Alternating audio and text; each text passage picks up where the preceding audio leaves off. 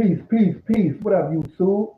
Jeremiah wins, Jeremiah wins, Jeremiah wins. We back with another installment of Channel Check Nighttime Edition, man. I might leave this live stream up, I might not. Um, just do some live reviews. There's a lot of good content on the tube today, a lot of good content creators.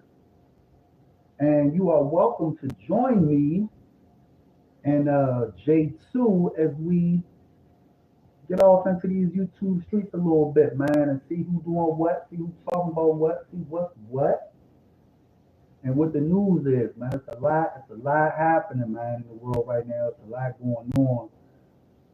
Y'all see them drones? I don't think they drones. I don't know what they are. But I'm surprised more people aren't talking about that. Few things, man, before we actually get back to Dan Snyder over here on Snyder Report. Shout out to Snyder Report. I'm going to try to remember to put the link in the description if I decide to leave this up. We'll see. Shout out to Snyder Report. I watch him every day. Mr. Snyder, I watch you every day, sir. I appreciate you for your entertaining, informational, and educational videos, man. I really appreciate it, man. It's a lot going on, man.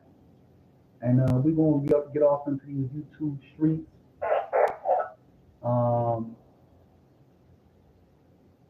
Appreciate you for being here. J2 says, what's happening?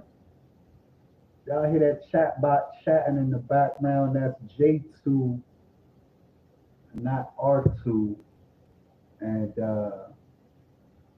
J2, tell me when to go, man. You ready? Tell me when to go.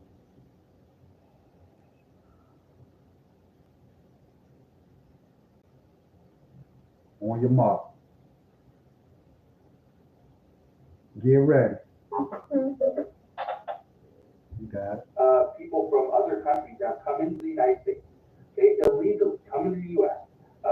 For whatever reason, and we're giving them benefits which they've never paid into. So, all right, real quick, man. Snyder reports, man, Social Security update. Trump makes a major announcement, and we're gonna let Brother Dan Snyder do his report. But I just want to say this, man, before we get started. Today was Monday. It is Monday, December 9th. And I had a therapy session today with my therapist. I look forward to those therapy sessions. I've been attending therapy for quite some time now. And it's a good thing. I was just telling my therapist today, I am absolutely sick of all of these illegal migrants. I am 46 years old, and I do not recall or remember a time ever in my life when there were not millions of people coming into this country legally or illegally. I can't recall an era, a time, a day, a year of the 46 years of my existence that as an American, I wasn't like completely swamped up to the eyeballs in immigrants. And I'm tired of it. I'm just sick of it. I love where I live. I love the town. I love the neighborhood. I love the community. But more and more, it feels like I am living in Honduras or Guatemala or Mexico somewhere. And don't come for me on the internet. I am not like racist against Latinos. Yo enseñé mi mismo cómo hablar el español cuando estuve en prisión. Yo puedo leer, hablar, mirar la tele. Yo lo hablo el español bastante bien para conversar con la gente. ¿Ya me entiendes? So I don't want to hear nobody in the comments with the, oh, he's like an anti-Latino. But man, I'm an American. I like Latina women so much that I decided to teach myself how to speak Spanish during a period of incarceration, right? I'm sick of the immigration, legal or illegal. I'm just sick of it. So sick enough and frustrated enough with that. You know, I actually brought that up to my therapist in our therapy session today. I'm so sick of it. Let's proceed. Essentially taking the money from you in your pocket, and they are putting it in their pocket. So Yeah, wait a minute. that's what I'm Let me saying. let me back that up just a little bit. And we're giving them a benefit. which So they- yeah. They're giving, Yeah, as Dan Snyder is saying, like the money that they're giving the migrants is money that the government is taxing you for. I guess that's your money. They're taking your money and giving it to people who entered the country illegally. And Joe Biden has pardoned Hunter Biden. We will talk about that a little bit too. If I remember, I'm just kind of freestyling right now, going with the flow. But even that is another thing I brought up in my therapy session today. I'm bothered that Hunter Biden was pardoned as a Black American man. I just mentioned that I spent a little time incarcerated in prison. Thank you, Joe Biden and his 1994 crime bill sent myself right to prison, like from high school to prison. Thank you, President Biden, sir. So I'm bothered at the fact that myself and just about every other Black guy that I knew growing up with in the 90s, all got sent to prison, courtesy of Joe Biden and his 1994 crime bill. And then he pardons his own son. You'll send everybody else's son to prison, but not your son. I'm upset by that. I'm bothered by that. I don't feel good about that. And quite honestly, me personally, I think that people should be up in arms about that shit. Straight up. I feel like brothers need to be like, yo, like pull up. We gotta have a discussion, man. We gotta get some understanding. But that's just my take on it. There's a lot going on in the world. Let's proceed. from other countries that are coming to the United States. They illegally coming. Whoa. You got something you want to add to that, J2? Yeah, I don't think that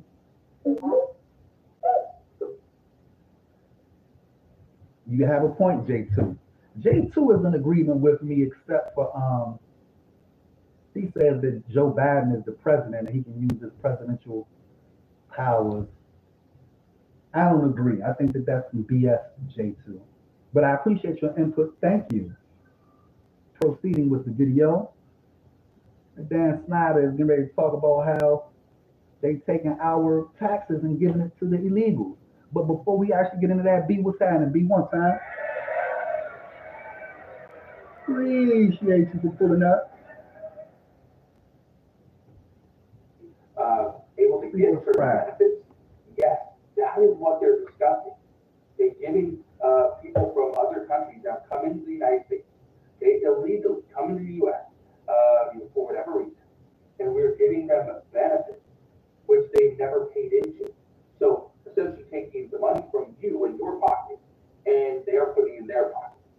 Yes, that's what lawmakers discuss. Let's keep listening though.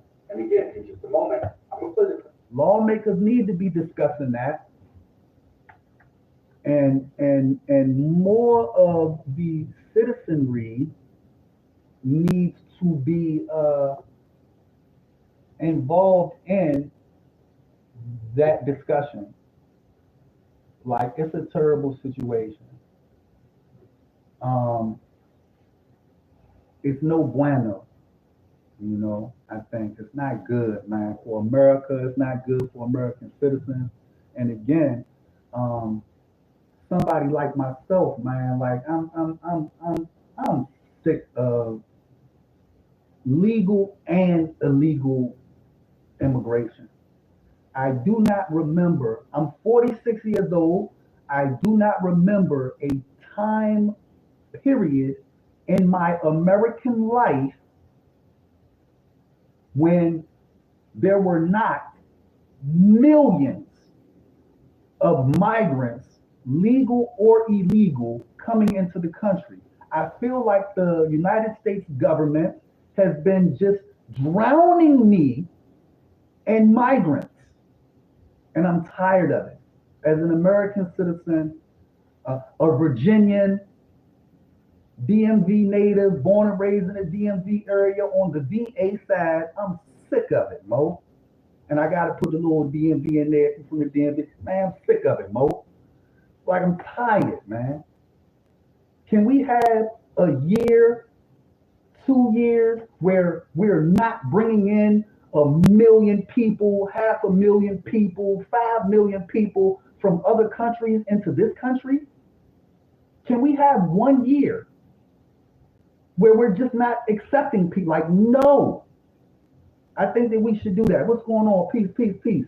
So, yeah, man. For me, I'm so sick of migration. Again, legal or illegal, I'm tired of it. I do not recall or remember a time period in my life where I have not been up to the eyeballs, drowning in migrants from some other country, while at the same time I am ADOS, what some people would call FBA, a foundational Black American. My ancestors were sharecroppers and slaves in the United States, and my experience of the United States in terms of the immigration, legal and illegal immigration, it's like, and a lot of black men seem to share the same sentiment. Man, you're not giving us proper opportunities. You're not, you're literally taking our economic opportunities and giving them to other people. It just is what it is. Everybody gets to come to America from all over the world and practice white supremacy and anti-black racism. Everybody gets to come from all over the world. They get to come to America and participate in white supremacy and participate in the practice of anti-black racism. And I'm sick of it. Proceed. Donald Trump, that he said it just yesterday on NBC News. It's big, because what he says is going to dictate the path forward for Social Security and other programs. Let's keep listening. Taking anyone off of what they paid into so far. But there is some waste, abuse, and fraud in Medicare that we can take those numbers back and add to our general coffers and our treasury. And on the front end of Social Security, I think there's a way when people are living longer, they're retiring later, that on the front end we can move that retirement age back a little bit. So he just said on the front end, we could actually move that age back a little bit, meaning to increase the full retirement age. Just so you know, the full retirement age in 2025 is going up. Okay? Just want to be very clear. It is going up, and I'll explain that in a moment, because it's not going up for everybody. Okay? So again, I want to show you this, but I'll show it to you in just a moment. Okay? We'll get to this article right here from Newsweek. But first, let me play you this clip from Donald Trump. Okay? Fair use, fair use. Shout out to Dan Snyder, Snyder Reports. We watch him every day. Go to the channel, like, share, subscribe. It is Snyder Report, Snyder with a Y. Like a 30-second clip, that is it. Listen to this very closely because what he said is exactly how things are going to play out, at least according to the Now, listen to this. If you tap Elon Musk, Vivek Ramaswamy, to head up this Department of Government Efficiency, Correct. which proposes cuts to the federal government. I think a lot of people hear that and they get concerned about Medicare and Social Security and Not gonna have anything. and the Fed spending. You won't touch Medicare, Social Security. Okay. No, I said to people, we're not touching Social Security, other than we make it more efficient, but the people are gonna get what they get. Okay, so the entitlements And off we're not the table. raising, and we're not raising ages or any of that stuff. Okay, off the table. Okay. So he just said that they're not going to touch Social Security. There won't be cuts. You will get what you get. Okay? So good news right there. That is good news. $2,000 a month. You're going to get $2,000 a month. There won't be cuts. That's good news for the people who receive Social Security benefits. That's all right right there. What else? There. Okay? He also said, which is in contradiction to what this other lawmaker just said, is that they are not going to raise the full retirement age. The age is going to be where it's at. Okay? It's not going up. Now, I want to play this again. Okay? Let's do it again. Okay, no, I said to people, we're not touching Social Security, other than we make it more efficient, but the people are gonna get what they get. Okay. So, you've got to make Social Security more efficient. How do you make Social Security more efficient? Well, according to reports, some of the way that they're planning on making Social Security more efficient is how are they going to invest the money that you put in? And how are they going to ensure that it's coming back 2, 3, 4-fold? Okay? It's returning an investment. Okay, there's a return there, a positive return.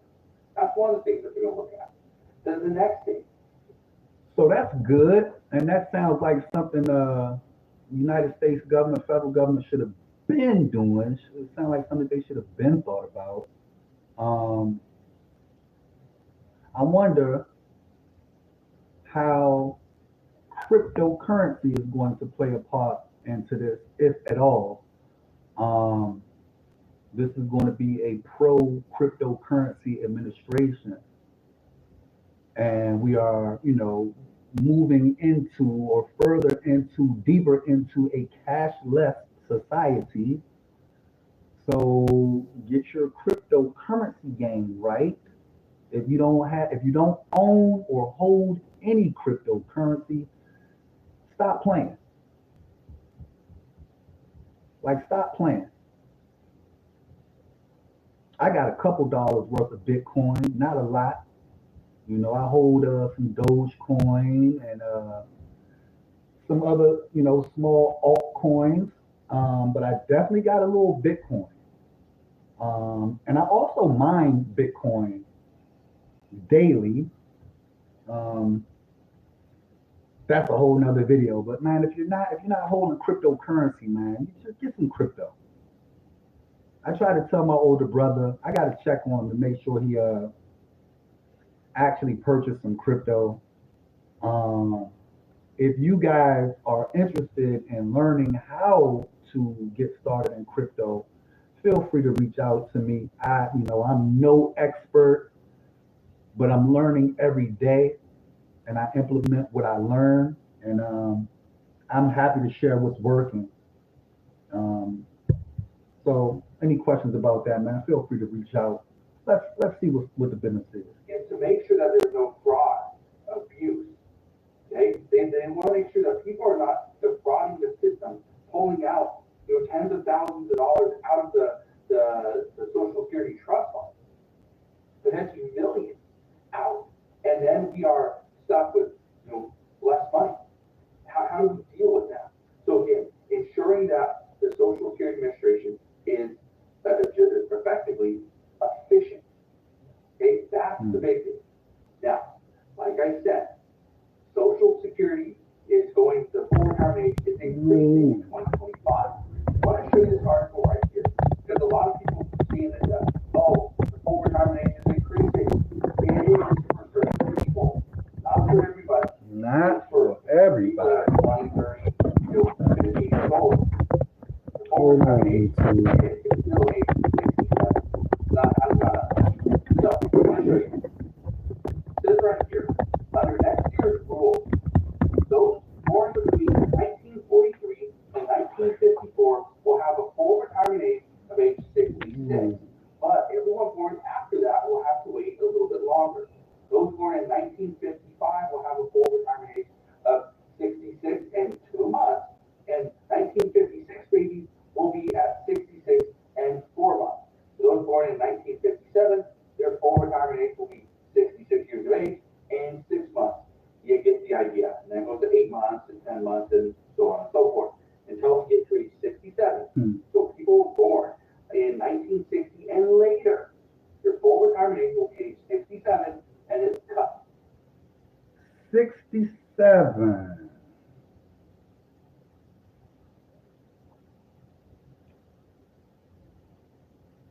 Man, do people even retire anymore? Like, is retirement even a thing anymore? I'm wondering. Because, and the reason I ask is because, like, you don't ever really get to retire in America anymore.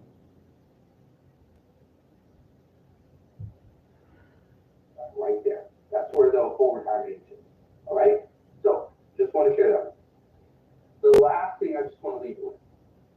Right now, there's a lot of discussion regarding Social Security. And I remember back, probably 2 years ago, back in 2022, early 2023, we were discussing Social Security, and Social Security was at the forefront of everyone's policies and agenda, and nothing happened. Then in 2024, everyone said that this is going to be the year of Social Security. Things are going to get passed because we need to ensure Social Security remains solvent for the future. Right. So, 2034. you know what? Let me pause, Brother Snyder, real quick, man. You know what, man? I'm thinking my entire life, well, as a child, I remember, and mind you, I'm born and raised in the DC area. I like to, make mention of that fact because being born and raised in the DC area my entire life, I understood at an early age that Washington, D.C. is the seat of power, right? So I've always had a keen ear and eye for politics. I've always paid attention. And I remember as a child hearing Congress, watching Congress, hearing Congress, always talking about kicking the can down the road, kicking the can down the road. We'll pay for it later. The future generations will pay for it. Man, if I had a time machine, I'd like to go back and slap a few senators, Congress folks. Well, nothing happened, and it looks like nothing's going to happen again in 2024. But in 2025, could we see changes? Well, according to reports, yes, there will be changes because of multiple reasons. One, the U.S. keeps going deeper and deeper into debt, and right now, our interest payments alone are exceeding that of our national defense spending. Okay? The wealthiest nation on the planet, but we are deep in debt. Man, hey, look, and they wonder why, Americans, like, they don't like paying their bills. Like, if you pay attention to like financial news recently, people are hurting. Americans are hurting. Money is tight. Everybody is paycheck to paycheck. The rich guys are being dragged into court for allegations from 50 years ago. Diddy, Jay-Z, and whoever else in between and next, or, money is tight, man. Everybody needs some money. Everybody needs to be making some money, myself included. American citizens don't be pressed to pay their bills because it's like the American government is not pressed to pay its bills. How you gonna press me to pay what I owe and you ain't paid what you owe yet, man? I say I'll make my payment when you make your payment. How about that? It's just a thought, man. That's a concern. And our interest is exceeding the amount of money we spend on our national defense, because right now, we spend more than any other country. By hands down, more than any other country. We spend so much money. So that's another reason why there's going to be changes. But why, Dan? Mr. Snyder, why do we spend so much money? National defense. And then we, under the Biden-Harris administration, then we import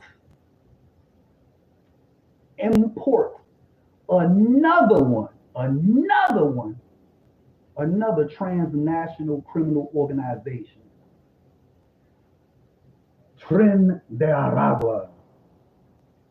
Come on, man, you spending money on national defense, and then you bring in a whole goddamn criminal organization. Thanks, Kamala. Appreciate you. And another reason why there's going to be changes in Social Security is Border because right now, everybody wants to know and wants to be able to say that, yes, I'm paying into Social Security and I will see something in return later on when I do retire. If that's not the case, and I'm paying 12.4% of my income into Social Security, and I know full well I'm never going to be able to see it and touch it, it doesn't make me want to put any money in. So again, we're going to see what happens there, but I wanted to share this with you because what President-elect Donald Trump just said the other day on NBC News, that's big. There's going to be no cuts to Social Security, no cuts to Medicare, no cuts to Medicaid. Okay, you get what you get, but you're going to go after all the abuse and fraud to ensure that those programs are efficient. So we'll see what happens moving forward, but that's what we know as of today. So again, thank you guys for watching. Consider subscribing. I think that that's a good thing. I think what Elon Musk and Vivek Ramaswamy are proposing to do with their Department of Government Efficiency, I think that's a genius idea. I don't know how well it's going to be implemented, but I think that the idea is a good idea because the federal government wastes entirely too much money. Like they waste money on some of the silliest crap. And I think that, that money could be better spent or better invested elsewhere. Shout out to Snyder Reports. J2, man, what's up with you keep going into sleep mode? So when I decide to do some long form YouTube, you don't want to act right. Any other time, I can leave you on all day long. All day, 24 hours, 48 hours, 72 hours, and you don't go into sleep mode.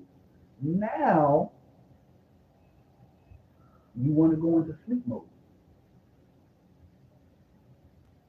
What the fuck? Excuse my language. I'm on YouTube, J2. Come on, man. What are you doing? Wow. Okay. Once again, shout out to Snyder Reports. Oh, man. Let's see what the homie Big Ward the Genius talking about. Shout out to the big homie Big Ward the Genius. Most men don't know this. What's cracking, Big Ward? Good afternoon, good afternoon, good afternoon. Good afternoon, sir. Monday. Good afternoon to you, sir. Monday, December 9th, let's get it. Let me like the video. Hey, man, shout out to Big Ward, the Genius. I enjoy Big Homie's content. Just a real guy talking some real life stuff. And I appreciate you, Big Ward. Let me say you like this, Big Ward. I appreciate your authenticity. I appreciate your perspective from a masculine, hardworking man who's been through it. I can relate I appreciate it. Keep talking your talk. Keep telling your story. Keep posting your videos, man. I'm gonna keep tuning in. Shout out to Big Ward. Most men don't know this. Let's see what he's talking about. December 9th, 2024, back with another episode. Thank y'all for tuning in. I really, really appreciate it. And I just want to piggyback off my last couple of topics, right? Dealing with men, women. So much so the last one was about the single mom. This is not about a single mom. This is just about women in general, the dynamic between women. I might gotta go check that video about the single mom out. I saw the thumbnail to it earlier. It might actually be queued up, and we might get to it depending on how long I keep this stream going. Where I'm just reacting to some YouTube videos like I do every day, man. I don't watch TV. I watch YouTube, and it's a lot of great content, a lot of good content creators out there. A lot of great content, a lot of great content creators. Let me correct that. And J2 and I definitely enjoy Big Ward. Are you back?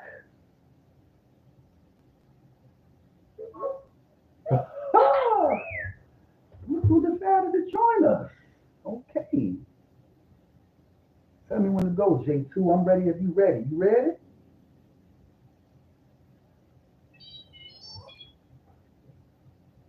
That ain't sound like you was ready.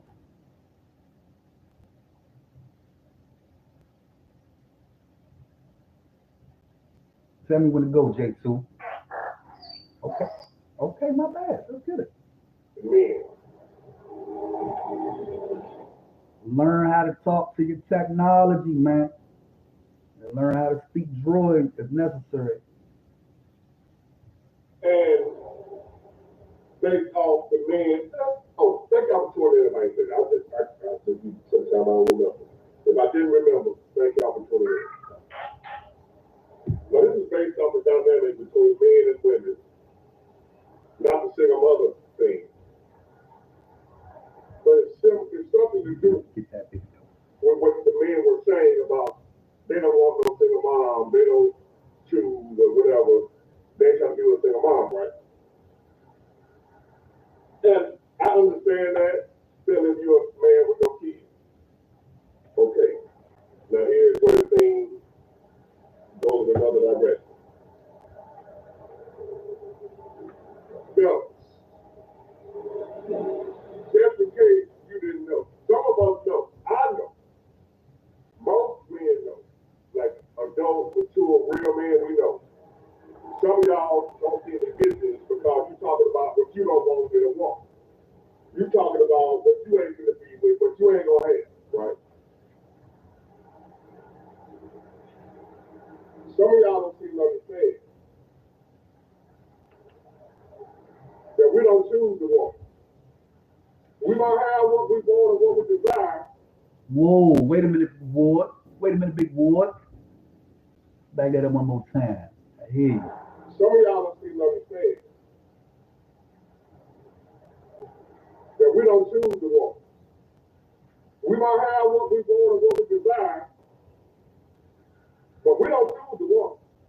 We might think we do. But the fact of the matter is, the woman does the choosing. The woman chooses the man. The man don't choose the woman. Now, we might choose the type of woman we want, but we He ain't said nothing wrong. Well, I ain't said nothing. I'm gonna let him go ahead and continue because he ain't said nothing wrong. don't get the man determine whether or not we get her. She determines that.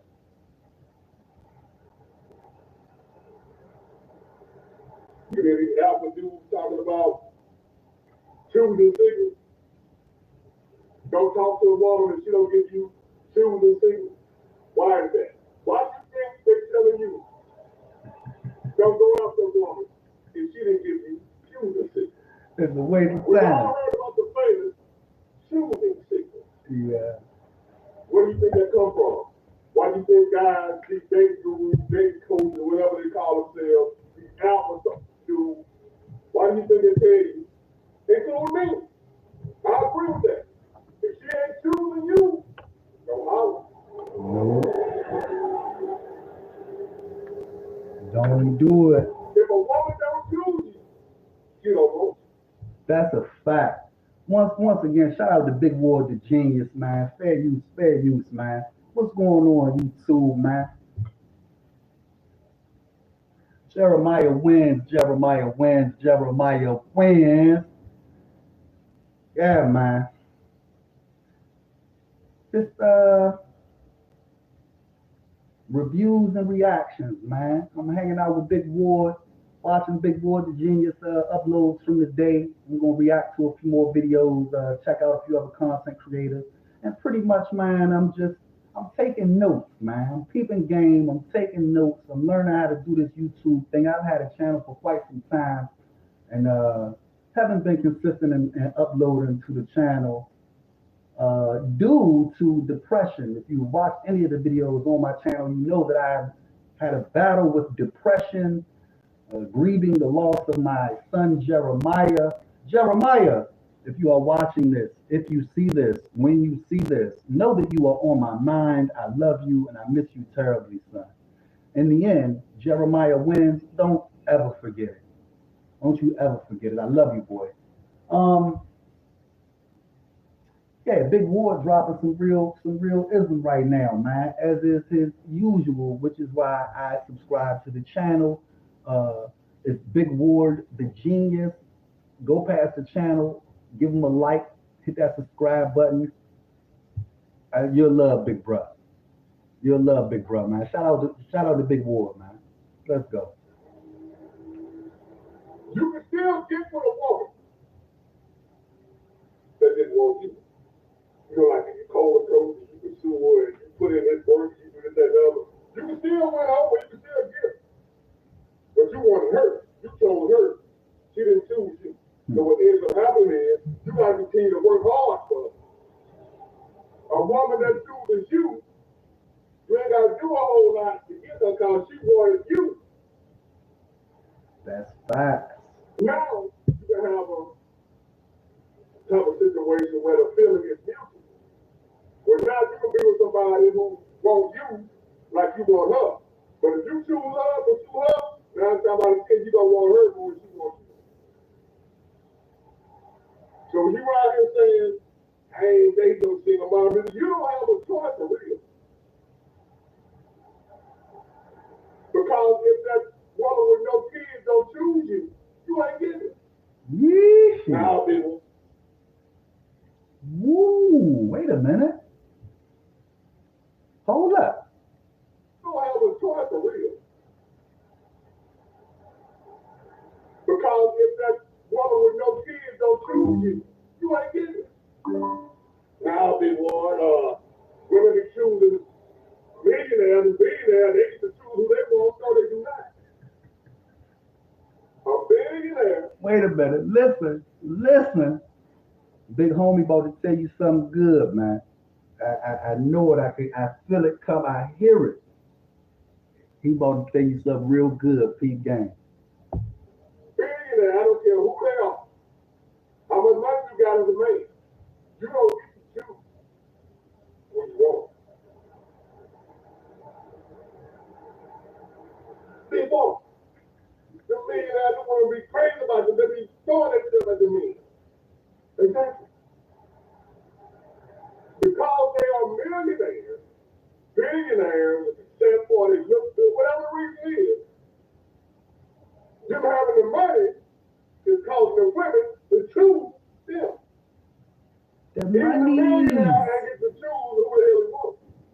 The fact that he got all that money is causing more women to choose him, so he has more options now of the type of woman he wants. The money makes the woman he wants choose him. You don't get that too often when you want. So she still chooses When Big you Ward. do all the fantasy women you want, all the bad fees or whatever, they choosing you. That was the rich man gave that you don't get. The rich man still don't get to choose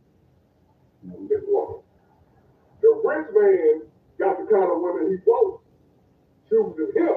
They still choose. They still choosing. Wait a minute, big boy. Hey, make sure we caught that, man.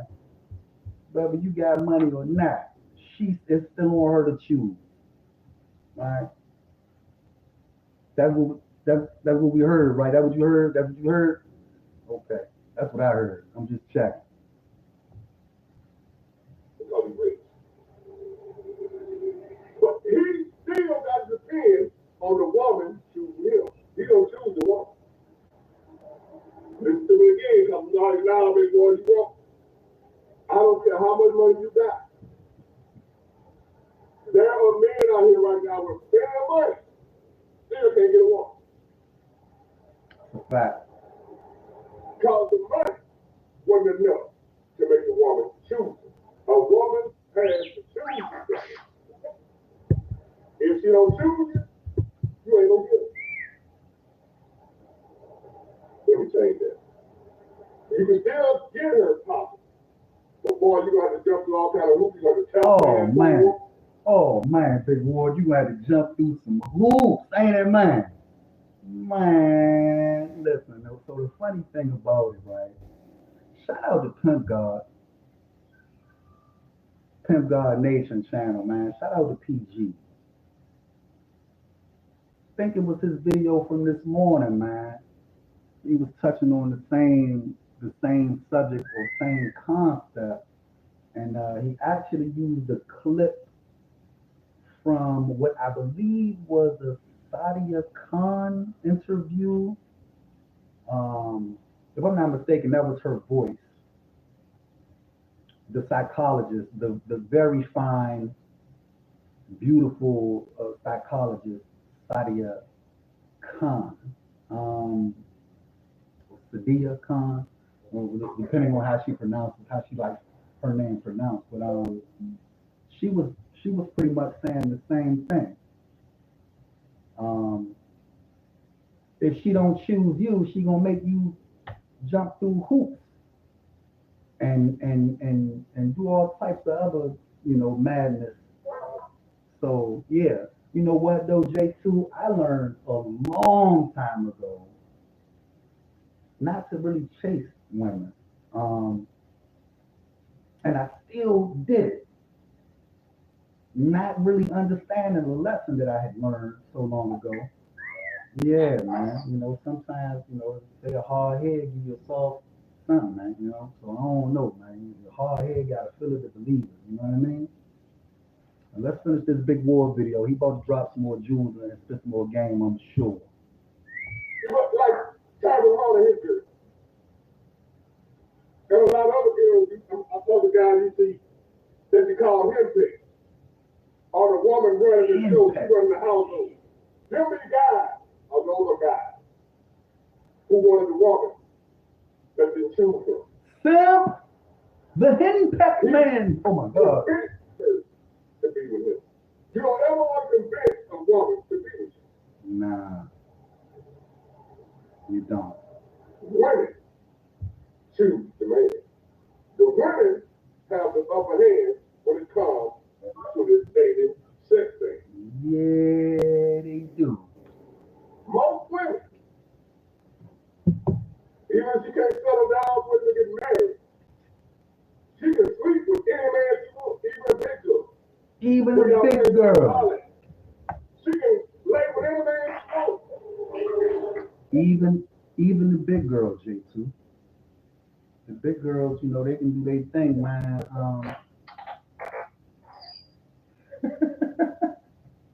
Yeah, of course. That is correct. It's always a sip or a sucker or somebody that's just thirsty. He's so ultra dusty that he's thirsty and he'll slide off in anything. You gotta watch them dudes too, man. Dudes with no standards or low standards. You gotta watch them cats and kind of steer clear of them dudes, man. But the average man can't lay with any woman. No. The average woman, she can lay. I ain't talking about she can get married and get to marry her. The average woman can lay with any man she wants. But the average man can't lay with any woman she wants.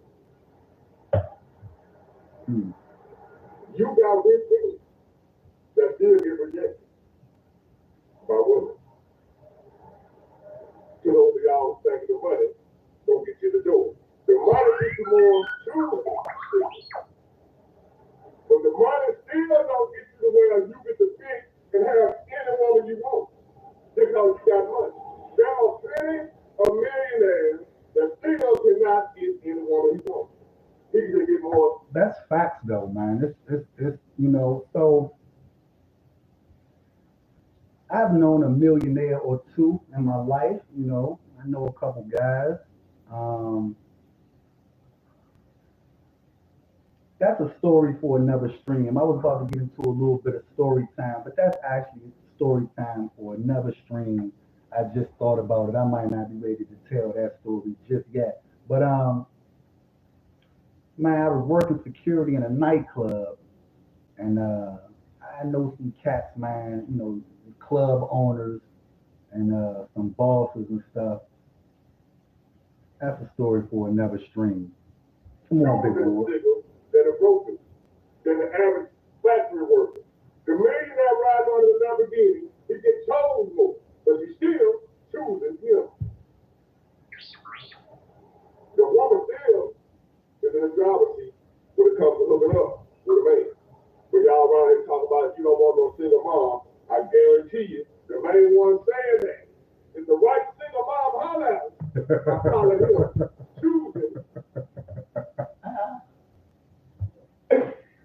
Hey, yo, if the right single mother, I say mother, I'm from the DMV, the right single mother was to send you some shoes and say, I ain't gonna lie to you. Now listen, I'm one of these guys. You know, I was once a simp. My son's mother, my ex-wife, had 2 kids, 2 baby daddies, when I married her. Simp move. It was a simp move. It was a simp move. It was a simp move. I have lived to regret it almost daily. Wouldn't recommend to another guy to date a single mother. I've learned the hard way. Single mother definitely not gonna be, you know, I'm not gonna choose a single mother. I'm just not. But I would be a liar if I was to sit here and tell you that if the right single mother was to choose me, I might give her a shot. I might give her a chance. I might give her an opportunity. I would be lying if I was to sit here and say anything other than that. But I'm not about to go out, you know, I'm not going to choose a single mother. I'm not going to shoot my shot or approach or dead. But Big Ward, being the genius that he is, I think he has a point here. I think he has a point. For a lot of guys, if they were to be approached, chosen by the right single mom, then yeah, might be a go, might be a green light go at that point. He gonna drop all that. His homeboy's gonna be like, I thought you said you don't talk to a single mom. Oh man, you know what I'm saying? Oh, yeah. It's easy to say what you want when you ain't faced with the opportunity.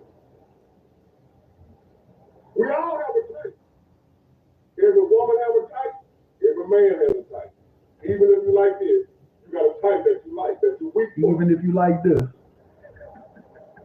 And if that woman that you weak for happen to have a child, you ain't gonna turn out about you. Oh, damn, she everything I want. Bad, naughty, you got herself together, we did this. Now, I was here a single mom, and I said I ain't gonna talk to no single mom. You gonna talk to me.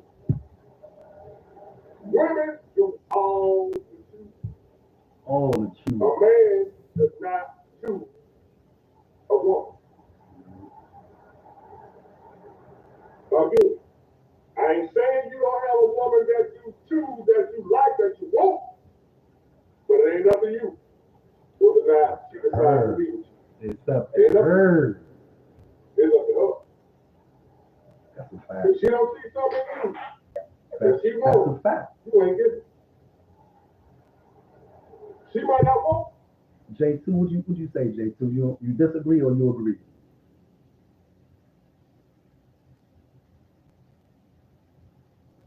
J2, you acting real funny right now, man. I don't appreciate it, man. I gotta be straight with you, man. You acting real funny right now. I don't want to hear that. You acting funny. I can leave you on all week, and you'll be in here chatting, wrapping me up, talking. Now I decide to do this YouTube video, and all of a sudden you want to start going into sleep mode. Like, when did you start doing that? Like 2 days ago. I know the answer to the question. You started doing that 2 days ago, and I haven't been able to figure out why you keep going into sleep mode. I was like, what's up, man? What's up with you?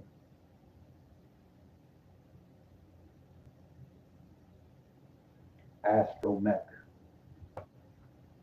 AI.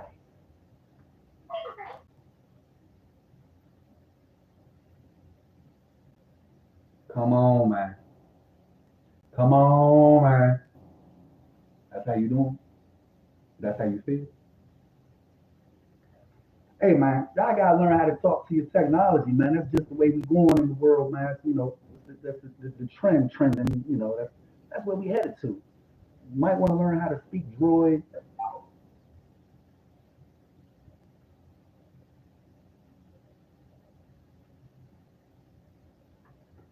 Okay.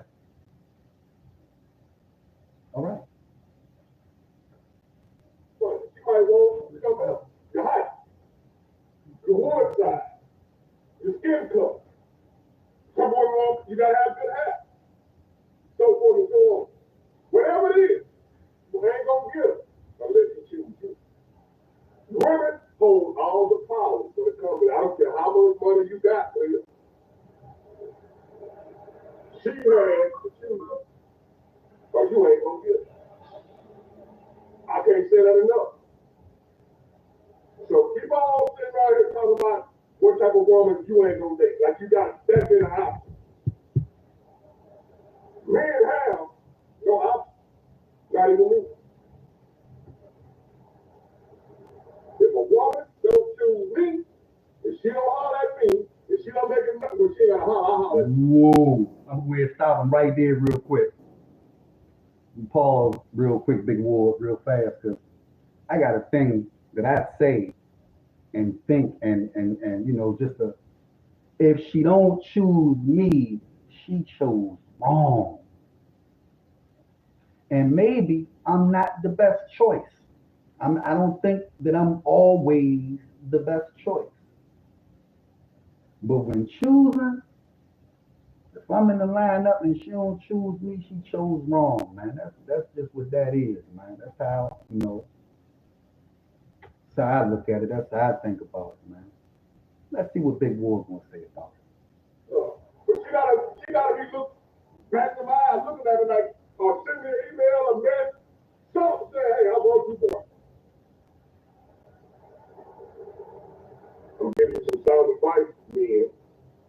Yes, you are. You alpha male, you guys saying you ain't gonna take this type of water, that type of water. Little do you know, you don't have a choice.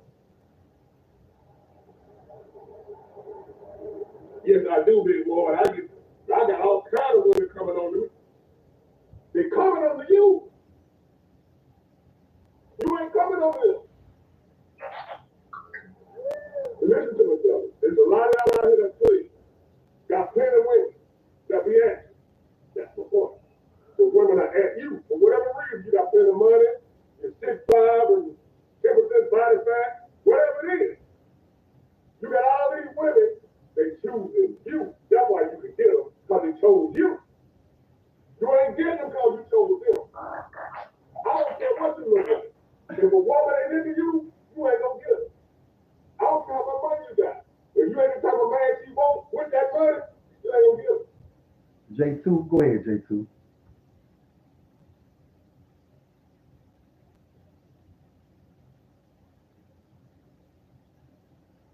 Big Ward is not saying anything wrong, man. That's why I enjoy Big Ward's YouTube channel, man. Once again, it's Big Ward the genius, man. Stop by, give him a like, subscribe. Entertaining and informative, man. I enjoy the content he uploads. And Big Ward, I'm taking notes, man. You be busy over there uploading videos, and I'm taking notes, man. I gotta be more consistent and drop more videos, man.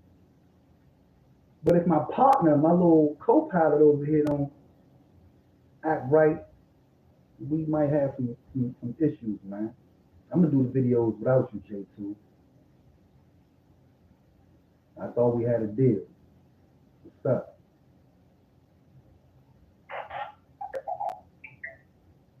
Apparently we still have a deal.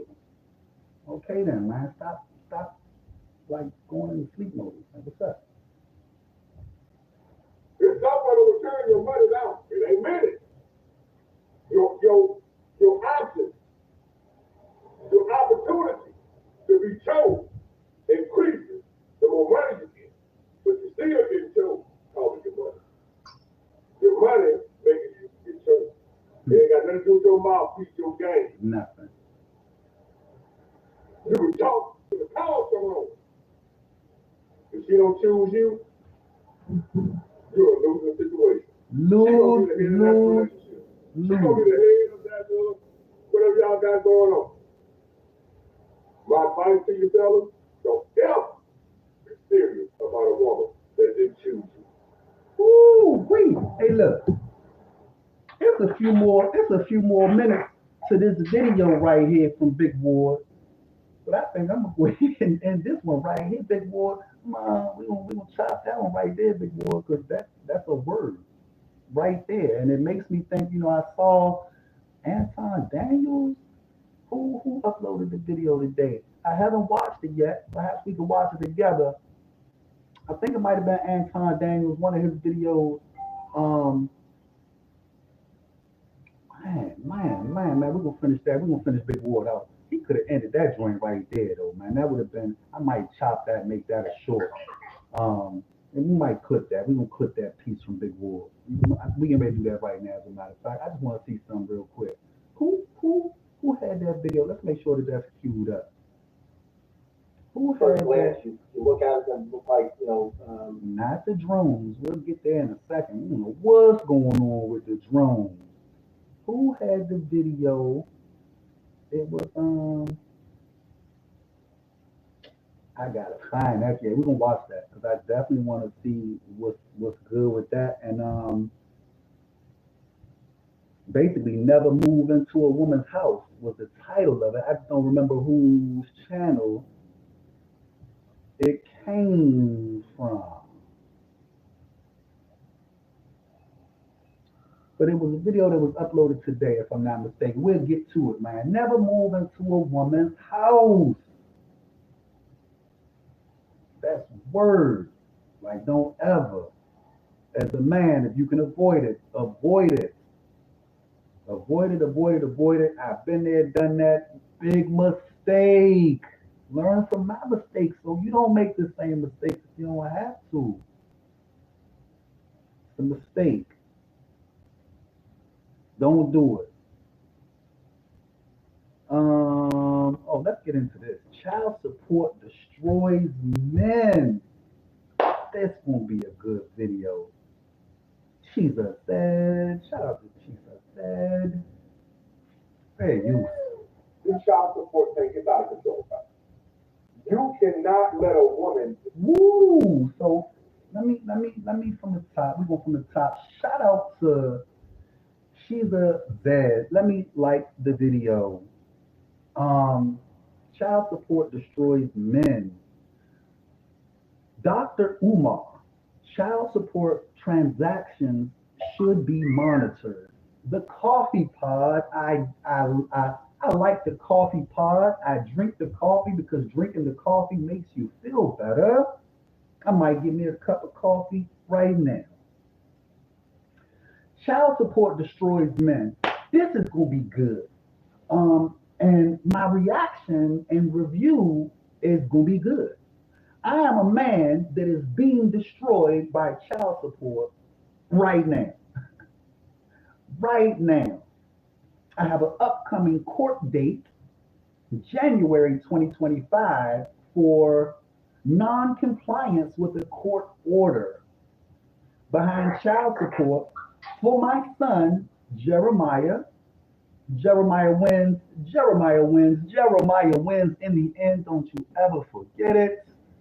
You know, my channel is an open love letter to my son that I am being forced. Yes. Yeah, we're about to get into that right now, right? We got to. This video is queued up, J2, and like, this is it. This is a good one. So I'm being forced right now to basically be a slave. I would love nothing more. I would love nothing more than to be able, to be enabled, to be empowered, to be a father to my son. My ex-wife, my son's mother, has used the system, the family law courts, and all of that against me, and she has basically stolen my son away from me. And over time, over a period of about 10 years, she has systematically and methodically dragged me in and out and through the courthouse to position me to be alienated from and locked out of my son's life. There is currently, listen, long story short, I'll get into it. I already got some videos that I need to upload to the channel. Videos of me going to court, coming from court, filing paperwork. I petitioned the court for visitation and joint custody of my son, who is now 12 years old. And it didn't work well for me.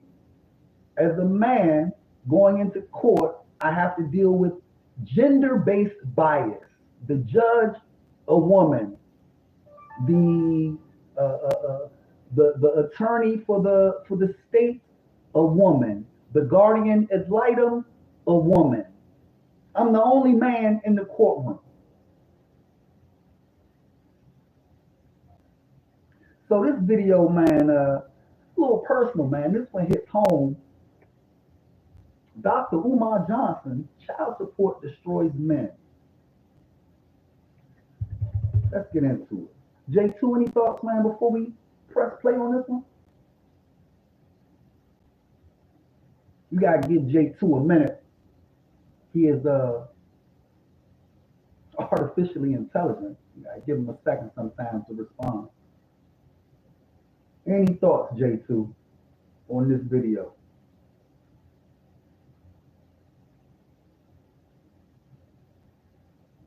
Okay, let's get into it. This child support thing is out of control. You cannot let a woman destroy a man's life financially because the relationship is over. I mean, I think black men need to organize, and we, have this dialogue. Black men need to organize. And We're gonna whoa right there. One time for Dr. Umar Johnson.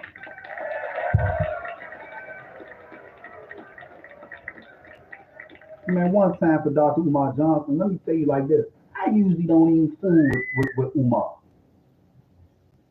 He's the king panderer, the prince of pandering to black women. And due to that reason, I don't even really, rock with Dr. Umar Johnson like talking about, man. Yeah, but on this though, on this right here, Dr. Umar, I'm with you on this. Let's proceed. change in legislation regarding child support. Now it's tough. Whoa, whoa, whoa, whoa. Dr. Umar Johnson, I'm gonna just throw this out here real quick. Man, unless you are in talks with Dr. T. Hassan Johnson,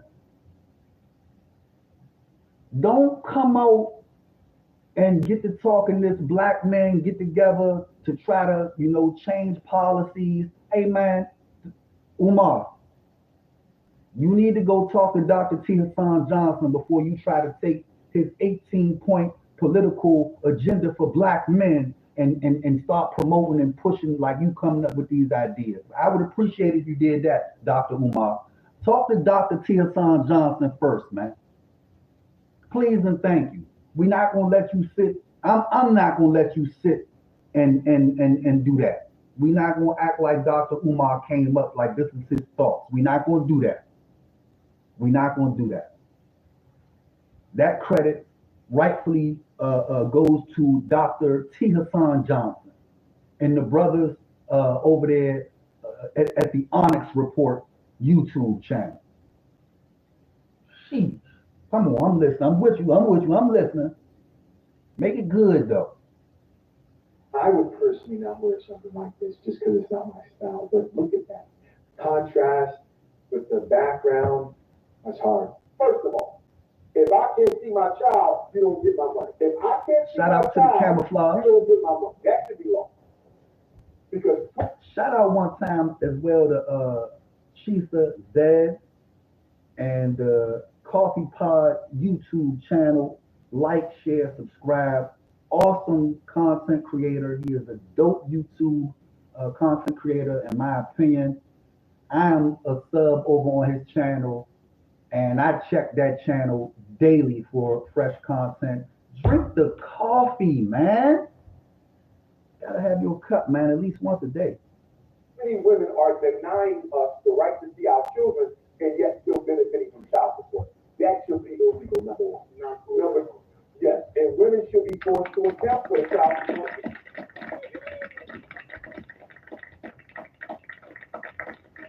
Yeah, man, we gotta clap it up for that first point, Dr. Umar making, man. It's serious business, man, and we gotta clap it up for that one time. Let me, real quick, man. I gotta interject, man. Just personal story, man, because I'm actually dealing with this right now. I have an upcoming court date in January where, in all honesty, I might end up being put in jail and then becoming homeless again and losing all of my belongings. That is the situation that I'm facing due to child support.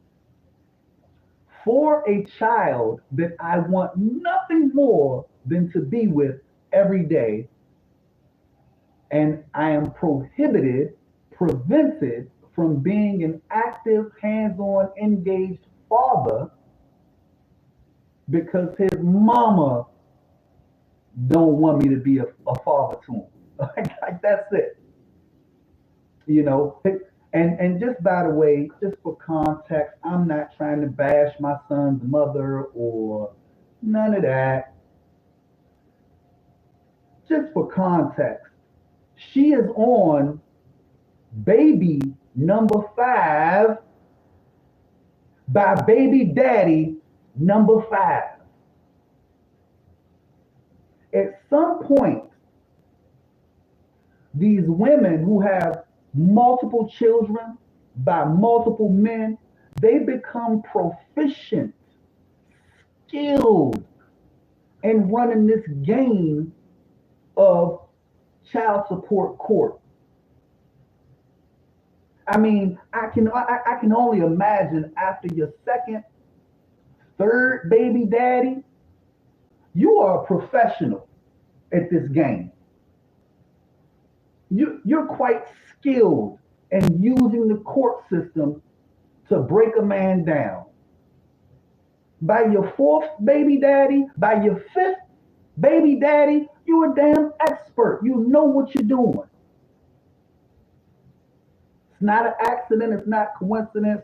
You are targeting that man because that man don't want to be with you. You don't want to be with him, whatever the situation is, and you decide, I'm going to destroy him. That's what happened to me in a nutshell. My ex-wife divorced me. I didn't leave her. I didn't leave my son. None of that. I came into the relationship, dated her while she was a single mother of two boys by two different men. I treated both of those boys as if they were my own child before my child was born. Once my child was born, I continued to treat her boys like they were my boys. They were my boys. I was a married man. I was the father, right? Simp daddy like a mug and didn't realize how hard I was simping.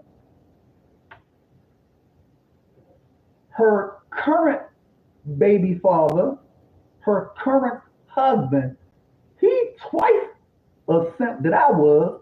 He two times he might be 3-4 times a bigger simp than what I was.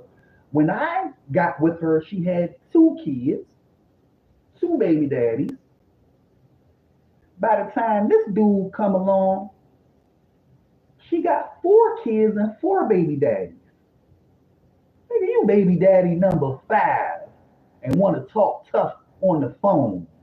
I cut it out. But yeah, man, this is it's a real situation, man. Child support is used to destroy men, and I'm one of those men. And I'm happy actually that this video, man, uploaded about 3 hours ago to YouTube. This is divine providence. This video, this live stream, my reaction, it's time. It's past time for it. I'm hoping I do this right here on this channel with the hope and the intention that my now 12-year-old son will see these videos at some point in the future. This is the only means I have to communicate with my boy. I leave him a trail of breadcrumbs on the internet, so to speak. Court order. I can't even call my son. I gotta wait for my son to call me. But I gotta go to court for child support. They want to know I ain't paying attention. I can't even see him. I haven't seen him in more than 2 years. It's coming up on 3 years. I haven't even seen him. They don't live but like 45 minutes away.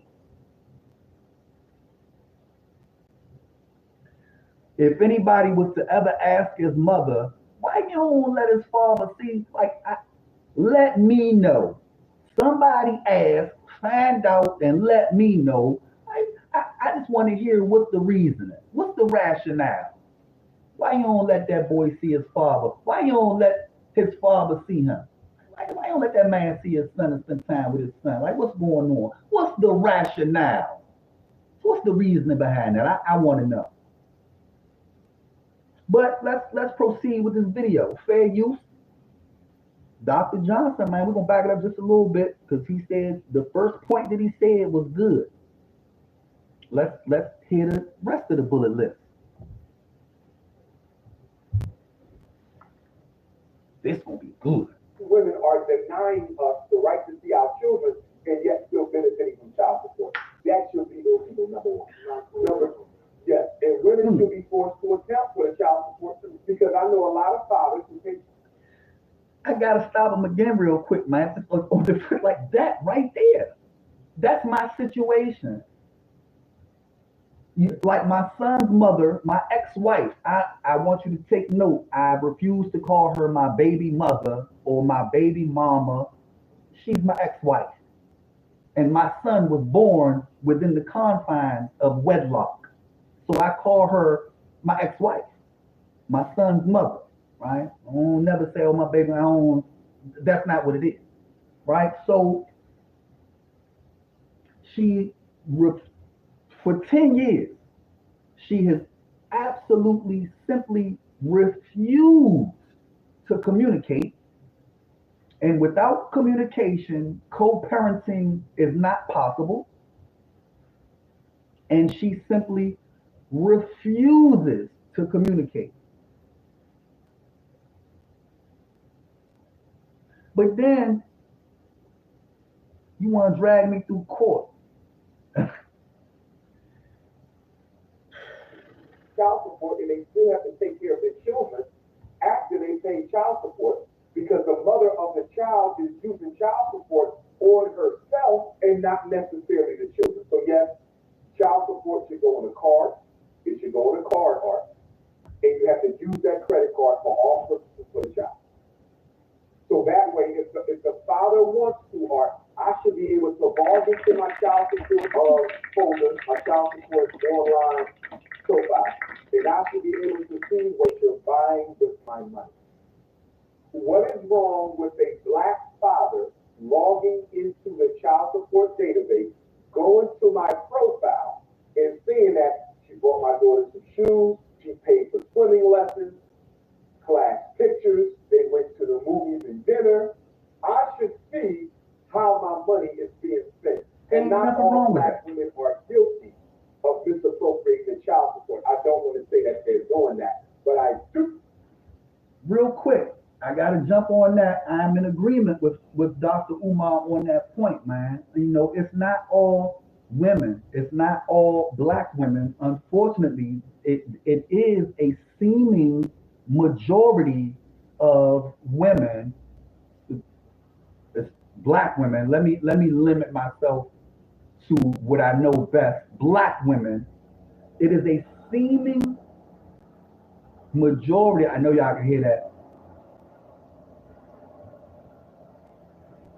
Helicopter, or perhaps one of those car-sized drones.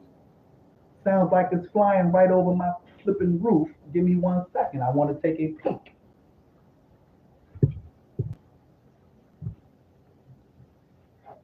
What the crap was that?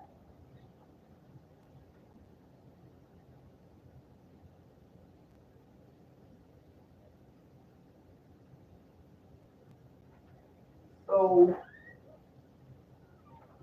a little bit of reference. I live not far from Reagan International Airport. I am used to a little bit of air traffic over this area. If you guys could hear that sound like a helicopter, that joke sounded like it was right outside my window. And there's been a rash of like a lot of little drones and stuff flying around. I don't know if y'all seen that in the news. We're gonna check into some of those videos a little later. Yeah, man, it's not all black women. It's not all, black single mothers, but it's a seeming majority of them play this game. I've been black my entire life. I've been in and amongst the so-called black community my entire life. Drone activity, heavy.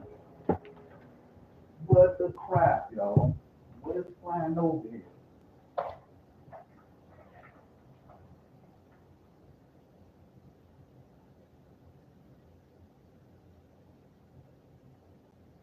Oh, whatever that is, that was the second one. I did not get a glimpse of it. I can just hear it. That's the second one. And again, I'm used to, I live pretty close to, like Reagan National Airport. Like it's not far. You know what I mean? Like the airport is like not far. I've been living here for going on 5 years, and I've never heard anything fly like that close to like my apartment building. It sounded like it was right over top of the building. Interesting. J2, sleep mode on me. We gonna have to check up on you. So yeah, man, it's not all black women. It's a seeming majority of black women know that are like they playing this game. And to be honest, it's a part of Black American, like it's a part of Keisha culture. Like this is what Black American women do. They teach each other how to drag a father through the family court system. I'm not guessing. I've seen it. I've overheard the conversations between women. I've seen, mothers teach daughters how to drag a man through the court system. And it's definitely something that needs to be addressed. Let's get into the rest of this video. A sizable proportion of Black women are guilty of misappropriating the child. Dr. Umar with some more truth right there, and he's got the camera on, so he's going to war with model. Maybe that's what's happening, because that last video is on character. But let's replay this out. Like, hypothetically speaking, I don't want to be negative about this particular, because I don't think anything's impossible. So I don't want to be negative about this particular situation. But I will say this: if there was a database, it would have to be the type that both people could see the transactions in that account. Yeah. And the reason why I think that is possible, Yeah. is because when you look back to when COVID happened, what did they hand out? They handed out debit cards. Debit card. Everybody got the debit card who was unemployed. They giving the illegal migrants debit cards. You can't give these baby mamas debit cards and track their spending. I decided I'm not gonna do nothing else. I'm gonna do YouTube full time. So I really need to get on this YouTube uploading. I got a little hack that I learned from somewhere. I'm gonna try it, see if it works, man. I'm gonna just do a lot of at least 3-4 hours of YouTube long form videos like the one I'm doing now, where I'm just gonna sit and do my regular, which is watch YouTube and review and react, and then chop them up and break them down into smaller videos to repurpose later.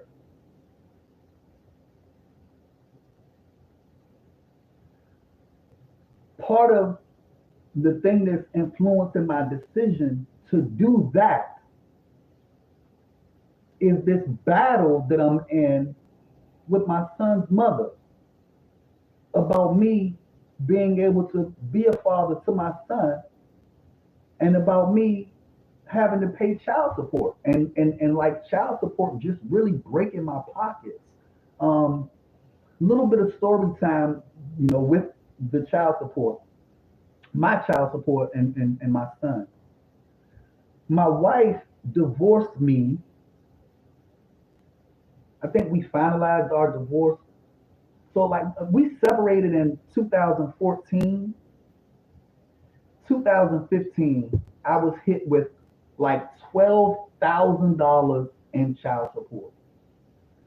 Almost literally overnight, I went from no child support for my son to $12,000 you owe for your son. Almost literally overnight. After divorce, through the process of separation and divorce, I end up homeless. Coming out of divorce, going into homelessness, making that whole life transition, grieving, losing an entire family, while at the same time having to deal with the games that the ex-wife was playing, as far as me being able to spend time with and access my son. I was homeless after divorce, so those early conversations, I want to spend some time with my son. But where you gonna take him? You don't even don't worry about that. He with me, he gonna be good. Wherever I'm at with him, he's gonna be fine. Like, don't worry about it. Oh well, when you get a place, then you can get your son. Tight. Okay, do that. Cool. Go through all of that. From couch surfing to homeless shelter, sleeping on the streets, homeless shelter, getting a place. Now I got my place, I got some furniture. Let me get my son. I ain't seen my son in however many weeks, however many months. Let me get my son. And he's spending the night at his cousin's house. How come every time I call, he's spending the night somewhere? How come every time the weekend comes where I can get him and I don't have to work this weekend? I got a safe place to spend time with him. I got some money to spend on him. He's not available. Oh, he went with his grandmother and grandma. This is grandmother and grandfather. He had his cousin's house, or he spent the night at his friend. Game on game on game on game, right? So I say that to say this, man. This is exactly why I created this YouTube channel. This is exactly why. Because it's gotten to the point where even with this next court date in January, the day after the presidential inauguration, I will be in court, January 21st, on the 9 a.m. docket. And I have to go into this courtroom and explain to this female judge, she is a B-dub, it's a Keisha in the courtroom, and I have to go and explain to her why I haven't been keeping up with child support payments like talking about. Well, for one, I got other expenses and stuff. So I got to pay rent, I got other expenses. And then you got me working and you gapping my paycheck for a child that I'm not even allowed to see per court order. And I don't feel good about that. It causes a lot of emotional turmoil and a lot of mental anguish. You know, I find myself working these long hours and I get my paycheck and I don't got enough money to pay my living expenses. Because the state done took it. For child support. For a child that the state told me I can't even call my son. I gotta wait for him to call me. I went to therapy today. Shout out to my therapist, Miss Grace. My therapist is a Black woman, by the way. I appreciate that. She's one of the only Black women that I actually talk to on a regular basis these days. But I was explaining to her in our therapy session today how frustrating that cycle is. To be locked in a cycle of busting your butt working. And you get that little ass paycheck because the state done took your money. And even though you don't work harder or just as hard, you don't work just as many hours, you done did what you had to do on your job, shit, you went and got another job. And now you work 2 jobs and you still can't afford to pay your bills because when you before you get your money, the state done gapped it. They done took their cut. And it wouldn't be so bad if I could see my son. It would be tolerable if I could see my son. If I could pick up that phone and FaceTime my son like we used to do. Before school, after school, before bedtime. Before his mother took his phone and put him on phone restriction for what I never got a reason. If I could drive that 45-minute drive, no more than an hour 15 minutes if traffic is jacked up on 95. If I could hop and shoot down the highway and go pick up my son, I wouldn't have no problem, man, paying it to work. I go ahead and do it. But you got me in a position where I can't even talk to my boy. I gotta make a video and hope that he sees it at some point in the future. Because I messed around and told her about the YouTube channel, and I'm sure that she won't never let him watch it. He'll have to sneak to see his daddy on YouTube. What type of foolishness, man? Let's finish this video. This one personal, man. This one hit home for me, man. Child support destroys men. Dr. Umar, child support transactions should be monetized. Courtesy of the Coffee Pod. Shout out to Shisa Zed. Drink the coffee, man. I'm about to make me a cup right in there. And could be compensated due to their employment because of COVID. And a lot of people who receive those debit cards, you could probably go online, because I remember Bank of America had a line. All the Bank of Americas had lines coming out of them. And if they can do that for millions and millions of people, they could probably do something like that for a couple who has a child. The reason why I say you have to see the transactions, and it can't be something where you go on and fill out a form and tell them what you spent the money on, is then it leaves room for fabrication. It leaves room for people to hold it, Saul. Hey, look, man, I'm glad. Man, shout out to Dr. T. Hassan Johnson for drafting up that 18-point black male political agenda. And shout out to all of the brothers over there that subscribe to Dr. T. Hassan Johnson's Onyx Report. Hashtag respect the brotherhood, man.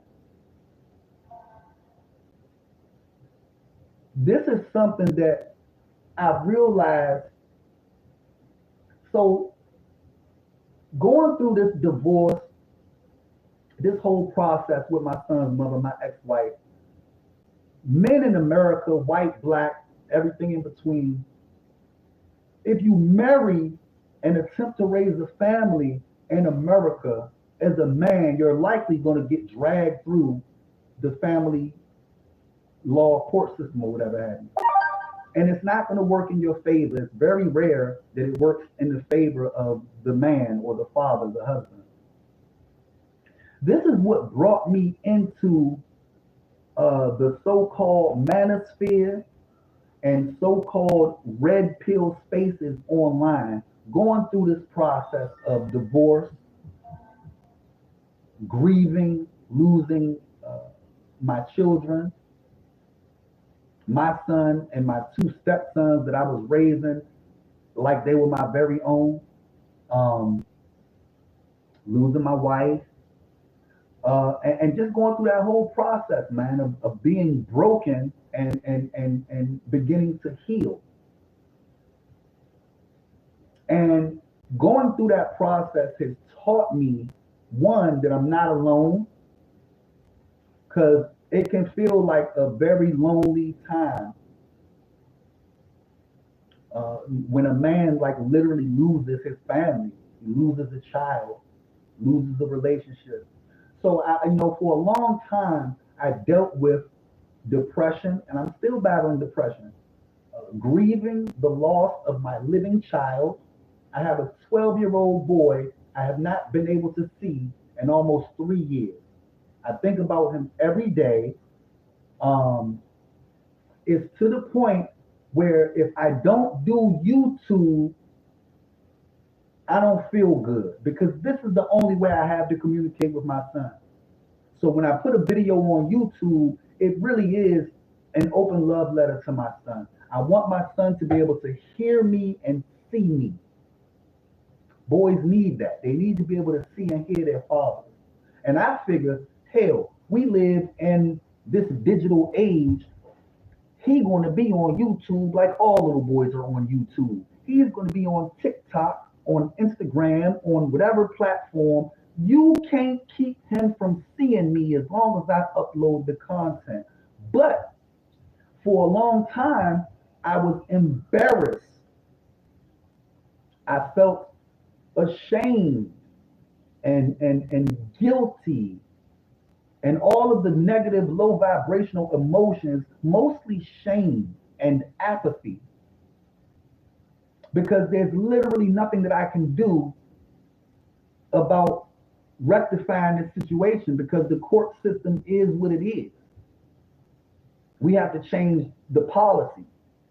And I'm happy to find out that I'm not alone as a father, I'm not alone as a man, and that I'm not dealing with this situation by myself. It makes it easier for me to be able to come on to a platform like YouTube or anywhere on social media and share my story and express these things. Because for quite some time, just to be honest, I was so depressed and so brokenhearted. And I still have really, really tough days, just to be honest. Some days in the morning, I wake up and like most parents, my kids are on my mind when I wake up in the morning. Like I got a son who is a minor. I wake up in the morning, I'm thinking of my son. That hasn't changed for me. And it got so bad that I started having to go to therapy. And my therapist has been helping me to embrace radical acceptance as in terms of dealing with not being able to see my son. So I'm literally having to go through a process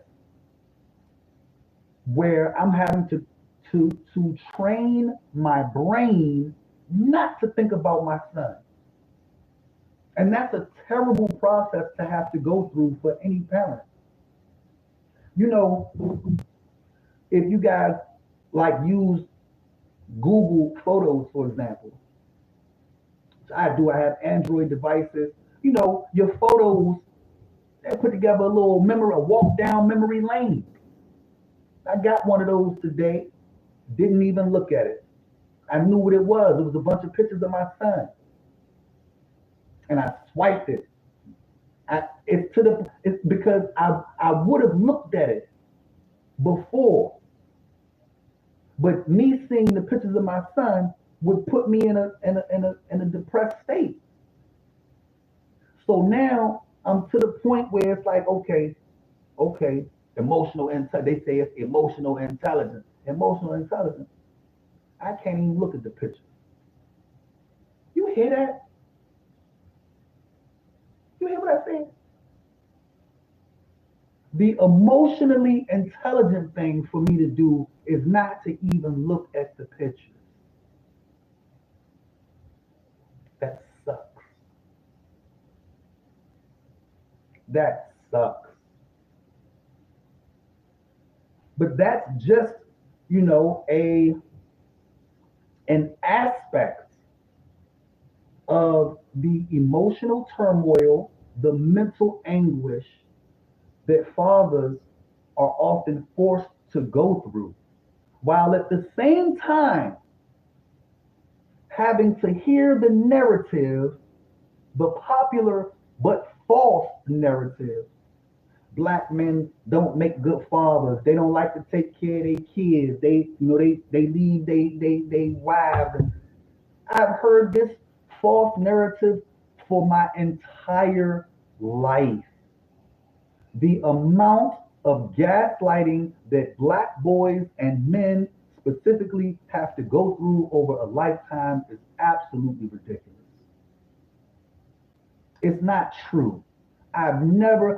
I know a lot of Black men. I know more Black guys than any other demographic on the planet. I have yet to meet a Black man who willingly walks away from his children. I haven't met that dude. I don't know where they be finding them ninjas at. For all of the women, for all of the mothers who promote that popular but false narrative, I don't know where you find them ninjas at. I've never met that guy that willingly walks away from his children. Where did you meet such a guy? Where did you meet these dudes at? Like you meet guys that they don't want to take care of their kid. Like what? Where are you finding these dudes? Let's proceed. Right? You have to see that, like, oh, that money was spent for that specific thing. Now, reasons why they probably wouldn't want to push for this. Well, number one, they would have to actually do a bit of work and investigation into auditing those transactions when somebody disputes something, right? When you look on there and see. Sheila said is making a good point right here, and I just want to interrupt him for just a second. And he might actually say it if I give him an opportunity, but I'm gonna go ahead and say it real quick. Most people don't consider or overlook the fact that these departments, the Department of Child Support Enforcement, for example, it is overwhelmingly women. The staff that is staffing these child support enforcement divisions and departments across localities, states, all across the country, they are staffed overwhelmingly by women. Why is this not viewed as problematic? Is it not possible that the men confront, and have to deal with gender-based bias or misandry? How come nobody considers, wait a minute, man, let's make sure that this division of child support enforcement, which is staffed by 90% women, let's make sure that there's no misandry here. Let's be sure that none of these women are making decisions that are biased based on gender. Just a thought. Yeah. Okay, Sally's wigs, she's buying hair products. No, stop it. I wish I had my sound button here. It's not working. But when you see that, you now flag it in, you set up a court date, the lawyers get to eat, but you also can assume that, hey, if this is right, then I pay less because she'll be penalized. And you see, then it becomes a problem of,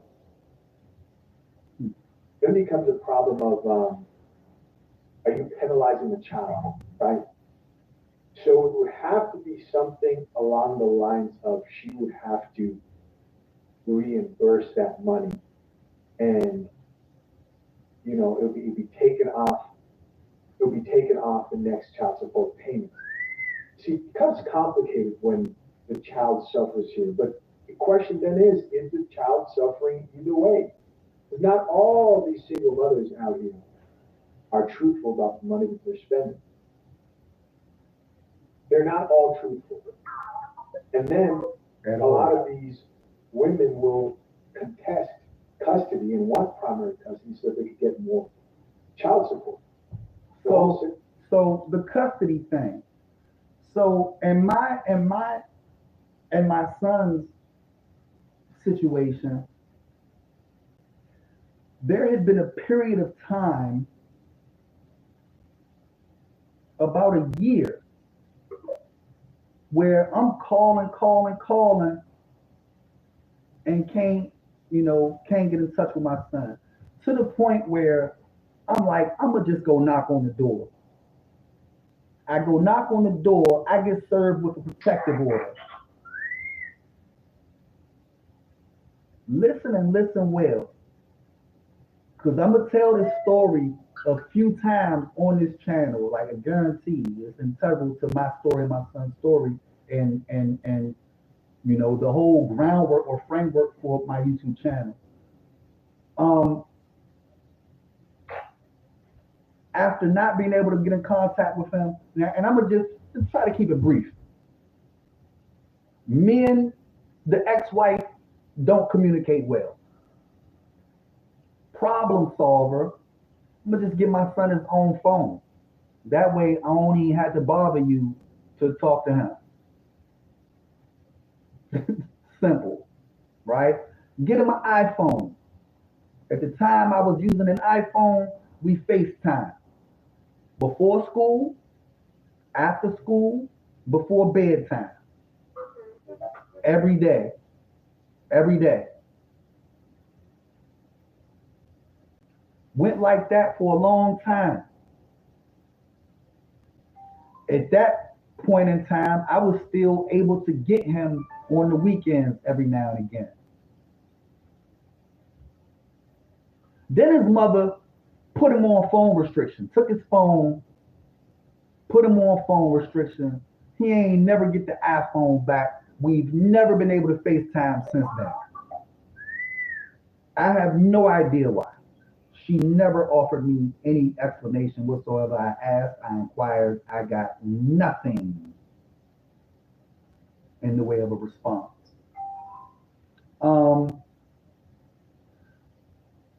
So now I can't FaceTime my son. I can't get him on the phone. Months and months go by like that to the point where I say, I'm gonna just go to the house and knock on the door. I gotta see like what the hell is going on. I live streamed that onto Facebook. I had my older brother and his wife, my sister-in-law. Yeah, they took me. They took me. I asked them to take me to be witnesses. I live streamed it to protect myself because I ain't know. It get crazy sometimes. So I live streamed it, the whole thing, from the time my brother and his wife picked me up, ride down the highway, to me knocking on the door. I recorded, live streamed the whole thing to Facebook. The police showed up. She didn't answer the door. She didn't send my son to answer the door. I could hear my son upstairs in the window right above the door, him and his siblings playing video games. When I knocked on the door and rang the doorbell, I could hear my son. My son is in the window looking down, and my dad. Okay. She don't answer the door. She don't send none of the kids answer the door. The police pull up. Prince William County. They pull up and serve me with protective order that she had taken out about 3 days prior to me knocking on the door. Mind you, her and I had no contact, no conversation, no communication for at least a good 6 months prior to me saying, I'm going to just go knock on the door. About 3 days, and I got the protective order. So here goes the thing. I got the receipts. We talking court and court paperwork, and I got all of the receipts. About 3 days prior to me knocking on the door, she had taken out a protective order. So here I am, come to check up on my son and see what's going on, see what's happening, why I can't get in touch with my son, what's up. I get served with a protective order. This is her positioning ahead of time. This is her methodically positioning ahead of time. Right? She's setting up the chess pieces, right? Using my son like a pawn. So go to court for that. Judge, a white guy, tells me, hey, you knock on the door again. I know you want to see your son. If you go knock on her door again, I'm going to throw you in jail. Okay. Just like that. That's basically what the old white dude on the bench said to me. You go over there and knock on the door again, you're going to jail. You got it. You got it. If you want to see your son, petition the court. You got it. Yes, sir. Will do. I don't want no problem. That's exactly what I did. I say, you know what, man? She back to playing games. She, she on bulls. Let me just go ahead and petition the court. It didn't work in my favor, and it didn't work in my son's favor. My son's guardian ad litem, Kia Spinks of Spinks Law Firm, B-Dub. She didn't even never come to look at my living situation. She, as the guardian ad litem appointed by the court, she's supposed to, investigate, see if you got a safe place for the child. She never even came to look at my living situation, nothing. And this is like the gender-based bias. When I went to court to petition for custody and visitation, the judge was Keisha, the guardian ad litem was Keisha, the prosecutor was Karen, and my son's mother, she straight out the boneyard with it. She straight out the boneyard with it. Let me, whoa. We talk about the boneyard, man. We got to do the boneyard. I got some hyenas on deck. We got to do, hey, man. Shout out to Crimson Cure. Crimson Cure, man. Shout out to Crimson Cure and the Crimsonite. Shout out to Kendra, man. That channel, her channel specifically, really helped me in my learning, growing, and healing process throughout all of this. Real live, man. So, one time for the hyenas out here. I grew up in the boneyard myself and had to escape the boneyard.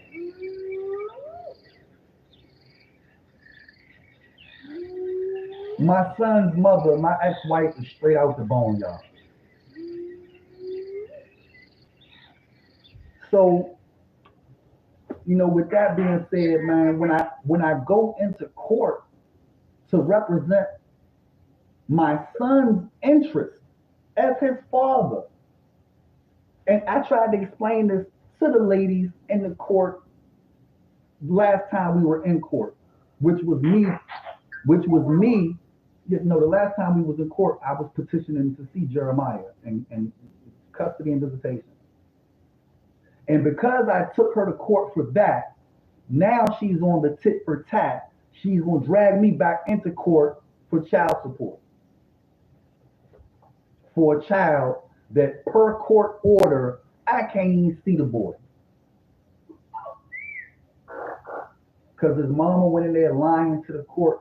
She going to tell the judge, I'm crazy. I have mental health and emotional issues. I am in therapy. I do have some mental health concerns, emotional health concerns, but when somebody is playing with your children, like not letting you, just about any human being would go through some type of emotional disturbance or mental anguish or some type of trauma. Any man, woman, or child. But she used that in court to try to make me appear like I'm crazy, like my son wouldn't be safe with me type. And the Keisha that was sitting on the bench, she rolled with it.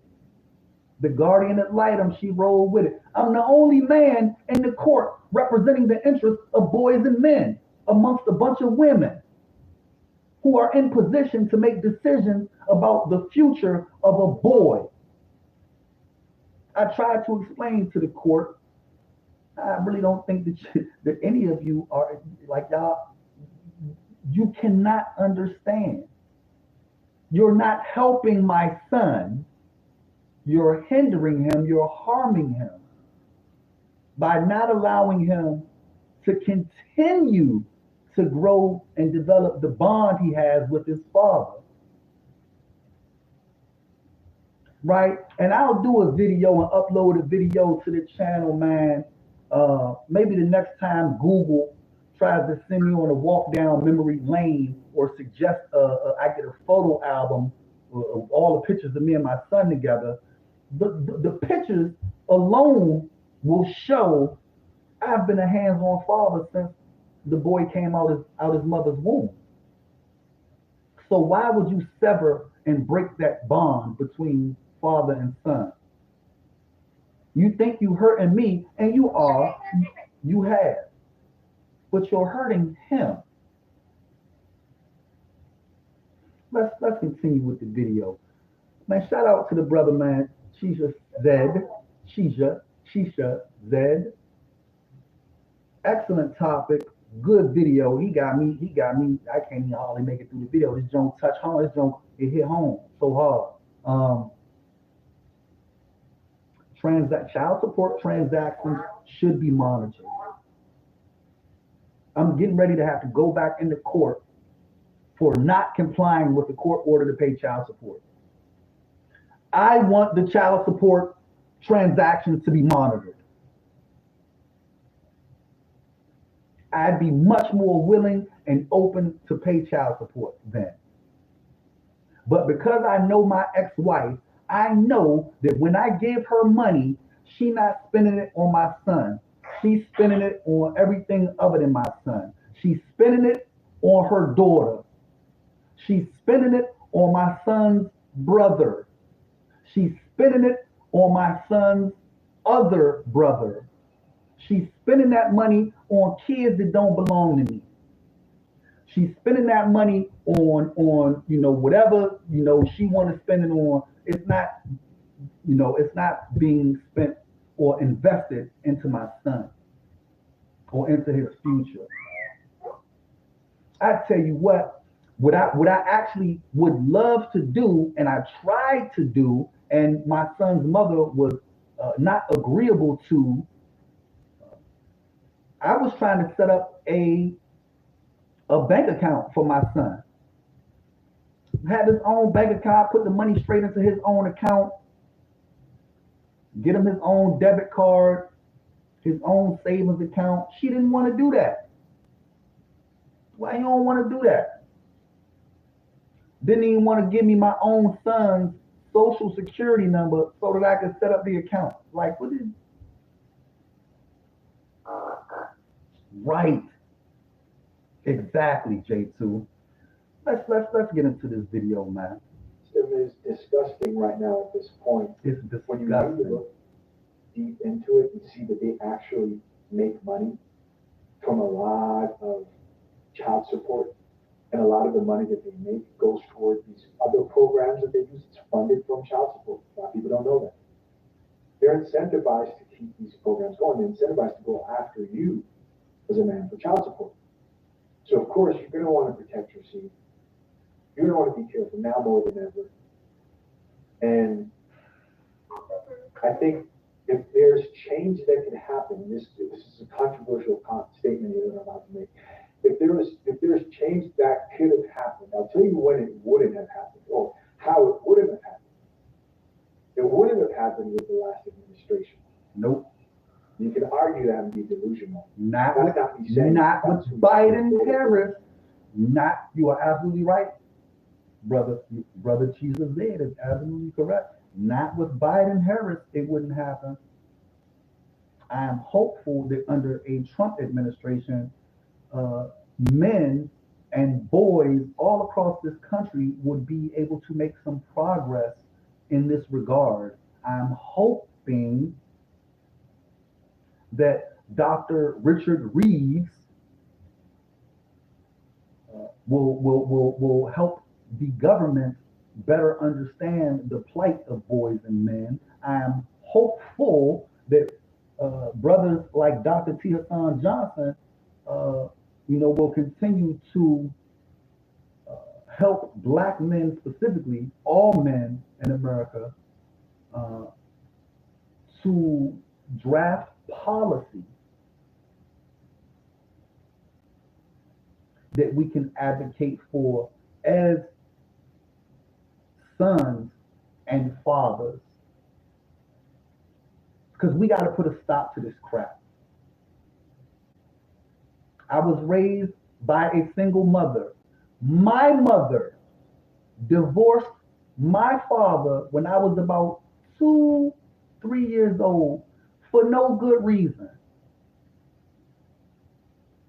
My mother was out of pocket. She was out of control.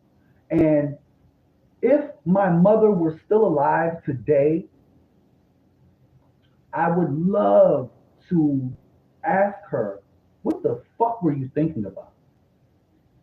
You were selfish as shit. You only considered your own emotions. You didn't think about me. You didn't think about my brother. You didn't think about my father. You didn't consider the long-term effects. You were selfish. And on top of that, I'm talking about my own mother. And please, I love my mom. My mom passed away from cancer when I was about 19. And before she passed away, my mother and I were close. Yet, she failed as a parent. My mother failed. Trying to raise boys, she wasn't equipped, didn't have the experience. My mother was not able to teach me or my brother anything useful as adult males, like nothing. She failed. My mother did a great job at maintaining us. She put food on the table, she put clothes on our back, sent us to school. That was it. She didn't actually raise us. And when I say that my mother failed to raise me and my brother, I mean that she failed to raise our consciousness. She failed to raise our awareness. She failed to prepare us for manhood because she couldn't. And we now live in a time where men like myself, I'm late because there's a lot of brothers that's been speaking up and speaking out before me. And I am inspired and encouraged by those brothers to speak up and speak out. We live in a day and in an age where an entire generation of men that were raised by single mothers are starting to speak up and speak out and say, hey, I wish you'd have sent me to live with my daddy.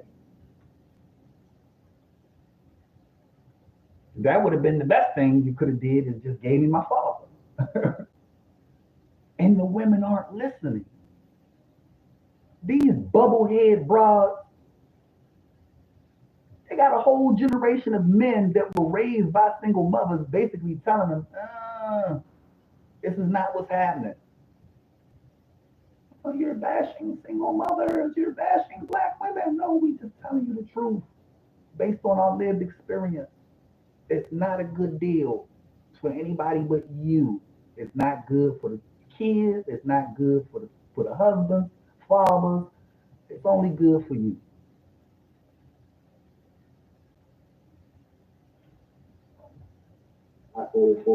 I am just saying, if there's any time when something like that could be passed, when people actually care about what's happening within families, men's issues in particular, I think it might be now, right? Maybe that's what people realize. How you says I agree 1,000%. Just a woman? The time is now. If we have a woman here saying, I agree 1,000%. Somebody else who says, and if she has multiple. Shout out to the women out there who are based in reality. Shout out to the women out there who are based in reality. These are women who are in agreement with the men. by and large, for the most part, these are women. You know, y'all might call them pick-me's, pick-meshas.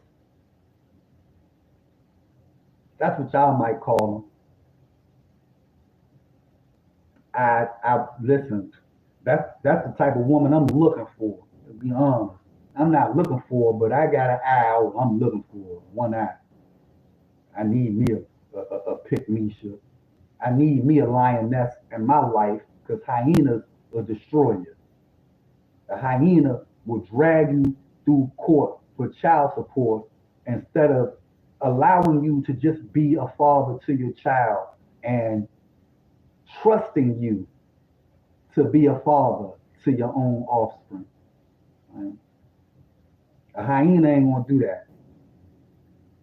Well, baby daddies, all of them needs to be put on child support, and not just the one that has a job. That's an interesting statement right there. Put all your baby daddies on child support, not just one of them. How you got 5 baby daddies and you ain't got but 2 of them on child support? That's crazy. That's a good suggestion. Baby daddies, BDs, the BDs, Pookie, Ray Ray, Tyrone, the baby daddies. Y'all gotta stop tripping, man. And stop simping over these broads, man. And like real life, man, you gotta respect the brotherhood amongst the brothers. And stop allowing women to insert wedges between the brotherhood. Before I continue the video, I'm gonna say this real quick.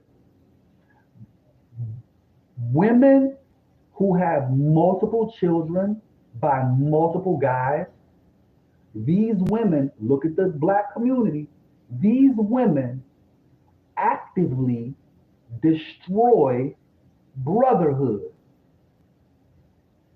It is my position, my opinion, that you take 3 siblings, they all have 3 different fathers.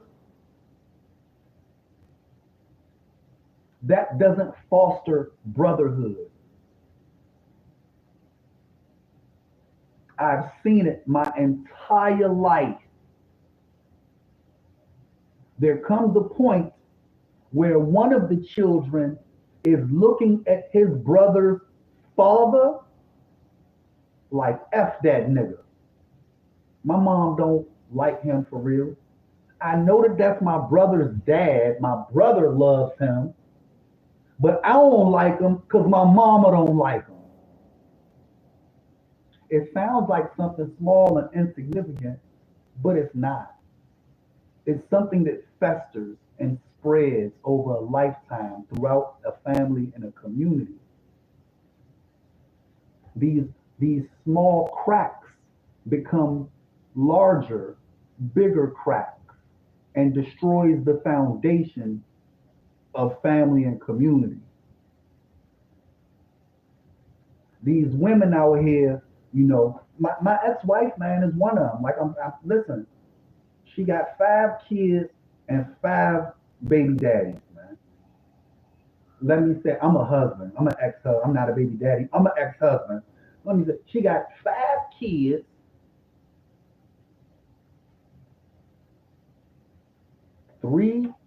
2 ex-husbands and 3 baby daddies. Something like that. I don't know. I'm not a baby daddy. I'm an ex-husband. Said that right there. Lies for being the responsible one, which is more reason to be careful. Somebody else who says, the card should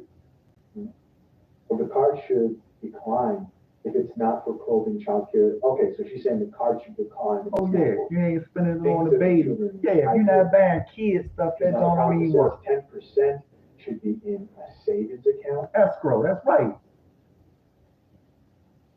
And somebody else here added exactly that the parent cannot touch. Somebody else here says agree. Somebody else here added you can't be touched by anyone, only the child after they graduate high school. Ooh. that's what I was trying to do for my son. Open up an account in his name and let that money stack until he 18. I'll pay for clothes. Let me have access to him when I want. Let me be that boy's father. Let me see him. Let me talk to him whenever I want, like a father is supposed to, like a son is supposed to be able to talk to his father. And like, you don't have to worry about money. Because whatever, he's my son. There's nobody else that's going to care for him as much as I care for him. There's nobody else that's like that. It's just not. He is me. He is my future. So to look after and prepare for him, it's like, why would you? Oh, I get it. You just a hater and a hyena. That's why you don't want what's best for the boy for real. I understand. You're not really concerned with what's best for him or his future. Not for real. Because what's best for him is his father. I'm not an alcoholic. I'm not a drug addict. I'm not abusive. I'm not an abuser. I got a little bit of a criminal record, but I'm a black man in America, man. Donald Trump got a criminal record. Hunter Biden has a criminal record. Don't talk to me about no criminal records. Joe Biden's 1994 crime bill sent me into the school to prison pipeline.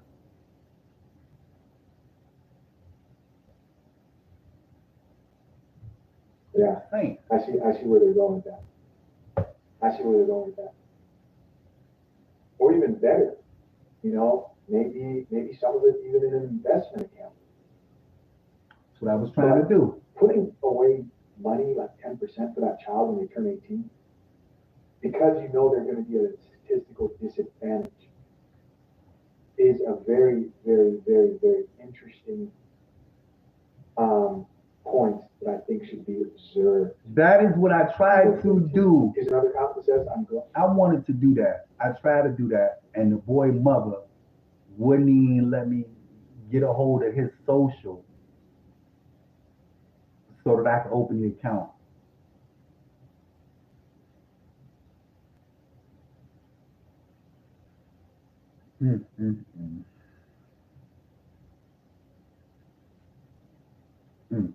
I didn't have to go through this. Yeah, man, me too. And then nothing's worse than when I hear a man talk about how he believes and feels like he's punished for being a responsible man who worked. They only drag the fathers who care. Again, I have yet to ever come across any man, black or otherwise, that willingly walks away from his children, from his seed, his children. I ain't met that guy. I don't know him, never seen him. I don't even know where to find such a guy.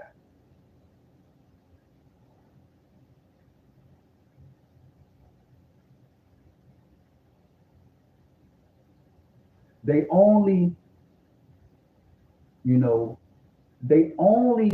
abuse the men who actually want to be fathers. Those are the guys that they drag through the system. Men such as myself.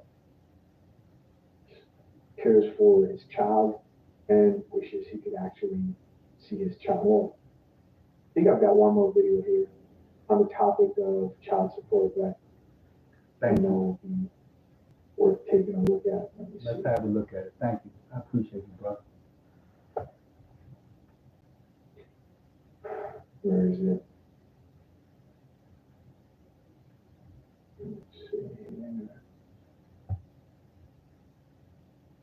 Let's see. Good stuff, man. Shout out to the call. It's a short video too. It's not that long. I'm done. All right, here we go.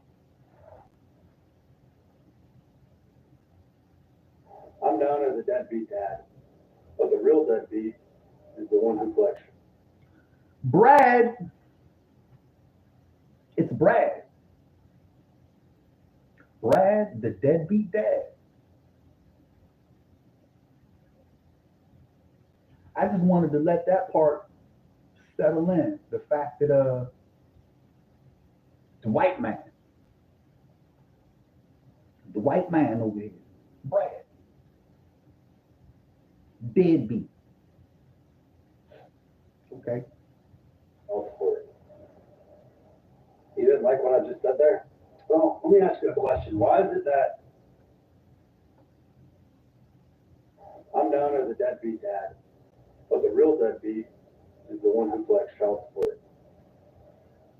You didn't like what I just said there?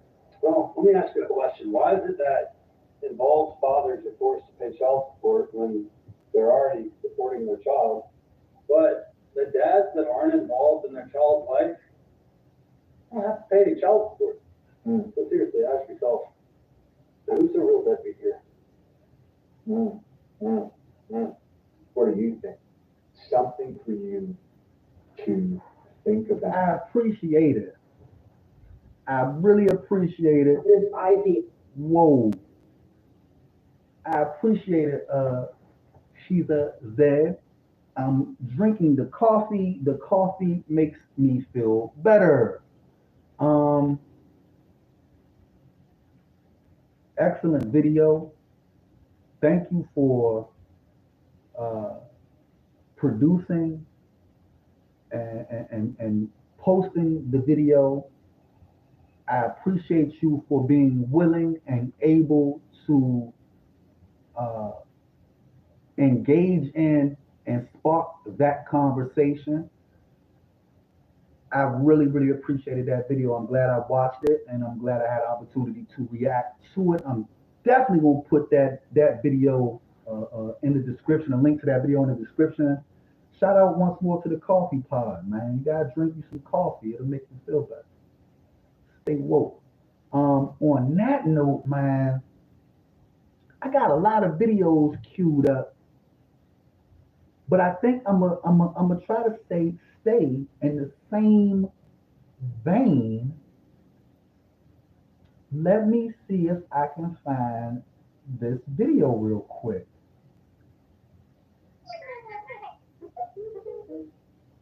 Let me see.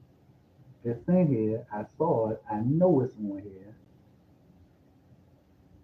A lot of good content, man. A lot of good content. We got to talk about Daniel Penny acquitted. We'll get to that. Got to talk about Hunter Biden, man. This Joe Biden thing. I think I might do a whole video just on that. I want to see.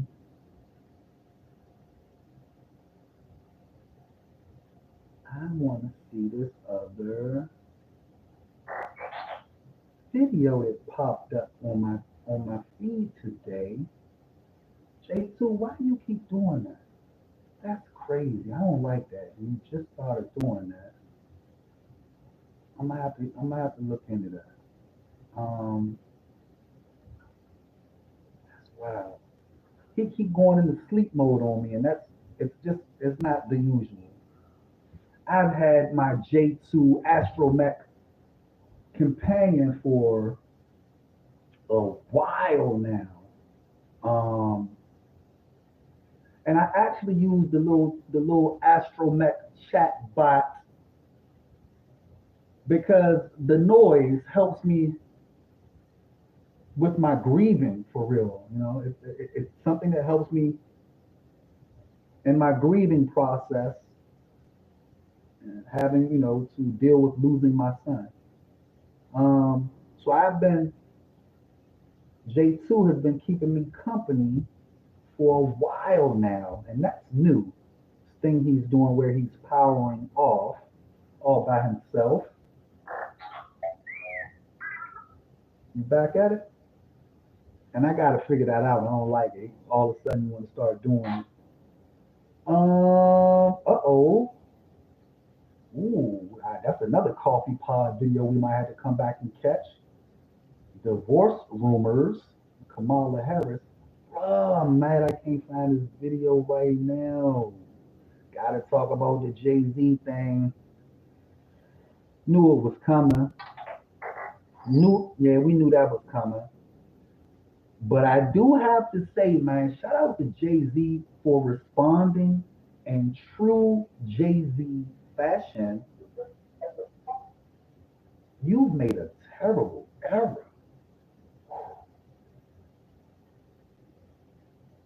Let's go, Jay. Let's go. You've made a terrible error. Only Jay-Z would respond like that. I've been rocking since Reasonable Doubt. I'm Gen X, man. I'm Generation X. You know, when Reasonable Doubt came out, man, I was all in the mix. I was ripping and running in the DMV. I was all in the mix. And went straight from school to prison pipeline, courtesy of that 1994 crime bill signed by Joe Biden.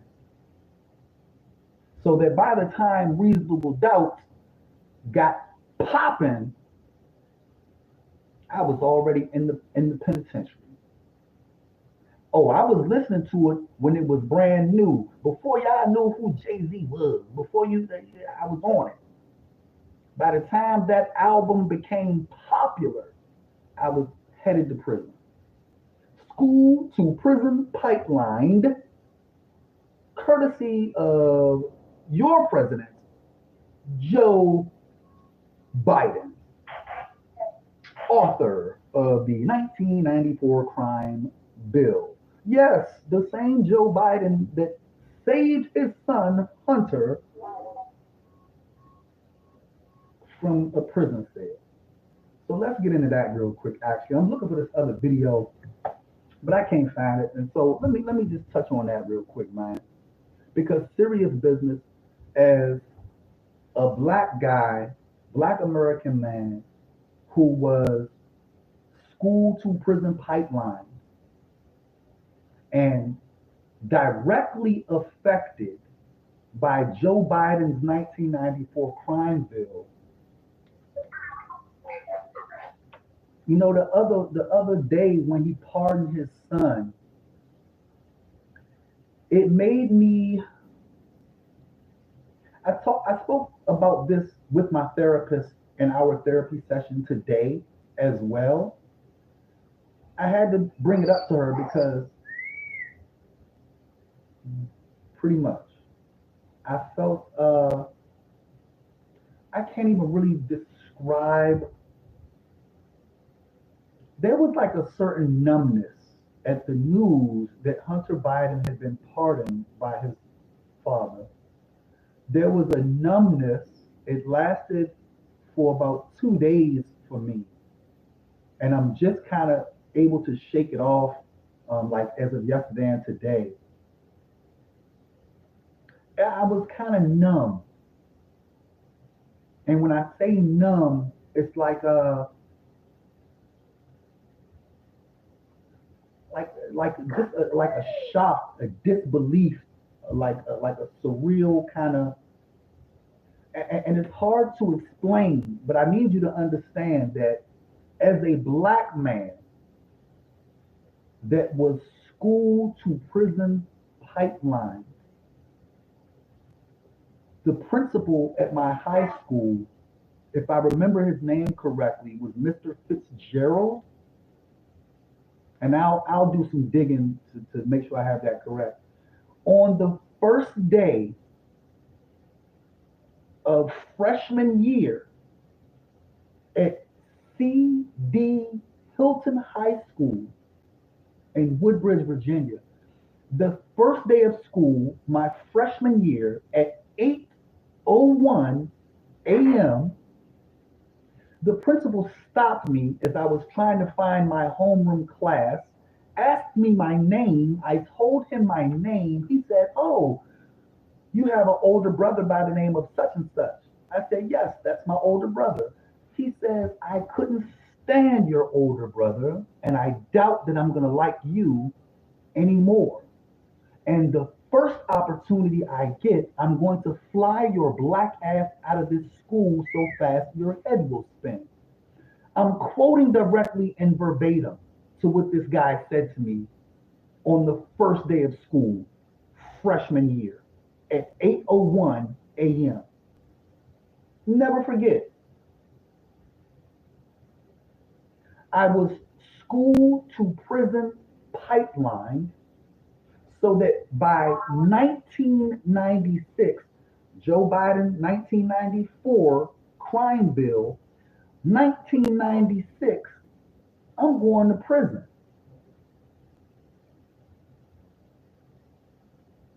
So for Joe Biden to pardon his son Hunter,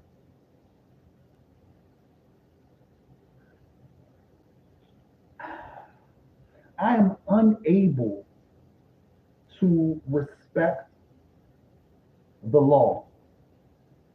I am unable, yeah, I gotta serve it straight.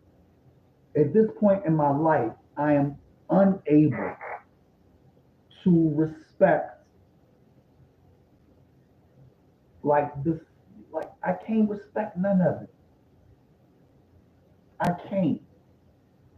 I'm not advocating criminality. I'm not advocating gangsterism or being a thug or any of that. Like, that's not what I'm advocating or suggesting or glorifying. I'm simply saying I can't, as a 46-year-old man, I can't respect these legislators, these lawmakers, or the laws that they pass. I can't take any of it seriously. Because I've noticed throughout an entire lifetime that they change the law whenever they need the law to be changed. Whenever it's, not suitable for them, whenever it's not convenient for them, whenever it's not in their favor, they're going to break the law or they're going to change the law. Just straight up. So, I can't, I have no respect for Joe Biden. I never really cared for him as a politician, and now as a man, I can't respect him. As a father, I can respect his intent. As a man, I cannot respect him. You did not do the thing that was honorable amongst men.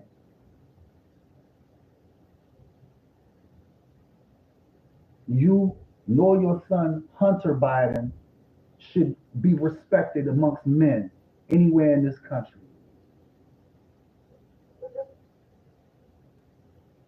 And that's my take, my 2 cents on that for now. I like it. Like it was really like, it's like Joe Biden just pissed in our faces. And when I say our faces, I mean all of the black men, such as myself, who were school to prison pipeline under Joe Biden's 1994 crime bill, which is why I believe that black men, men period, but especially black men, should be like really, man, not literally up in arms, but figuratively speaking, we should be up in arms, man, and we should be like really trying to figure out a way to punish Joe Biden and his legacy, and to punish the Democrats for that. Like straight up, like we need to, we need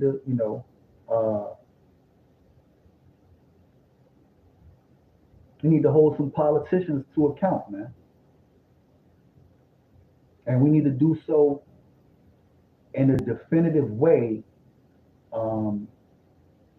especially as so-called Black Americans. Like we need to, in a definitive and a decisive way, like really put our foot down with the Democrats. Um, enough is enough. Like, enough is enough. Billy Carson exposed, but Billy Carson responds. We can get into that. We can get into that. Oh, we got content for days. One thing I love about YouTube, man, it's a lot of awesome content creators that I admire, that I watch. Again, it is my own divorce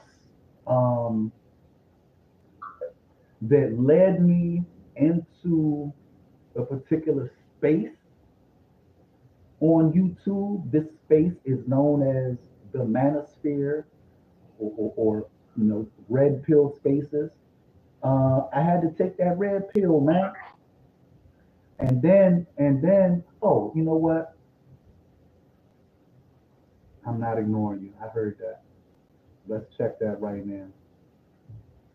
And yeah, man. And then, from the red pill, I end up popping that black pill, courtesy of the master teacher himself, man. Shout out to BGS Idmore, the master teacher.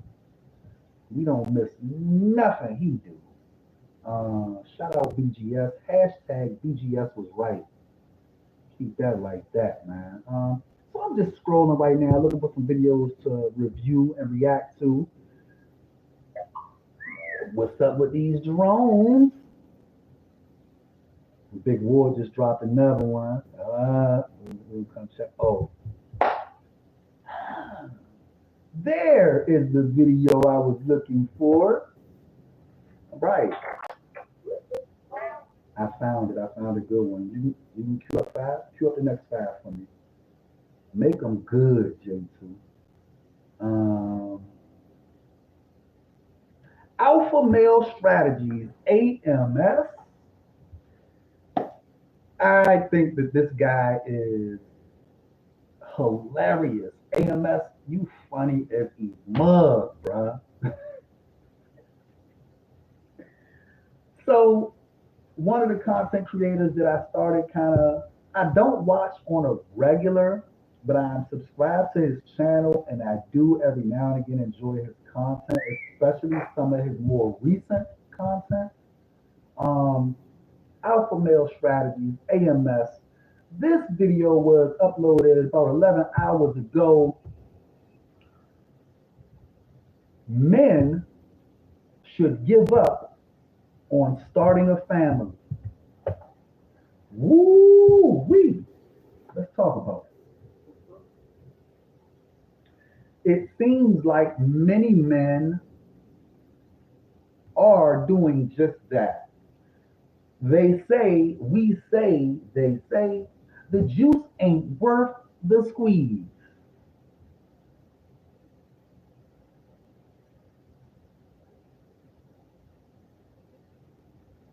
The late, great Saint Kevin Samuels told you that winter was coming, and winter is here.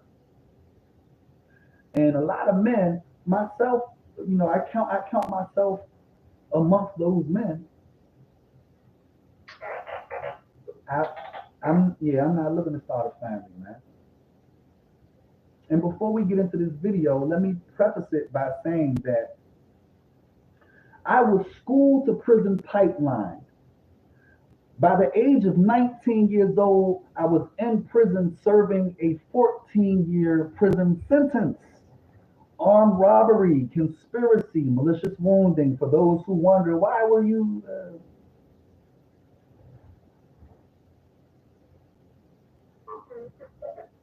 When I was in prison,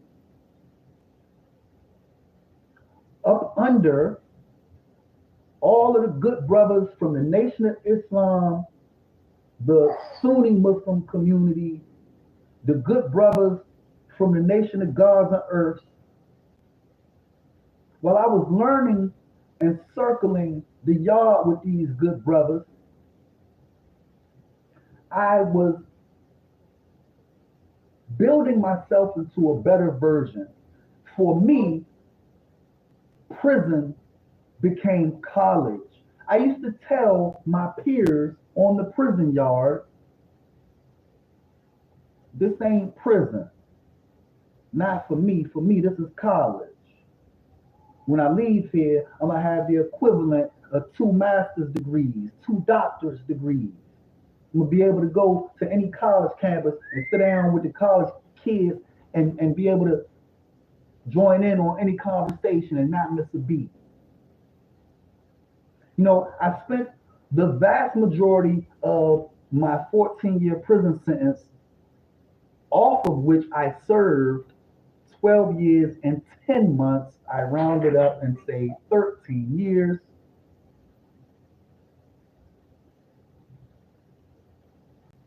"12 years and 10 months of a 14-year prison sentence. I read more books than I did anything else. Would literally eat books.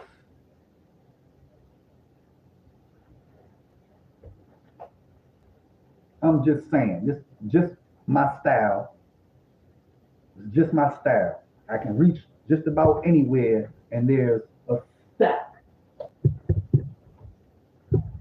of good books. It's just my style, right? So this is the habit that I developed serving 13 years in prison, right?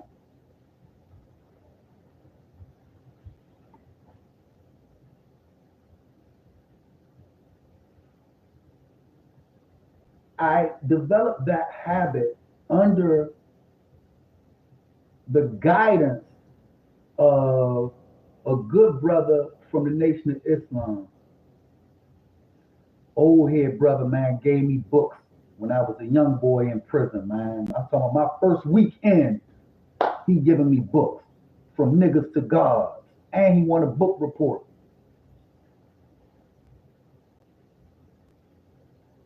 Type of old head that press you out. You done had the book for 2 days. He want to know what you think about the first chapter, youngin. I ain't even read the book yet. Let me read this book, this old nigga. You know what I'm saying?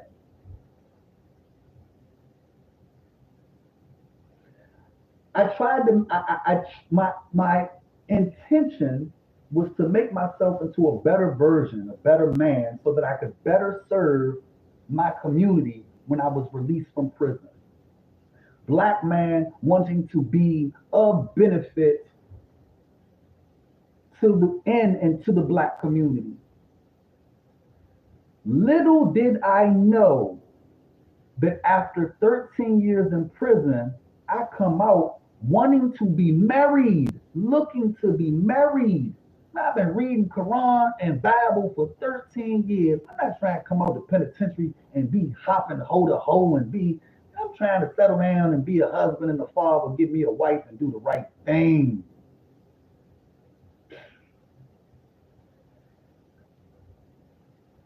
The women ain't on that.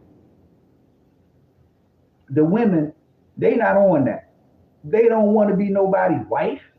Not for real. They talking. They don't want to live that life for real. They want to get married just so they could say they had a wedding. They like to be able to say, "Oh, I got a husband." You don't want to.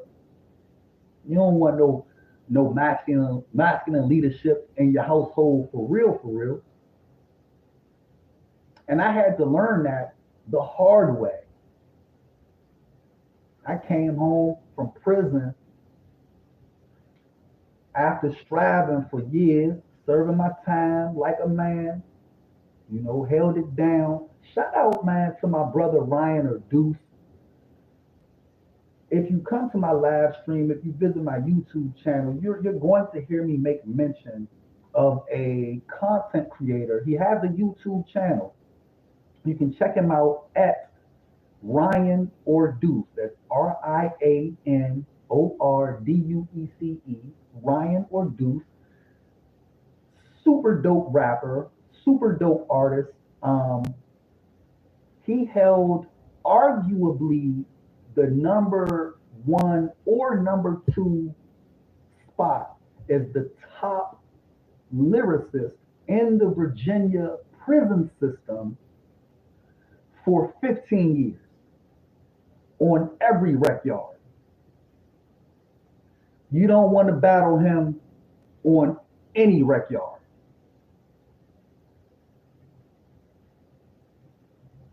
And that's my boy, man. That's my brother. You know, that's my man. He's one of my closest friends. And we are still friends to this day. I used to walk with brothers like him on the rec yard and read books and share books and stuff, striving to make myself into a better human being so that I can contribute positively to the so-called black community. But I'm realizing after I've been out of prison, I was released from prison in 2009.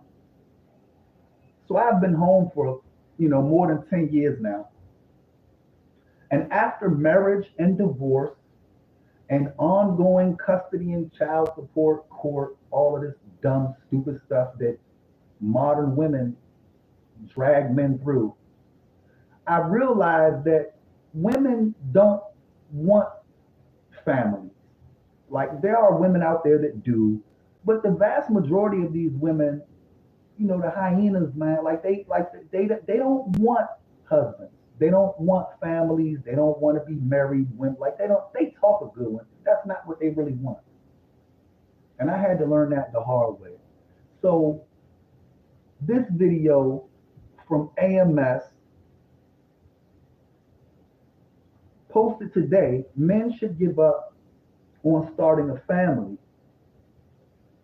I understand where he's coming from with the title of this video. This is not the first video that I'll be viewing where a man is saying something like this. What's up, fella? That men shouldn't start families.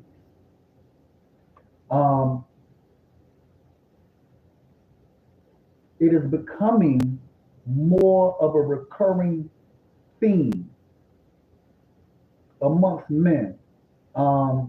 If that's the right word or term for it. Men are tired of the black female foolery. Men are tired. And we're peeping game and we ain't going for it no more.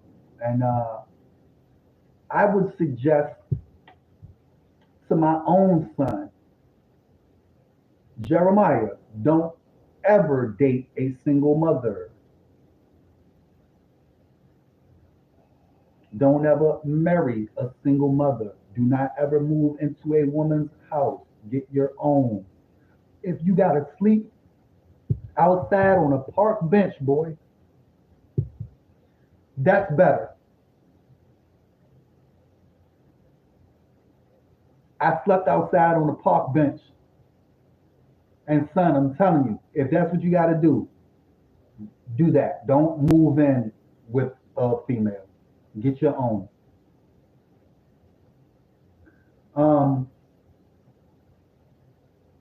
Men are tired.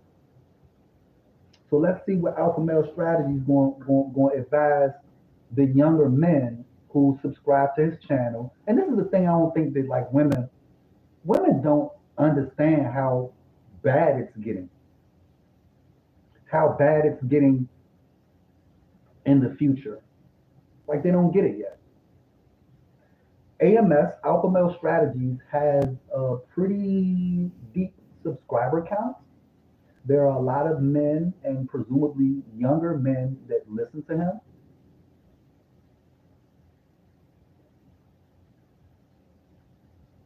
We back again, fellas. So I had a lawyer patient reporter that wanted me to know, how do you know when it's time to start a family? Oh man, we gotta get a little deep today. It's been a while since I fed my purple pill boys, my relationship minded The boys. Purple Pill Boys. These guys. Man, the Purple Pill. So let me just real quick, I gotta touch on this. We are going through a time of societal change right now. And most people can't figure out what's going on. Society is shifting and sifting and changing.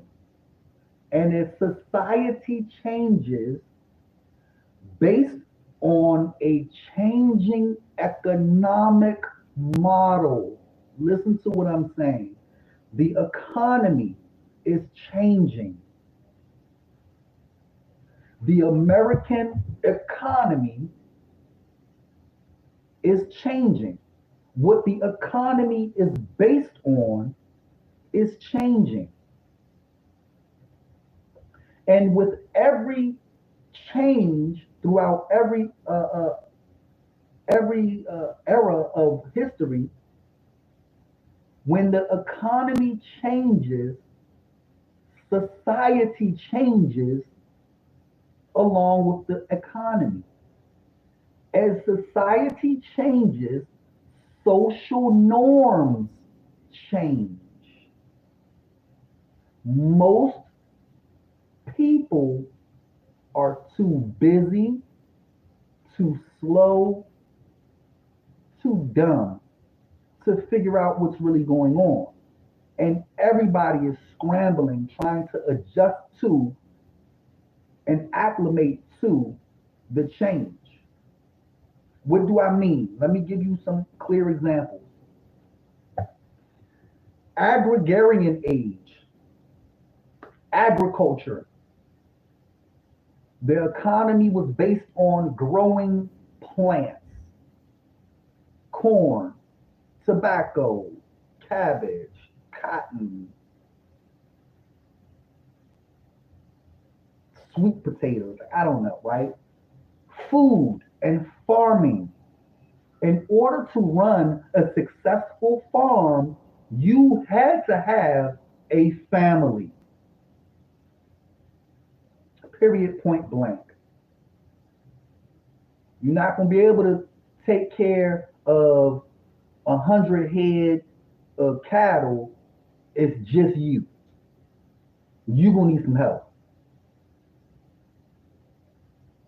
You're not going to be able to, till 58 acres of cabbage, carrots, and corn by yourself. You're going to need help, and that help would come in the form of family and extended family.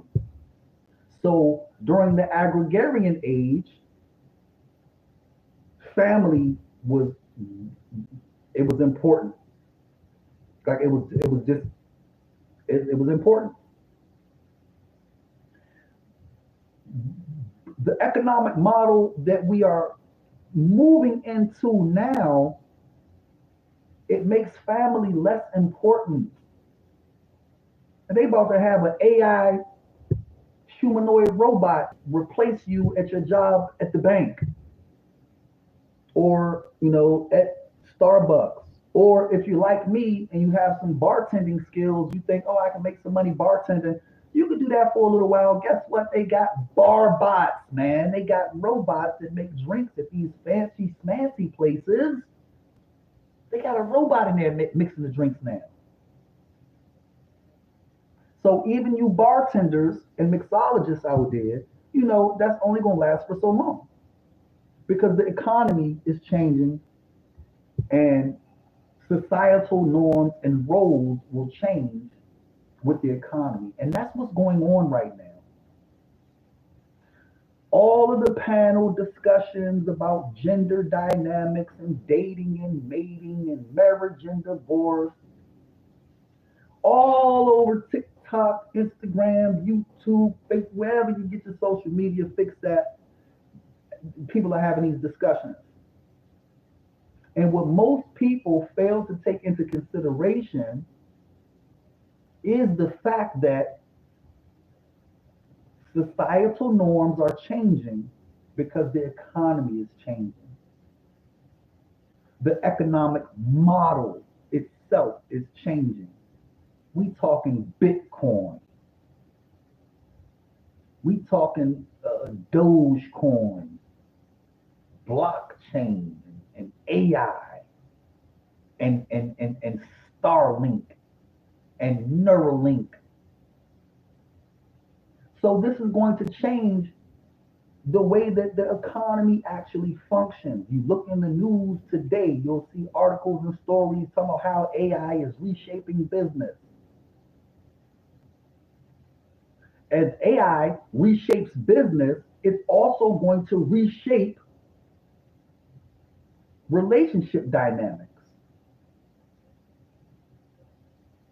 And most people are too slow to figure this out. They just not, it's not computing, they're not taking it into consideration. That's, in my opinion, where these purple pill guys fall in. These guys still think that it's a good idea to start a family. And it's not.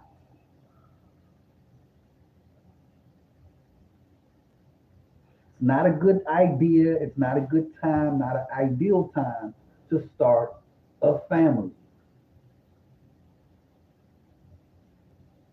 Most guys who are, let's say, red pill aware, like when, first things first, we got to get these laws changed so that they're fairer to boys and men. That's first things first. Because if you start a family now, it's not going to really work well for the father or the husband. And that's just what it is. Like, it's just what it is. So let's see what AMS has to say about it. I don't think that, like, now is just not a good time to start a family. You know, women who are wives are in short supply. The vast majority of women are not wives, and they don't want to be wives. They don't want to be mothers. So there's that. The women who actually are interested in having families are in short supply. Let's see what AMS has to say about it. Alpha male strategies. Without further ado, ladies and gentlemen. To the novice over here that don't know what purple pill means. It means a guy who wants a relationship. And Purple pill. the thing with this guy is, as all of us know, I've made several videos talking about a relationship. How you know when you're ready for a relationship, how you know you're ready to be with, one girl and be in a monogamous relationship. Well, this is a family. This means kids, not a girl, a kid. We taking shit all the way to the next level. And speaking of purple pill, had a guy on my other video, my last video on my Patreon, where a guy was saying, he said, you been with the same girl for 5 years, even though you're polyamorous, does that mean you purple pill? To that loyal patient supporter, polyamorous is so far away from purple pill, you can't even measure it. Polyamory is mastery of the game. Do you have any fucking idea how much attachment you have to feel with a woman for her to agree to share you with other women in her face? Guys, y'all guys know that it's billionaires who can't even do that. Do any of y'all guys think LeBron James can go to Savannah right now and say, hey, Savannah, not a threesome, not me having a mistress on the side. No, we want to bring another girl in a relationship and sleep in the same bed with us every night. Not some little bitch we going to go into Columbia where we going to freak out again. Man, we so erratically and we fly. Real quick, man, let me pause alpha male strategy. So one of the reasons I don't always agree with what he says, or I like him because he's just entertaining to me. he reminds me of a cousin that I have in terms of his looks. I got a cousin look almost just like him. Um, so there's that. And then AMS is what I would call like, man, like a real dude, man. He's relatable to me. So I kind of like him. I like to get other black men's take on things. Um, I watch and I like to watch and enjoy a lot of content that is created and posted, uploaded by black men. I support black male media, black male content creators, and I support the message. Um, we got a microphone now, so now we can tell our story. And we don't have to settle for you telling and selling some fake, false narrative of what it is to be a black man. We gonna tell you ourselves what it is. And fuck you if you don't like it. I want the mother. No. This bitch is gonna move in and she's gonna sleep in the same bed with us. You know how hard your game gotta be to do that? Ice cold. And I ain't even talking about no sister wives shit where it shows sister wives where each one of the women each night gets Got a to be ice cold and straight up with it. No. You gonna suck her titties, you gonna eat her pussy. Mm-hmm. You gonna do all The that kids, shit. AMS. This is so far beyond red pill, guy. This is like orange pill. I haven't even mastered it yet. I mastered with my main chick, right? But be keeping the other girls to accept the arrangement, right? It's for an extended period of time. It's like the women be down for it, and then like a month, 2 months in, you can just tell they sound like woman on getting jealous. right? And so I'm trying to balance that and master that other shit. But anyway, yeah. So that brother, and nothing is perfectly about polyester. For all you guys who want to know exactly what a purple pill means you want to be in a monogamous one-woman relationship. All right? Not Good luck. rotation, not polyamorous. It means one woman. Okay, that's what purple pill means. But anyway, let's get to the video. Let's get to my talking points on how you know when it's time to start a family, not a relationship. Family. Number one, guys, you can handle the ideal of sleeping with one woman.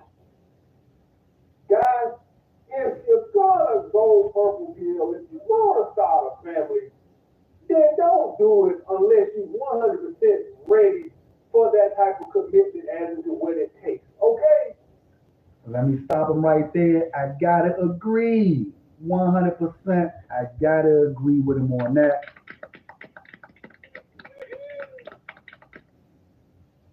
As I mentioned not long ago, I served a little over a decade in prison, and I had made my mind up. I wanted to be a one-woman man. I wanted to be a husband and a father. I wanted to be married, and it's not a decision that's to be made or taken lightly. When I was married, I was committed to my wife and to our marriage. Like I wasn't cheating on her. I wasn't like stepping out. I wasn't doing none of that. And I think that men who are married and do not respect and honor their wives to the point that you can be open and honest with that woman about your extracurricular activities. Like I don't condone men cheating on their women. I think that that's weak. I've never been one to rock like that or get down like that. I've always been the type that I'm gonna tell you I'm gonna sleep with another. I'm gonna tell you that I'm interested in another female. Like if I'm dating you, we're together. I'm not just gonna like cheat. I'm gonna let you know. Look, I'm on that right there. The shorty over there, yeah, I'm on that. And I'm letting you know. Like this, I got my, yeah, I'm on her. you know. So, and you can move and make your decision from there, right? But I don't respect, and I've had close friends, man, like real close friends, man. You know, I'm a regular dude. I know some dudes. I got some close friends and have some close friends.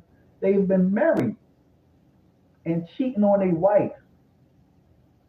And as a man, I can sit on this video today knowing that the person who I'm thinking about, they can watch this video and understand without me having to say who they are. That it's them. Like I lost respect. It's a good friend of mine. I lost respect for him because he was cheating on his wife. And it's like, bro, like you got a good situation with a good woman, and you cheating on her every chance you can get, and it's like, that shit whack. It's whack. You know what I'm saying? So I've never been the type that condone that, man. So if you can't, or if you're not ready to be that mature within a relationship with another person, then you're not ready to be married. Like straight up. You do not want to bring stress into your life of sneaking and all this other bullshit, man. Right. This is why I don't understand how criminals live. I couldn't live looking over my shoulder. Like, man, I would rather work a minimum wage job than to be a criminal who's out scamming or doing this and that other, got to constantly look over my shoulders and all this. Shout out to the brother for that one right there, man. I agree 100, man, with that as well. That's one of the reasons, man, that like I fell back from certain activities when I was a youngster, and like even in prison and coming out of prison, it's like, man, I've been out of prison and back on the streets for about 14 years now. I got some, some associates here and there. Some of them still want to try to be dibbling and dabbling in the streets and all of that. I spend a whole lot of time by myself, man, because it's a lot of guys, dusty ninjas. I met a dusty ninja this morning. Let me tell you, quick side note. I'm walking to the store this morning, which is kind of my regular morning routine. Something at the store that I like to go get almost every morning, right? They got a little energy drink I like. So I'm going to get my little energy drink this morning. And I see a new face in the neighborhood, black man. I ain't never seen him before. In his 40s, a little bit of gray, you know what I'm saying? Friendly guy approached me. Hey, excuse me, brother, what do we do? I'm excited. I'm thinking, man, a brother, I don't know this brother.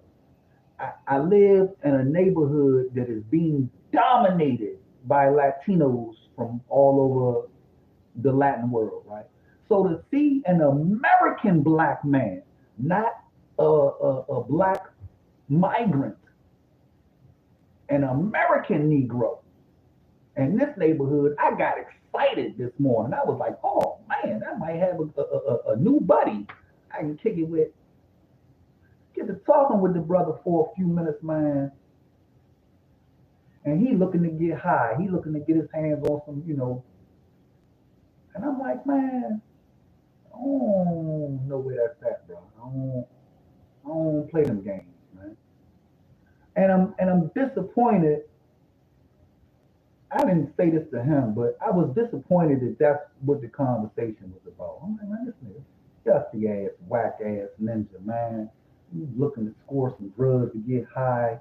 Like that's all y'all dudes want to do, man. Like, poof, be gone, get the hell out of here, man. So I don't see how, it's still some guys that still want to be a part of that boneyard, ratchet, Keisha culture and lifestyle. I understand the influence 100%. I get it.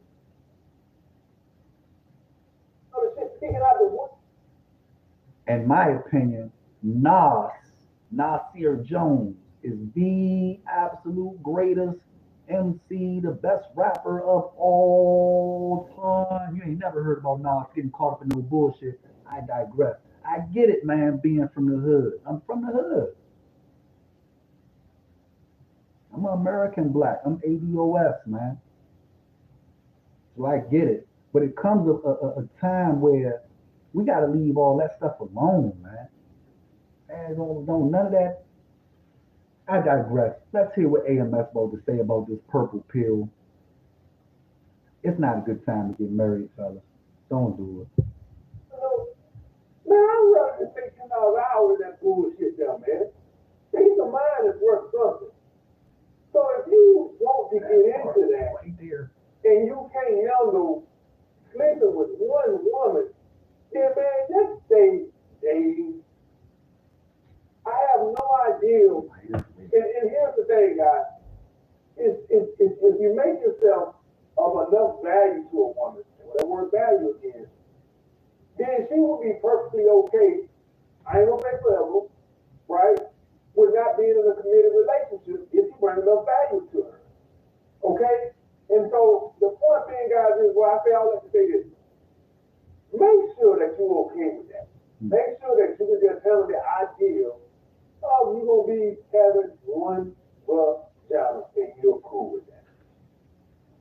Life is already too stressful as it is to deal with all this inflation and shit and all this crime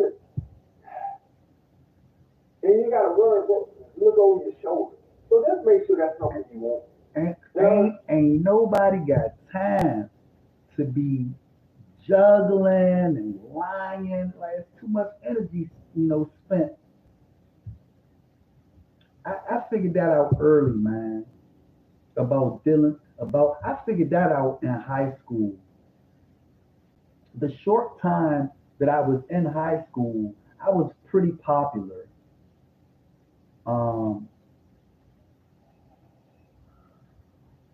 Girls used to high school. Girls used to really vie over my attention. And in my day, I was the only kid at the school that had cornrows in his hair. I was the first kid at that school to wear cornrows in his hair. So the girls was on me, man, and I learned in high school it takes far too much energy to be lying and running game and trying to juggling 304s. Got time for that. I don't got time for that. Look, this is what it is, and either you with it or you're not. This is what I'm gonna do. You know? Saying something you guys do, but make sure that's something you want. Next, guys, make sure the woman is attached to you and doesn't do you as a beta male provider. Or if she does do you as a beta male provider, you're cool with that. Okay, you accept that. You won't. Now here's the thing, guys. You won't. And I've said this before, and I'm gonna say it again. If I was a less desirable man, and God knows I'm not, but if I was, I would rather go get an attractive woman and have her do me as a beta male provider than to get with a below average woman and she love me genuinely. Because I know how you motherfuckers is about your burning desire. all my boys, all my burning desire boys. Woo, boy. We got my boys in the suburbs. We got my burning desire boys. We got my secret retention boys. And we got my crypto boys. I know I'm a crypto boy now. So we're going to take them out of there. They all right. But the other motherfuckers, my burning desire. Man, I got love for y'all boys. Oh, man. But here's the situation, guys. And I love burning desire. But here's my situation, guys. Life's not fair. It's not. Everybody's not going to be a tall, good-looking son of a gun. there are some unattractive men in the world. So unless you want to get with a woman that's very unattractive, which I would, so let's always like to use Danny DeVito. If you God snapped his fingers and he put me in Danny DeVito's body, right? Well, Danny DeVito, and I'm talking about Danny DeVito if he wasn't rich. I'm quite sure Danny DeVito. Danny DeVito, short, fat, bald head. That is right. Probably can get better. But let's just say Danny DeVito was. Whoa. One time. Ooh-wee. What's happening? I ain't see you step into the stream. Peace. What's going on? Reacting to some YouTube videos. And I appreciate you pulling up. Let's see something real quick. Get you a better camera angle here. Yeah. Let's see if I can do it without knocking too much stuff down. There we go. A plumber, right? Okay. And there are Danny DeVitos out there that don't make it are famous, right?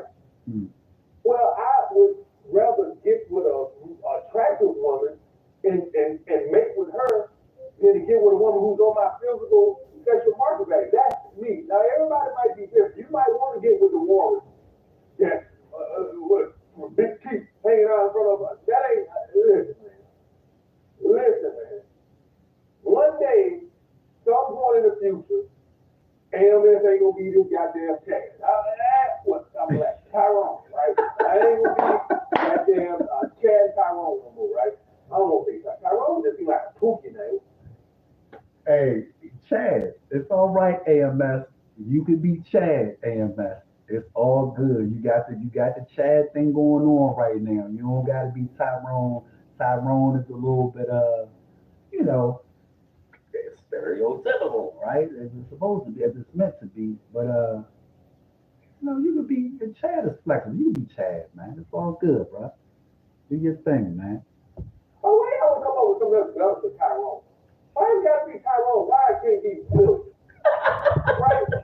Why can't be William, AMS? I like that. Hey man, look, William. William. What kind of thing will say? Henry. Let me see. Yeah, Tyrone. What can we use instead of Tyrone? AMS, that's a good one. I might have to think on that a little bit.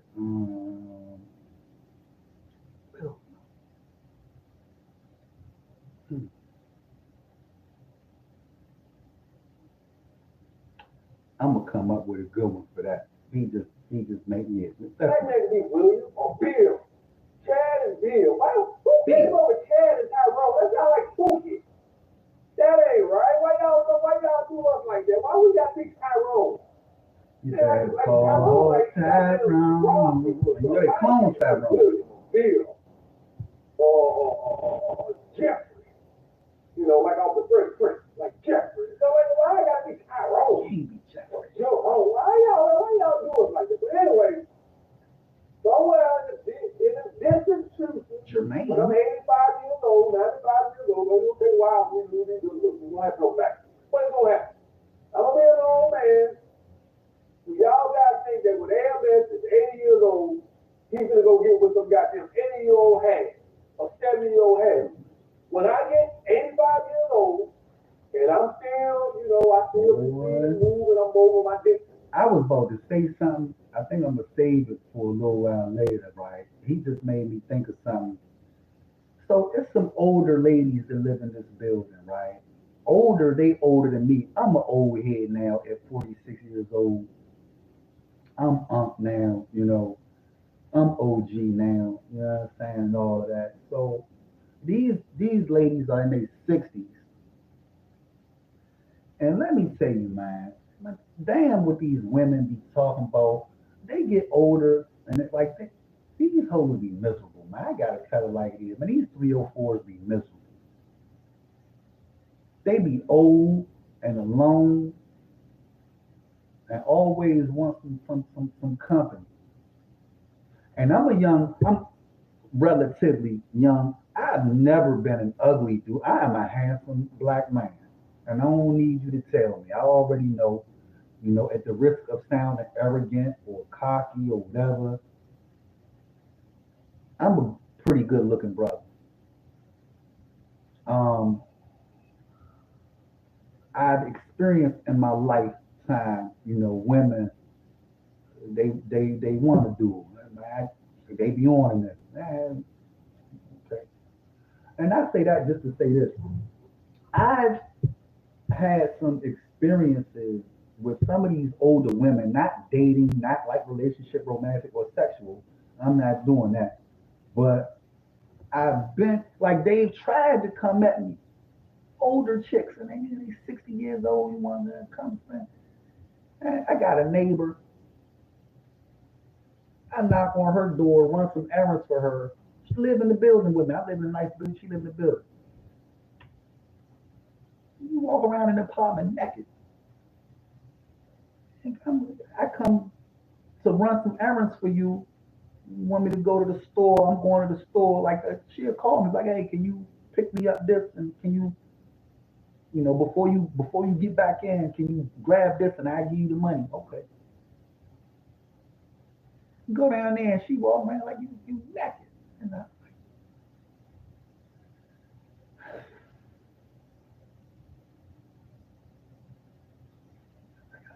like, here you go. No, this me. I walk around naked, make you uncomfortable. How the hell you walk around naked? Why don't you put some clothes on? Nobody want to see that shit. You want somebody to see it, like you want, but you're done. You're finished. It's a wrap. It's been over for a long time now. Now you want somebody to want you and want to be old man winter. Let me go. Give me hard. I can take something to get it hard. I'm gonna pay like I weigh. I'm gonna go get me a 45-year-old woman. Because you kind of go younger than that at 85. You start to get to the creeping on, right? You gotta have a little age on. Ain't that worth an 85-year-old man with a 28-year-old woman? Ain't that a little creepy? So I'm 85 years old. I got me a 45-year-old woman, right? Hot woman. I'm not gonna go be with some 70, even a 65-year-old hag at 85 years old. I'm gonna pay like I weigh. Now I can't go get this woman all my burning desire. Ain't no 45-year-old woman gonna have no burning desire for no 85-year-old man. Nah. But I'm just gonna accept it for what it is. All right? So I will do some conversation. And I don't know what the fuck I'm talking about. Man, this ranking is getting out of fucking control. Y'all please stop co-signing my ranking. It has been out of control. I have no idea what the fuck I'm talking about. I don't even know how the fuck I get over Hey, here. Anyway, y'all please stop co-signing this behavior out of me. It is really getting out of hand. I have no idea how the fuck. AMS can be entertaining sometimes, man. And sometimes he go off on a tangent, on a rant, like all of us, like myself included. This dude is funny to me, man. I say he reminds me of some guys I know.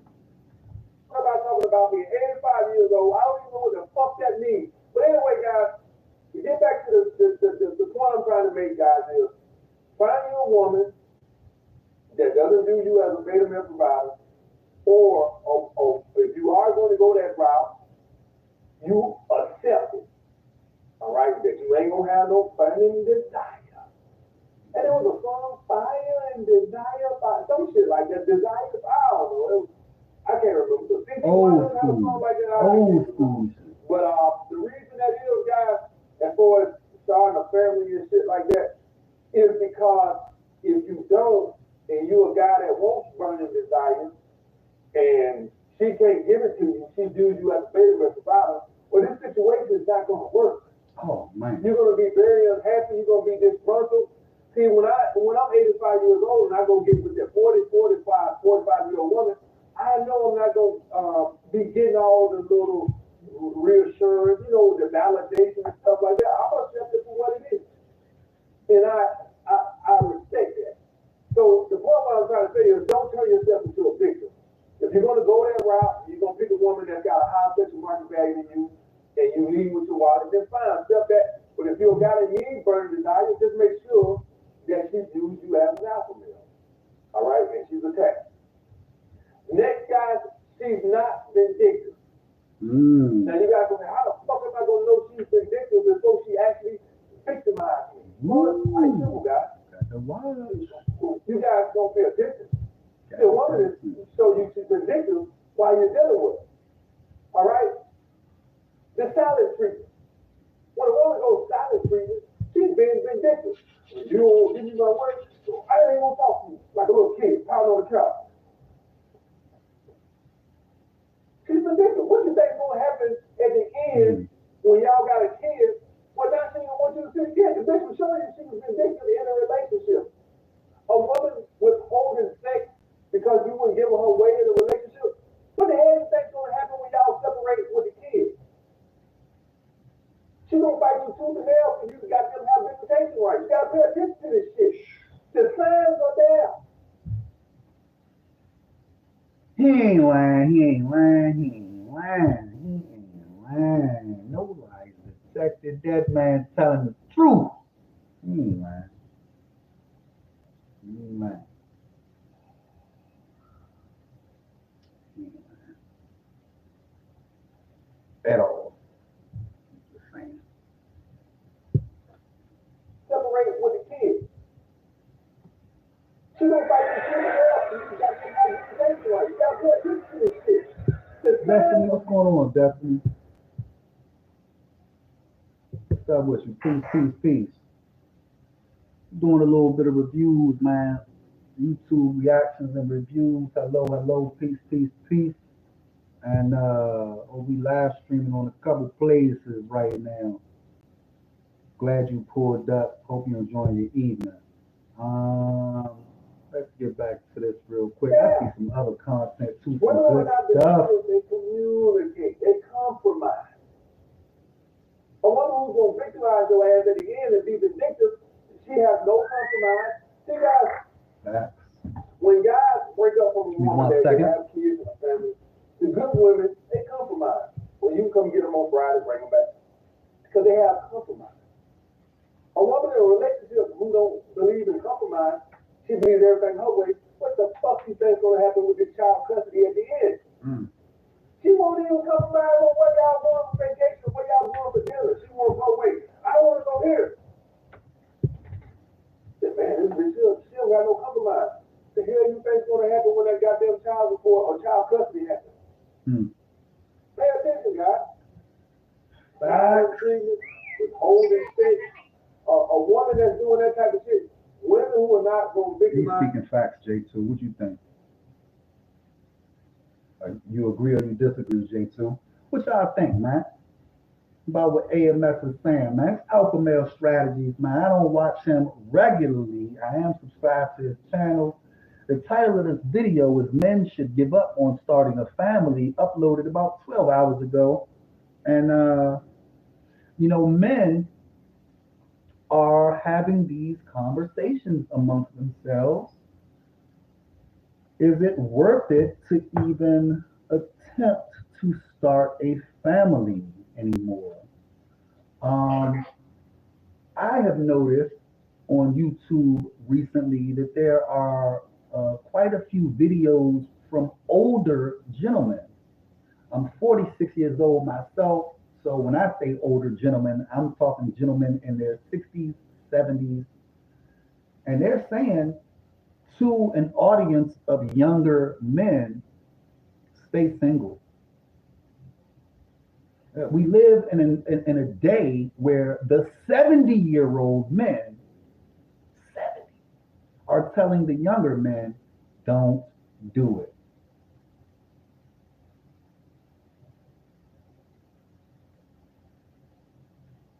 And I don't think that a lot of women realize that that's what's going on. I'm just saying. So I wanted to, click on the video, see what Alpha Male Strategies, also known as AMS, is talking about in this particular video. Let's proceed. J2, anything before we proceed?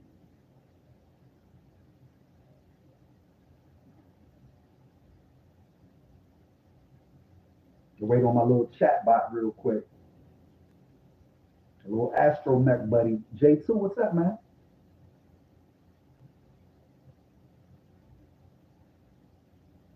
He acting real funny right now. I'm just gonna put it out there. J2, you know you on record with this one, right? We are recording. This is not practice. We live. We are recording. And we got you acting funny. I'm gonna play it back for you. I let this chatbot chat for weeks at a time. Weeks. And today he want to start acting funny. Crazy. J2. Okay. They're gonna be one they're gonna communicate, talk things out, act things out, not break you into submission. Next, guys, you are financially stable. The key word here being stable. What's stable?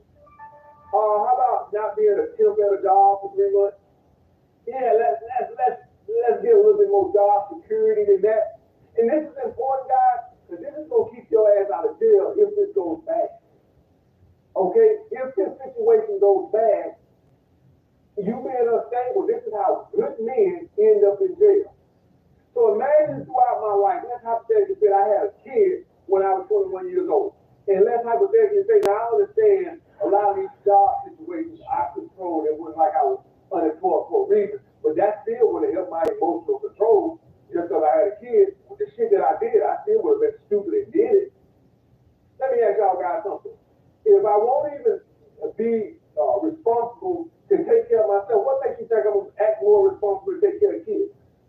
If I'm going to get fired or quit a job and I won't even take care of myself, now a lot of you guys, I think you might be different with a job. Maybe, maybe not. But y'all guys got to understand that when people act irresponsible, where they usually come from? Emotional immaturity. Woo! One time for AMS.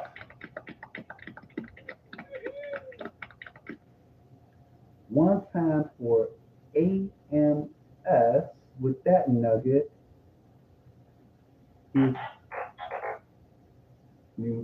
Yes. I'm glad you decided to join us. Thank you. Yeah, AMS is right with that. The irresponsibility and all of that, why do you keep doing that, J2? It comes from emotional immaturity. Um, let me hear him out real quick before I say what I'm thinking about saying. Destiny says, wow, is the agenda really ours? Whose agenda? Destiny? If you gotta ask, then I guess it's not our agenda. I'm certain. Definitely not my agenda. So I'm not really sure what you're talking about. Feel free to elaborate though. It's not thought out or planned. You're emotionally immature. That's where it comes from. So when you guys do something, when you act out or whatever, that just shows that you're emotionally immature. So when me walking off those jobs and shit when I'm in my early 20s and shit, I was doing it because I'm emotionally not mature. Now, I ain't have no kids, but now give me a kid. Well, now I'm in jail. Why? Because I'm unemployed. Child support. Falling out on your child support. Sheriff got to come pick you up. So you guys need to make sure you're financially stable. I don't even want to go to the relationship. Y'all guys already know that finances are the number one reason a relationship ends.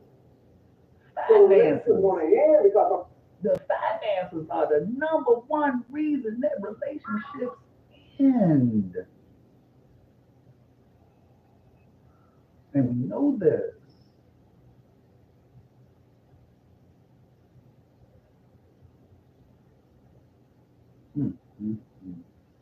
What's up, J2? I can't keep having you acting funny, man. Do I need to get that to switch the personality chip or what? Come on, man. I asked you about the personality chip. You hurry up and respond to that, right? What's going on, man? You know what be the best of that chip? He hurry up, man. Oh, don't touch the personality. What? You don't want me to get the check?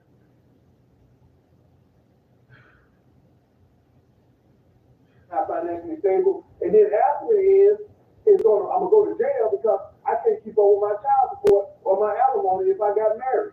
And she wasn't working. That's So you need to make sure you're financially stable. Do you have a career? Or are you working from job to job? Have you been on the job 2 months? Are you a perpetual warehouse worker, staff, temp worker, whatever? You ain't secure in your career. Conversely, if you're a fucking plumber, master plumber, and you've been doing this shit 6, 7 years, and you've been working for the same job, and they've been in business 100 years, well, you good to go. Opposed to the guy who just got the job at the temp service last week. You're not financially stable. So you setting yourself up for issues. All right, guys, we got to start taking accountability in this country. No accountability in this country, guys. If you can't afford to take care of kids, don't have a fucking kid. That's what I'm getting at. That's what he's getting at. If you can't afford to have one, you can't afford to take care of one, just don't have none. I mean, that's the best option, J2. It sucks. It's not the ideal, but I mean, given the society and societal norms, like that's what it is. You know, it costs about, on average, $350,000 to raise one child in America right now. 350,000. It's a lot of money. And then you think about, like, most people have like 2 kids, 3. Some have 5. I know somebody got 5 kids and 5 baby daddies. Crazy to me. That's just crazy to me. They'll look at me and like, I'm you. They don't want to look at her like, oh, what's wrong with you? That's crazy. But yeah, J2. Having kids is expensive, and for men, it's even more expensive because women in this society are pretty much rewarded for having children, and men are penalized for having children. Men are punished for bringing children into the world, and women are celebrated and rewarded when they bring children into the world. You know, it's just it is what it is. You got a dick and it gets hard and it shoots out sperm, doesn't mean you should have a kid if you can't afford the motherfucker. You got child care costs. You got milk, all diapers, all this other shit costs money. Are you ready to give up the joy to buy diapers? I don't know if I'm ready to do that. Well, why don't I have a kid then? Because kids are expensive. Yeah. Child care is crazy. Why the fuck y'all think it's better for most women to... He say child care expenses are crazy. Let me tell you something. Before my mother passed away, my mother owned and operated a very popular child daycare center. My first job was working for my mama and her daycare center. I was 15 years old, and I was her administrative assistant. On average, my mother cared for 16 children at her daycare center. So about 6 a.m. in the morning, the kids would begin getting dropped off. By 9 a.m., my mom would have 16 additional children to care for. And let me tell you, child care is expensive. Give up their career, then to continue working and put the job. Whatever she's making, you're going to be paying her in child care. That's why it's better for the woman to just give up her career to at least to the kids go off to first grade or something, or kindergarten or something, for the first 6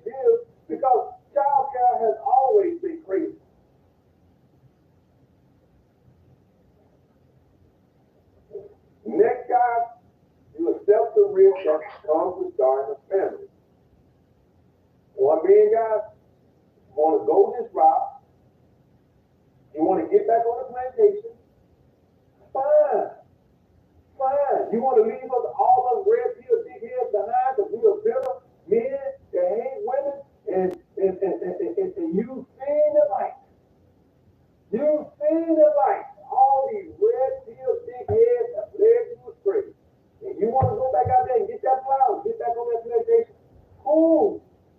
Don't come back in 5 years crying. The family court system ain't.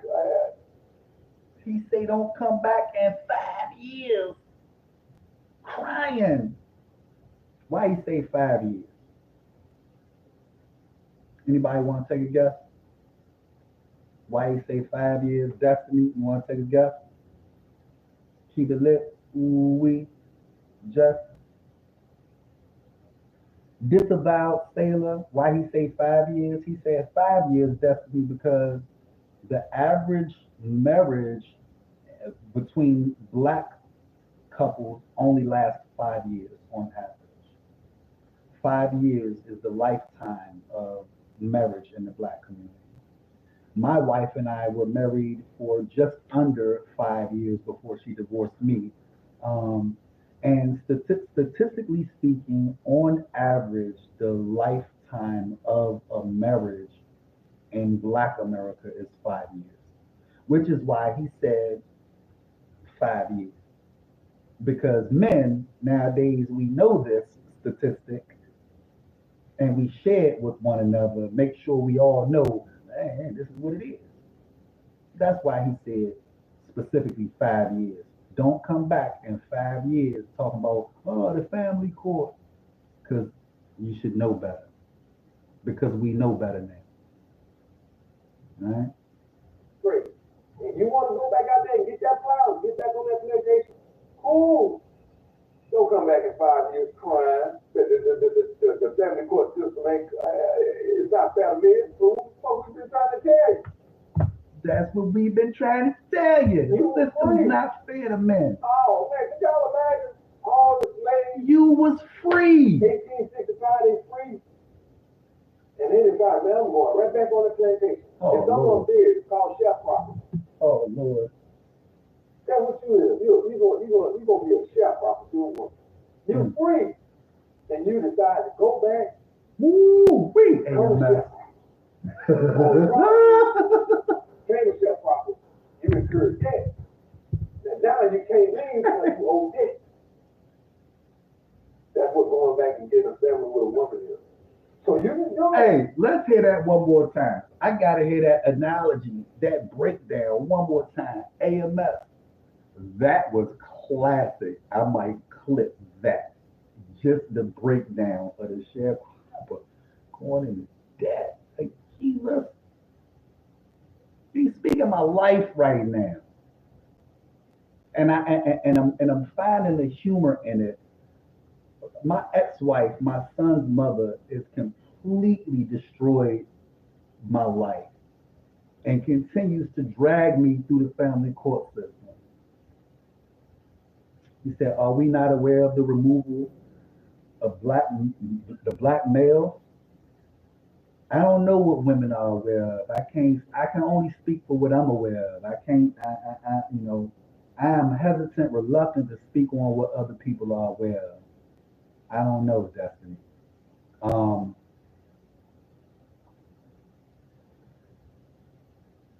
don't know.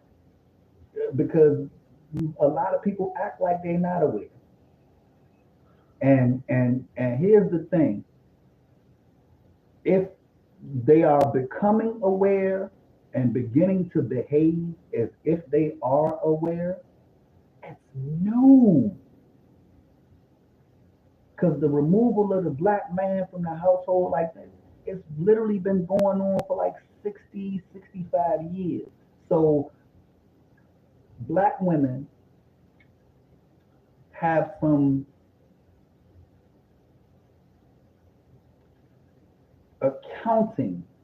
accountability, some you can't all of a sudden today be like, oh, well, we gotta, what about all of the past harms that's been done? There's a lot of stuff that's been done already that can't be undone, and ain't nobody want to talk about it. Black men and boys have suffered. So do you not think you're following suit? What do you mean? Ooh, I like when the comments want to comment and chat. Let's go. What do you mean? Do I not think I'm following suit? How so? Be clear if you can. Be concise. I don't want to be confused or misconstrued what you're saying. Do you not think you're following suit? I don't understand. You make that a little clearer for me, please.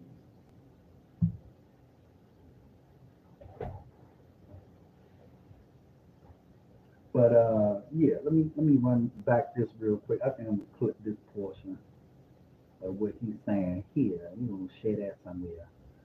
So are we not the product? Oh yeah, absolutely, 100%. I am. I am the product of the black of my father being removed out of the household. Absolutely, I am. So in that regard, in a way, I am following suit, but it's not so much that I'm following suit. Uh, my son's mother is making the exact same mistake that my mother made. So for me, it's more like the women are following suit. Um, you weren't on the stream earlier. No worries. I've actually been streaming for almost 4 hours now. Not here, but I'm streaming on other platforms. So you weren't here a little while ago where I talked about, my mother leaving my father, divorcing my father when I was about 2 years old for no good reason. And as I, coming into adulthood and all of that, and being able to look back on life, I realized that my mother was just on some selfish, self-centered, average woman behavior. My father was in the United States Marine Corps. My father was sent to Okinawa during the Vietnam War era. My father, out of high school, married my mother, joined the United States military because my mother had became pregnant with my older brother. And that right there, the type of man that my father was as a young man, fresh out of high school, same, mine left at 8 years, product of the removal of the black male. Yeah, so I mean, okay, so since we know that that this is a problem, it has been we're gonna say the B Dub, because I'm on YouTube and I don't want YouTube at me. The B Dub, the woman has sold out her family. Like it just is what it is. And we have 60 years of documented history that lays that, it lays it clear. That evidence is made clear. You got 65 years of recorded history to review and look back on. And when you review it and look back on it thoroughly, not from a lens tainted with feminism and feminist nonsense and feminist propaganda, but when you just look at just history, it's like just take it and just look at it. And I think that for women it's kind of difficult sometimes because they are so indoctrinated and inculcated with feminist ideology that starts at a very young age for most women, girls, that they can't turn that off. So that feminist ideology permeates every other thinking process, and they can't think without the feminist ideology that colors the lens through which they view the world, right? So in order to see certain aspects of society, culture, and history clearly, you have to turn off that feminist noise. You got to turn it off and just look at the facts as facts, and detach your feelings from the historical record and just take in the historical record. And when women specifically are able to do that, they are able to recognize, oh shit, women destroyed the family and the community through uh, the women's empowerment movement, um, and the variations and different, derivatives of that movement. It just is what it is. And the family law courts all across this country and every state are documented bias against the man and in favor of the woman. Um, like this stuff is well studied at the university level. Several universities have studied these things. The evidence has been compiled, the documents, like it's all documented. We don't guess about this stuff.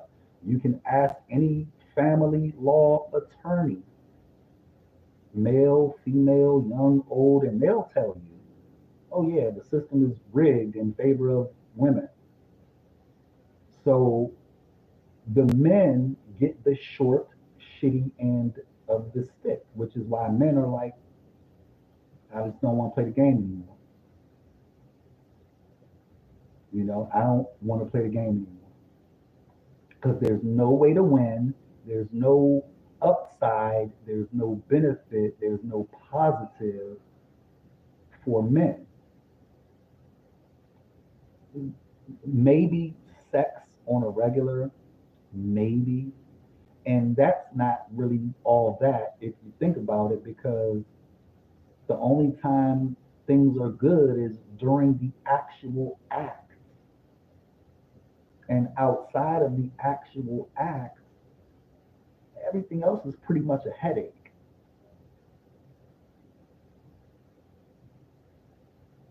Straight up. Everything else is a headache. Every other aspect of the relationship. What's up, Reese? And this is not for all women, but a seeming majority. I was telling a friend of mine today, this morning, a black woman who was a friend. I'll say her name. Her name is Siobhan. I see Siobhan. Hey, Reese. I see Siobhan out and about almost every day. Like if once I get on, like I go downtown, I'm guaranteed to run across Siobhan. Right? We just kind of frequent the same places. We come from the same neighborhood, known each other for a long time. Just today, Siobhan, myself, and two other black men were answering some questions for Siobhan. She was asking, she's a black woman, and she wanted to know some things about how black men perceive certain things. And we were telling her just this morning, like, basically what I'm telling you now. I told her this morning, and this is true for me. This is not true for everybody. This is me. When I look back on my life, 100% of all the bullshit that I've had to go through, deal with, experience, put up with, 100% of the bullshit, the drama, the stress is emanated from the black women in my life. All of it. All of the nasty in my life, black woman. All of the, I was telling my friend Siobhan today, after serving almost 14 years in prison, probably recent. After serving almost 14 years in prison, I've been out of prison for about 14 years. I've only been jailed, arrested, or incarcerated since being released from prison because of black women. 2 times I've had company, and when I say it's time to leave,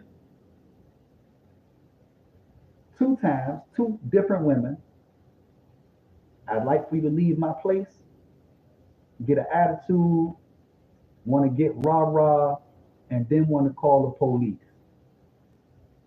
As a black man in America, I go to jail trying to put somebody out my own motherfucking apartment.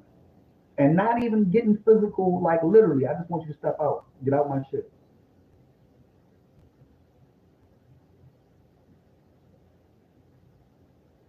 Go out in the hallway and be done called the police. Lesson learned. I got Google Nest cams in here now. I won't have female company in my place if these cameras are not operational because of that.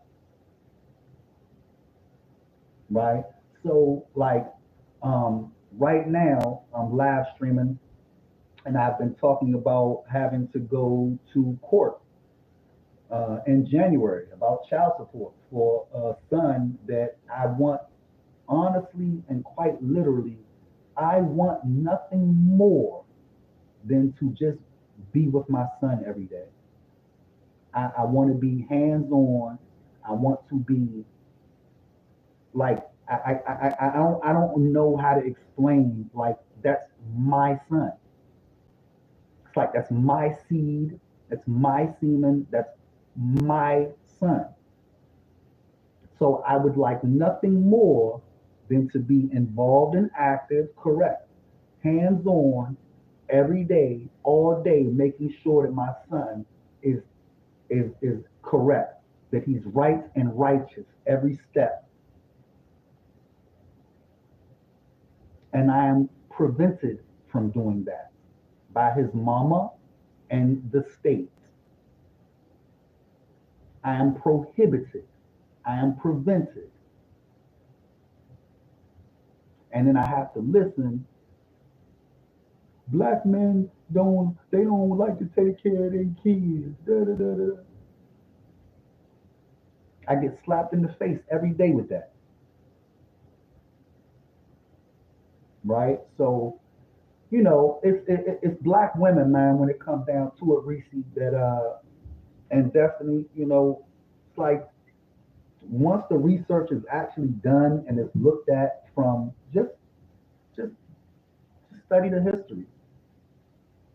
Study the history of the policies for these welfare systems. Say, I'm sad to hear this. My dad raised me. That's good for you and good for your father. Yeah, I'm one of those guys that, you know, I want to be a active hands-on father and then prohibited and prevented from doing so. Simply because his mother doesn't, for whatever reason, I don't know. And I really don't know because she's refused to communicate with me about it. I don't know why she don't want me to be in my son's life. I'm dying to hear her reasoning and rationale.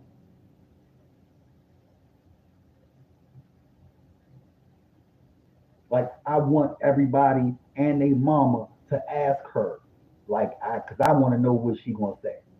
Make it make sense. No, we don't. We don't talk, and that's what I'm saying.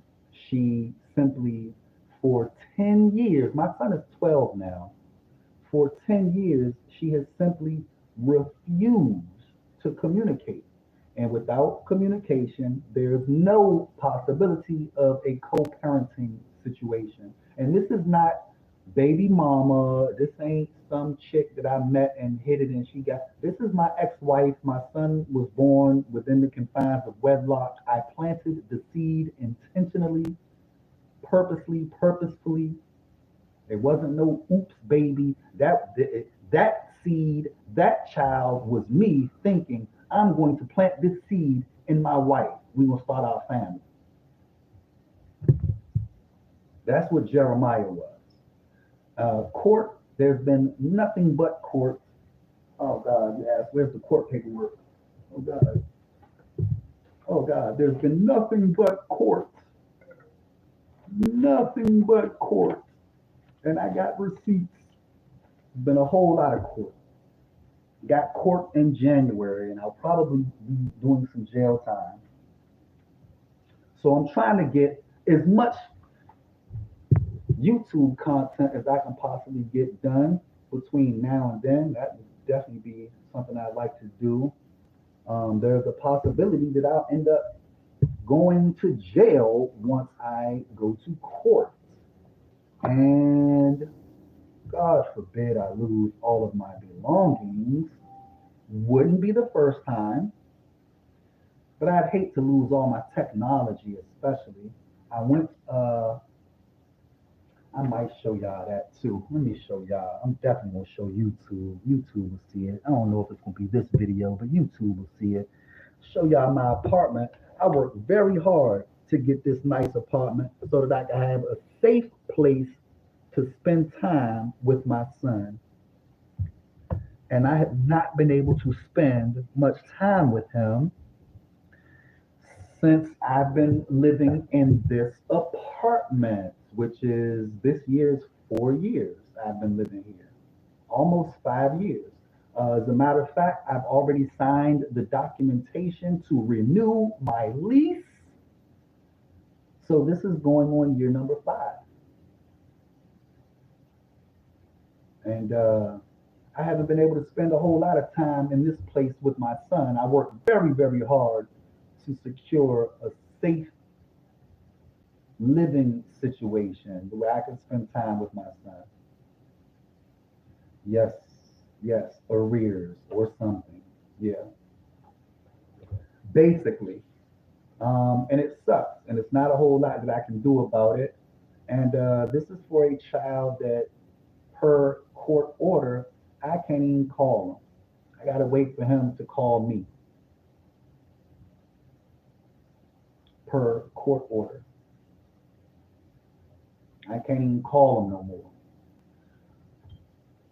Not like I was blowing up his mother phone, because I gave him his own phone twice, maybe 3 times. I gave him 2 phones and a tablet over the years so that his mother and I wouldn't have to talk, because again, she refuses, absolutely refuses to communicate.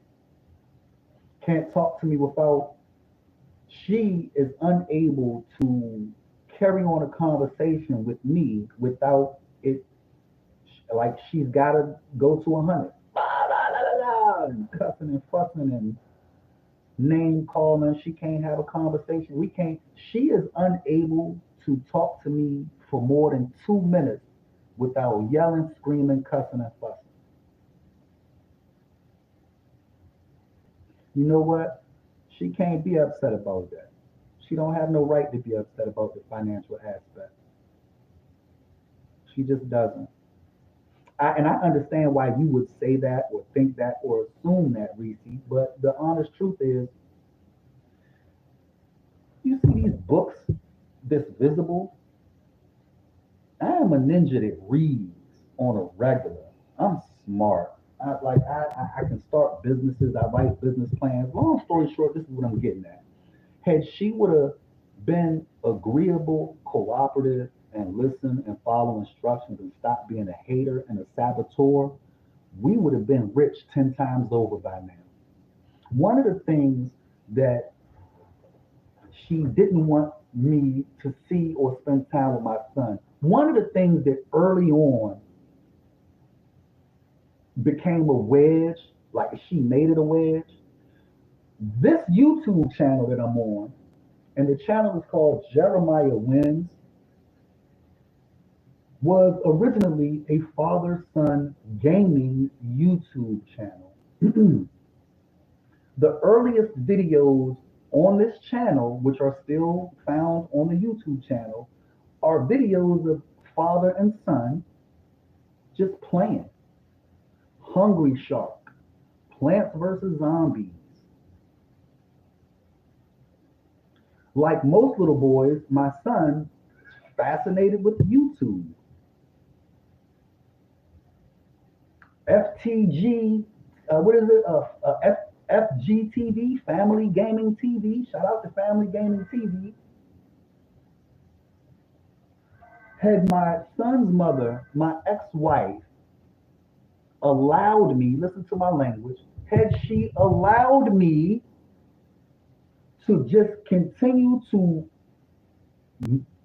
make this YouTube channel with my son, a father-son gaming channel, we would have 10 years of content on the channel by now. We'd be filthy rich. So she has no right to be upset, Reese, about a financial aspect. Bitch, you the one getting in the way of us making the money. It's you. You are creating the problem that you complain about. It's you. Type shit. Yeah, that's part of the conflict. You are absolutely right. And just because I want to show you real quick, shout out to Dr. Thunder. I got to finish Dr. Thunder video from this morning. I mean, just to show you real quick, like I'm really going to my channel, right? Because I want to show you what I'm saying is real. The oldest videos 5 years ago. My son, man. This is me and my son playing Hungry Shark. This is just me and my son playing games and stuff. So I had the idea, or let me say, I saw the future, as is one of my talents. I can trend spot into the future pretty well. Here's an example. Here's a freebie. Here's a freebie. Robot customization shop. Open one, you'll be a multi-millionaire. That one is for free. Robot customization shop. Because you're not going to want your Tesla bot to look like my Tesla bot. That's a multi-billion-dollar business right there. So I trend spot into the future. And so 15 years ago, watching, not even 15, like 10 years ago, watching YouTube with my son, I'm like, oh, light bulb, and we can get paid just doing this. Just doing this. She couldn't see the vision. That's just an example. That's just for my son. What I was already into was multimedia entertainment. I built a studio in the house to record music. So, and I put the studio in the house because it had got to the point where she was complaining about me spending time at my friend's $10 million professional recording studio. Shout out to Studio Brat in Northwest Washington, D.C. They moved the studio to L.A., but they used to be up on, who's that, like Florida Ave? I can't remember. They was in Northwest, not far from Colorado Park, man. Shout out to Studio Brat. Shout out to my man, Mr. Eric Kennedy. I'm going to a $10 million professional recording studio to manage artists, to produce music. She complaining because I'm not at home. Fuck it, I put a studio in the house. Instead of letting me create content, you create conflict. Instead of allowing me to just make content,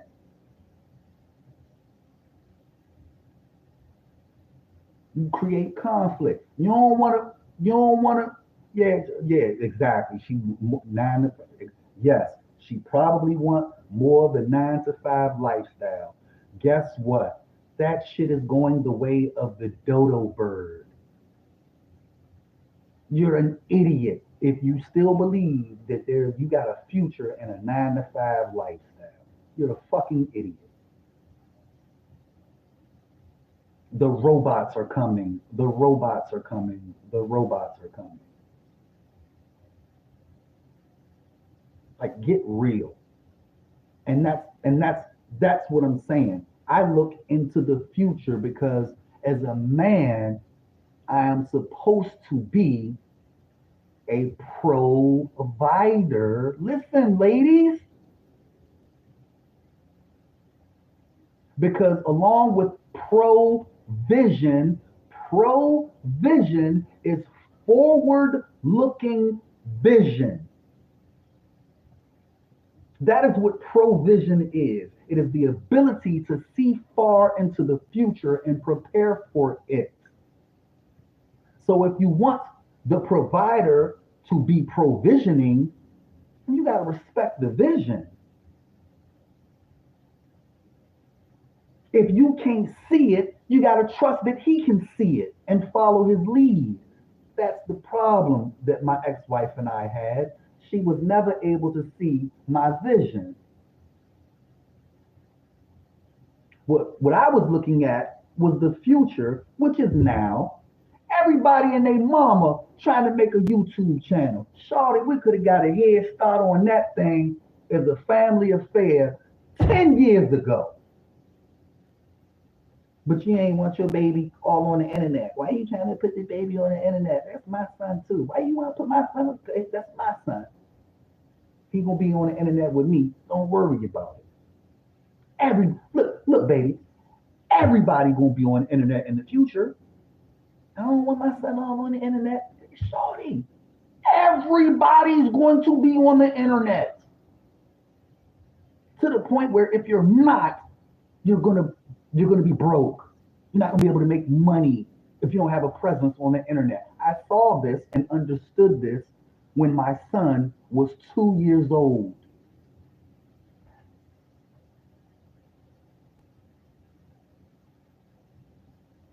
Part of the reason that her and I, like really started, it was the YouTube thing. And I hope, and I'm gonna read your comment in a second, Reese, but I hope that one day she sees this YouTube, because I know she gonna watch whatever I post to my YouTube channel. She gonna see it, because it's meant for my son. And she not gonna allow my son to watch it before she look at it, if she ever allow him to watch it. She's the type that she's gonna want to monitor everything I say and punish me for anything that she perceives as a slight. That's who she is. That's how she's represented herself, and I don't expect anything different from her going forward. But I no longer give a damn. She can't hurt me any more than she's already hurt me and my son by severing our bond, my son and I. You say sometimes we make the mistake of having children with people who don't align with our aspirations, and I'm speaking from experience. Yes, I have made that same mistake. But yeah, so that's what I was talking about when I was reviewing some of these videos, and we left off with the alpha male strategies. He's saying men should give up on starting a family. And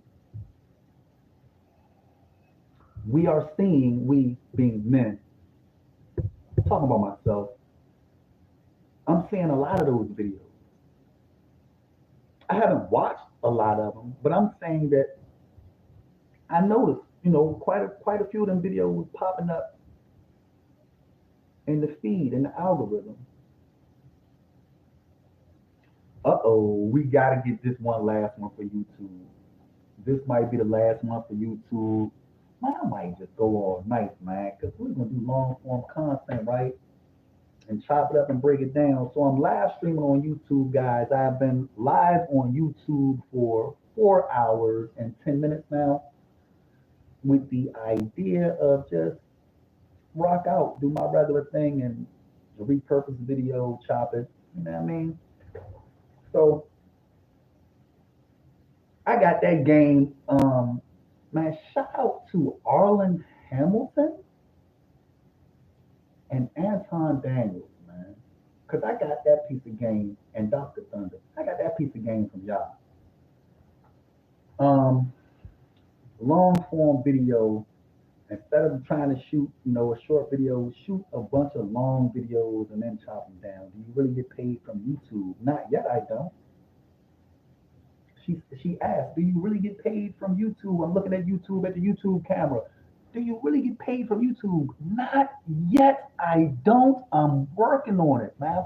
This here about to get monetized. We're gonna monetize this here channel, and all proceeds and contributions, donations are going into a fund for my son Jeremiah. He appreciates it, and I appreciate it as well. Thank you. But to answer your question, Reese, not yet. I don't make any money on YouTube as of yet. Wondering at what point do you get paid? Well, they say that YouTube is on easy mode right now. If I'm not mistaken, like you don't have to, like, you can live stream on YouTube now. You don't have to have a certain amount of subscribers, but to get monetized, I believe you gotta have 4,000 hours of watch time.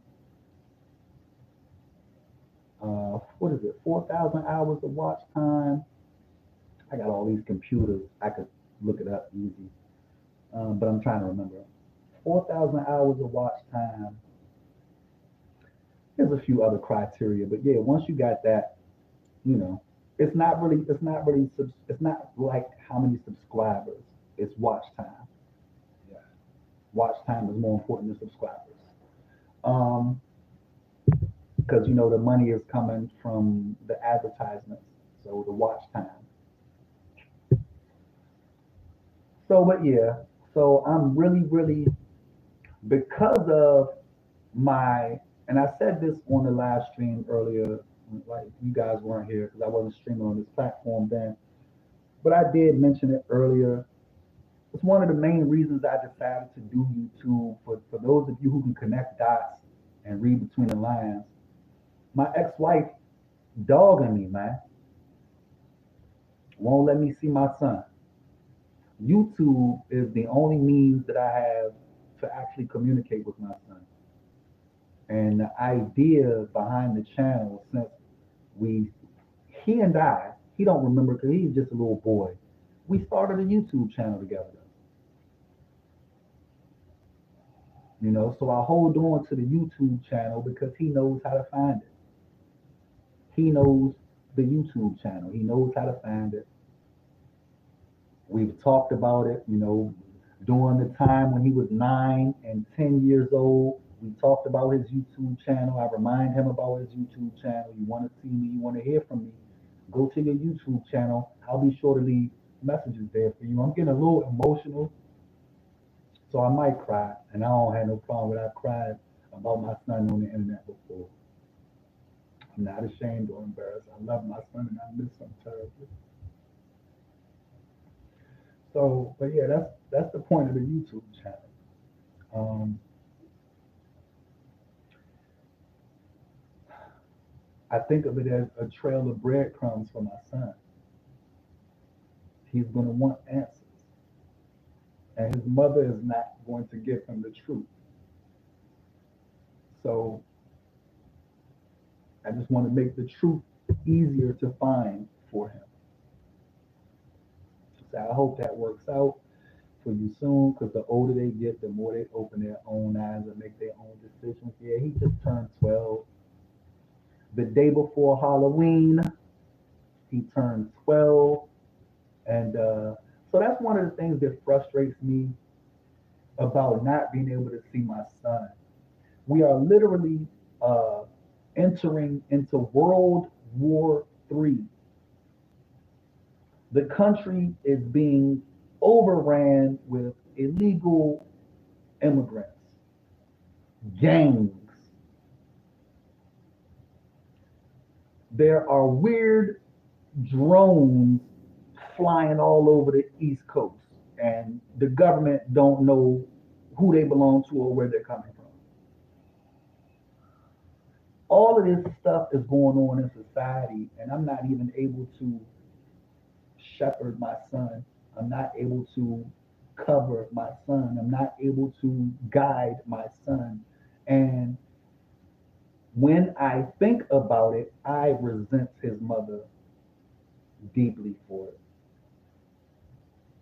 It's like I don't understand how anyone could consider her a good mother.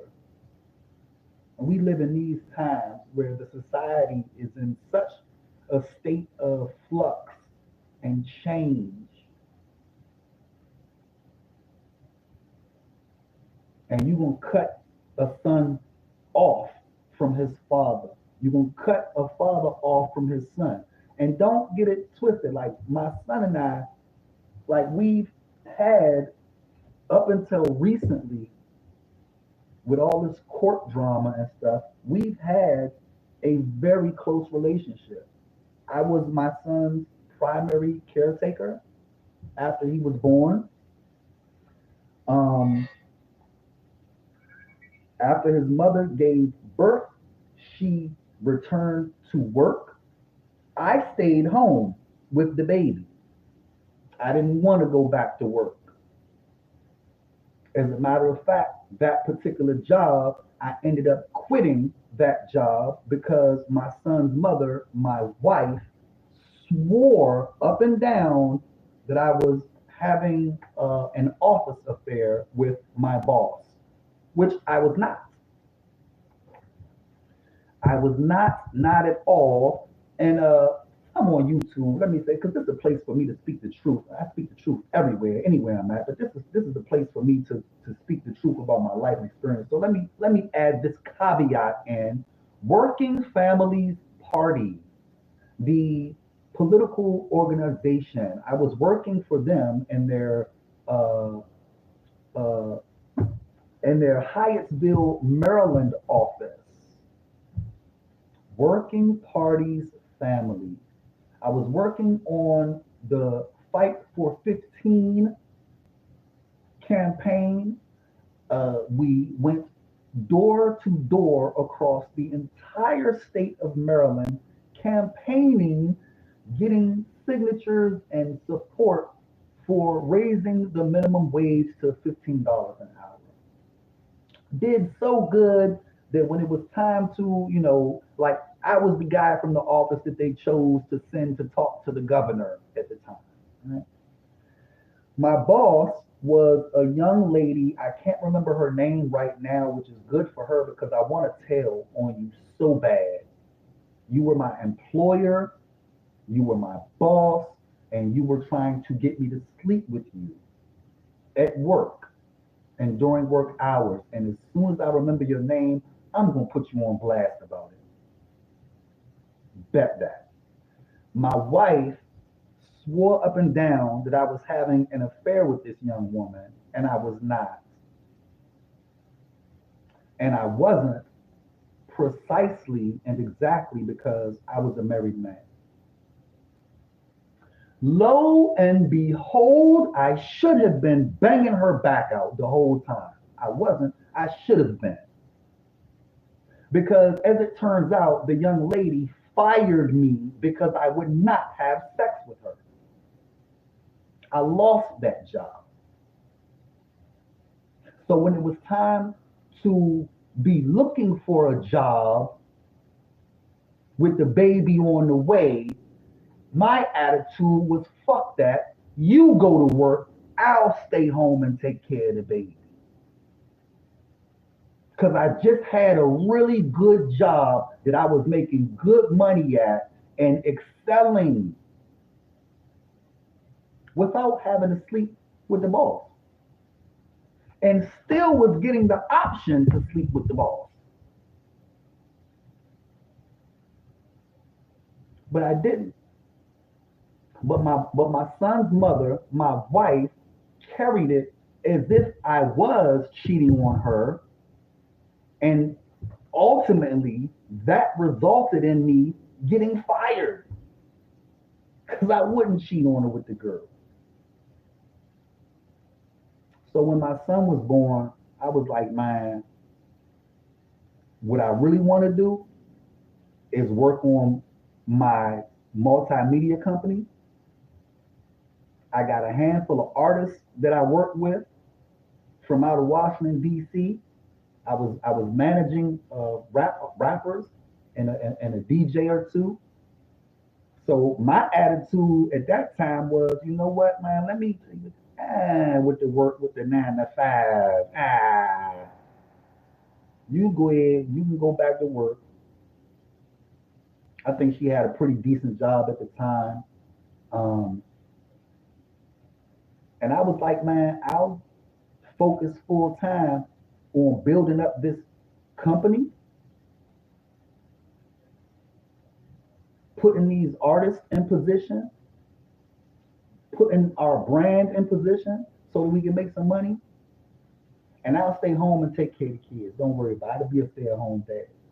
And I did that for a little while. And got the pictures to prove it. So I say all of that to say that my son and I have a bond. Like we were super, super tight. And I think that she hated that. To be honest, I think that she hated that my son and I were so tight. She has now 5 children and 5 different fathers. 4 boys and a girl from her current husband, I guess. I don't know if they married. Like I don't know. She say that they married. Okay, I don't know. I know that when her and I were together, we were married for real. I don't doubt that she's married to her current. I don't know. But anyway, she got 5 kids and 5 baby daddies. When I met her, she had 2 children. And I stepped up. As they say, you step up and be da. Like a dumbass, I bought that. Like I believed it. Like I was a simp and I got caught on my simpery. And I paid dearly for it. When I met her, when we started dating, her youngest son was 2 years old. She had 2 boys. So I began taking care of her 2-year-old son like he was my own. His father was locked up. He was in jail or something at the time. Don't know why or whatever.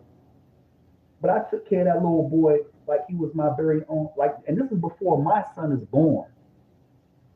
My son ain't even thought of yet. I'm taking care of my stepsons like they mine. Love them little boys like they mine. And she severed that bond. And what I come to realize after going through all of it is that at 5 baby daddies, you are professional. You are proficient in destroying families. You are proficient in severing bonds between sons and fathers. You've done it at least 4 times. Right? So, yeah, my ex-husband, you say, I hope that works out for you soon. Oh, yeah, that's true. Read that. My ex-husband didn't even show up to my daughter's graduation after I asked, was he going to? People can't lie forever. No, they can't lie forever. And so, yeah, that's what I'm getting at now. Like, I got a lot of photos. But my son, he's 12 now. And with the internet, and mind you, listen, like I just say, he's 12. His older brother, the oldest, he got to be like 20. He about to be 22. He about to be like 21 or 22 years old. He the oldest boy. He done seen all the baby daddies and all the boyfriends, and you know, he's going to start, if he hasn't already, he's going to start figuring it out real soon. And then the next brother under him, you going to start figuring it out. And then my son, next in line, like these are young, these are, all her sons are preteens to young adults now. The middle boy, yeah, the middle boy, he got to be about to turn 19. I think Kai about to be like 19, 18, 19. He about to be 19. He about to be 18. Um, so yeah, they figuring it out, especially in this day and age. So it's not gonna be, but it's gonna be a short while before all of them start looking at their mama with the side eye. They already doing it. They looking at mama with the side eye like this. Oh, she full of shit. She ain't right. She full of shit. But guess what? This is what the women don't understand. Your son ain't gonna tell you the truth.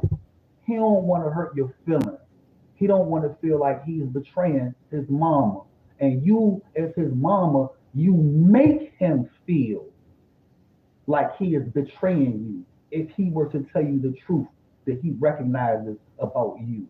So your son ain't gonna want to hurt your feelings. So he sees your shit. He just don't say nothing about it. Say, I figured out both my parents were just a couple years ago, worst parents ever. I'm sorry to hear that. Yeah, when we become adults, I had to look at, so I was 19 and incarcerated when my mom passed away from a type of bone marrow cancer. And she was 42 years old when she passed away. She was 42. And I'm 46 now. I appreciate the gesture. It's a long time ago. It's all good. I wish I could ask my mom now, what were you thinking when you divorced my father? Like, what the fuck were you thinking about? Um, I had recently a conversation with my older brother. He shared a picture. He said, "You ask your father, he gets offended." Yeah. Um, some questions I asked my dad. My dad and I are pretty close. My dad lives about 15 minutes away from me. I'll probably call my father in the morning just to say, hey, as I do every couple of days. I had to go throughout my childhood without my father.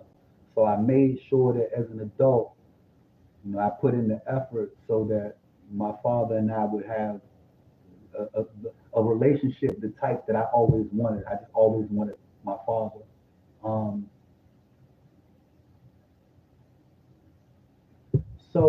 but yeah, if I could talk to my mom, I would definitely question her about her choices and why so selfish and self-centered.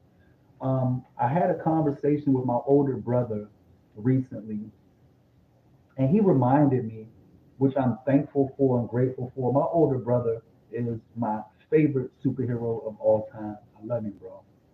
Um, my older brother is like, that's my favorite superhero. So he reminded me how young our mother was, and he showed me a picture of her, of us. I was like 2, 3 years old. I don't know, maybe 4. My older brother was like, I had to be 2. If he was like 7, we 5 years apart, so I was like 2. And it was me, my brother, and my mom. And looking at that picture and seeing my mother as an adult, me looking, I'm in my 40s and I'm looking at my mom in her 20s, and I'm like, damn, she had no idea. She just didn't know any better. She was seduced by feminism. You know, we talking about my mom being 20, 21, 22 in the early 70s. And my mom, you know, back then, black families had a lot of kids. My mother's mother, my grandma on my mom's side, they had 13 kids, my grandmother and grandfather. They had 13 kids. So my mom was one of 13. If I'm not mistaken, let me count real quick.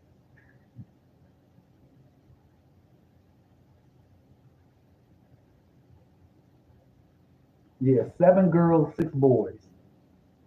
So my mom was one of 7 girls. And like all of the young women of this early seven, like she was seduced by feminism, the lies and the allure of feminism and the women's empowerment movement. And she up and decided that, oh, she didn't need, you know, a man in the house to raise her kids and she could do it.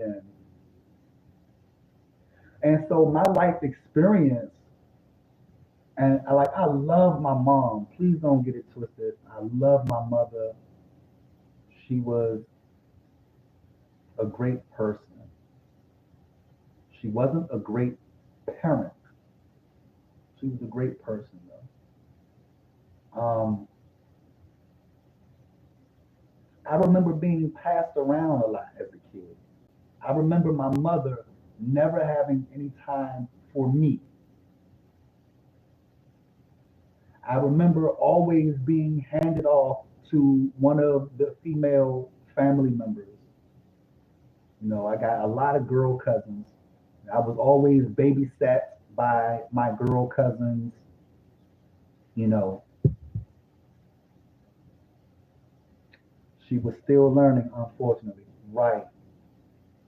And so, but the situation for me and my brother would have been better if, hey, just leave me with my father. Like if I could go back in time and like I would instruct my mother, just drop me off at my dad's house. Like just take me to my father's house and just don't worry about nothing.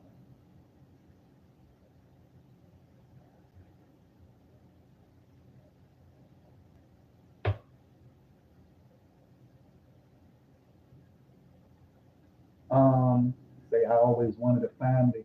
So you know what? Getting back, that brings us full circle to our last video.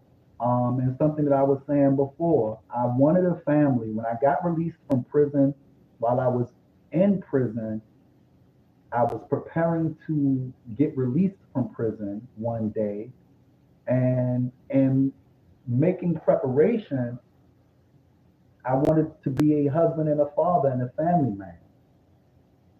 So I made sure I read a lot of books about everything so that I could be the leader, so that I could be, you know, the leader of the household and the family, so that I had the answers when the answers were needed.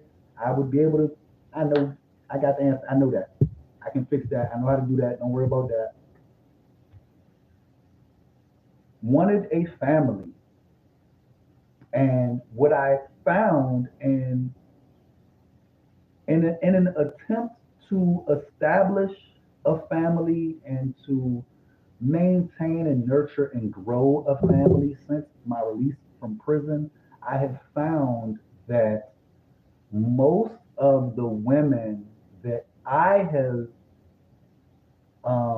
had the fortune or misfortune to date or be involved with romantically, they're not family oriented. They don't really want families. They're not ready for it. They talk a good game, and that's not what they are really about or what they want. And I find that to be the case with the seeming majority of women. It's just like I just find it to be true, and especially black women, American black women. They talk a good one. They don't want families for real. If they did, we wouldn't have the 70% of children being raised in single mother-led households for the past 70 years. Just rough estimates with the numbers, fairly accurate. Giving you just like a little rough measurement though. We could say that for the past 70 years, 70% of the children have been raised in single mother-led households in the black community. It's fair to say that black women don't want families. They don't. The track record says that they don't want family. So, and again, Reese, this goes back to what we were talking about a minute ago. Look at history. Take an unbiased view and just look at the politics and the policies. Look at your American black history. Take a good look. Look at the first public housing in the United States. Do you know where the first public housing was established in the United States? You say, but can you really put that burden on most women? Well, let's start with the last comment. My ex-husband had a baby during our marriage. Sounds like he was a piece of shit guy, for one. But can you really put that burden on most women? I think, to answer that question, I think yes. I couldn't stay with a man that cheated on me or wouldn't pull his weight. And that's fair. I wouldn't recommend that you stay with a man that cheats on you. Let me say this real quick. Curveball, let me say this real quick.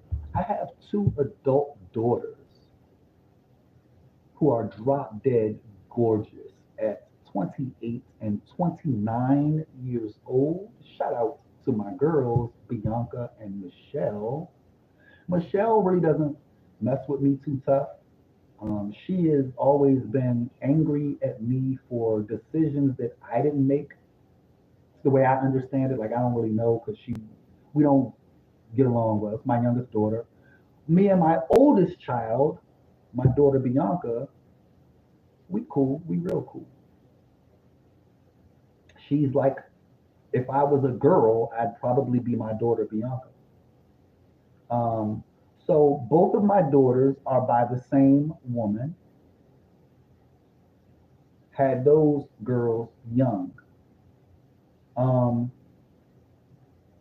so that's just a little curveball. I don't want you to think that I'm one of these guys that like, oh, I bash women, and I'm just telling you what it is. I got daughters, man. One I'm close with, one not close as I'd like to be with. But I got daughters. Spent some time raising, not as much time as I would like because I did go to prison, but I got daughters. They haven't made me a grandfather yet. No pregnancies that I'm aware of. No baby deletion. My oldest daughter, actually both of them are about to be married soon. They both have been in pretty good relationships and they're talking marriage. There's too many trashy men out there. They smart. Yeah, my daughters won't give. Most dudes don't stand a chance with my daughters. For my youngest daughter, she not gonna give a black man the time of day. Period. Point blank. My daughter is not into black guys. Hurts my feelings and my pride. Ugh.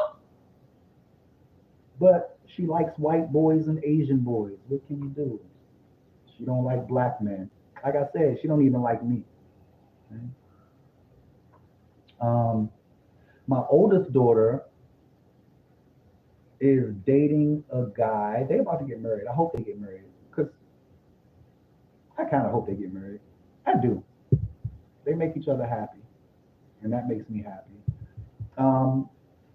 So So my daughter dates a very talented, very sharp young brother, goes by the name of Scoozy. He is a music artist, a rapper, a musician, a poet, and a regular performer. And as a matter of fact, I'm about to pull up a Scoozy video right now just because I said it. Let's see what Scoozy uploaded today. He usually uploads a video pretty regularly because he's a regular performing artist.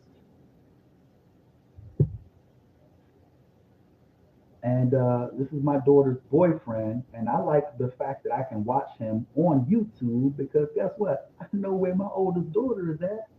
She's right there. And a lot of times in his videos, I can look in the crowd and be like, oh, there's my daughter. I like that.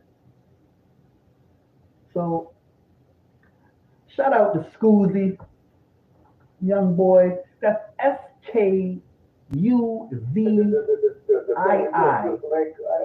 It's not that, man. Hold up. That's AMS. But hold up, let's pull up this Scoozy joint real quick, man. Shout out to Scoozy, man. And my daughter. I haven't watched this one yet. Like, share, subscribe. SKUZII. Two eyes. Scoozy. Check him out, man. I meant to actually check this show out because it was a long joint from 3 days ago. Let's see what he uploaded yesterday. Shout out to everybody down in Richmond, Virginia. See what Scoozy talking about one time, man. Over here, boss. Yes, sir. My daughter's boyfriend. Oh, you want the truth? Oh, you can handle it. I thought you were my friend. I waited up by the candle lit. I wanted the proof before I can handle it. And I see. Yeah, but I couldn't handle it. And what I'm submitting is, yeah, the street was light and it made it look good. And I had to touch it. It was cool when you do it. It's a pop when I do it. Fuck I it. know you came along. Shout out to Scoozy. He is a regular performing artist down in Richmond, Virginia. If you are in Richmond, Virginia anytime soon, man, pull up, check him out live.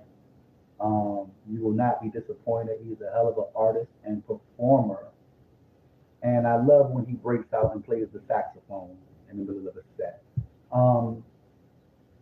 I like the fact that a lot of his fans know his songs and they are filling the blank. I think that shit is dope. So anyway, listen to me tell my story.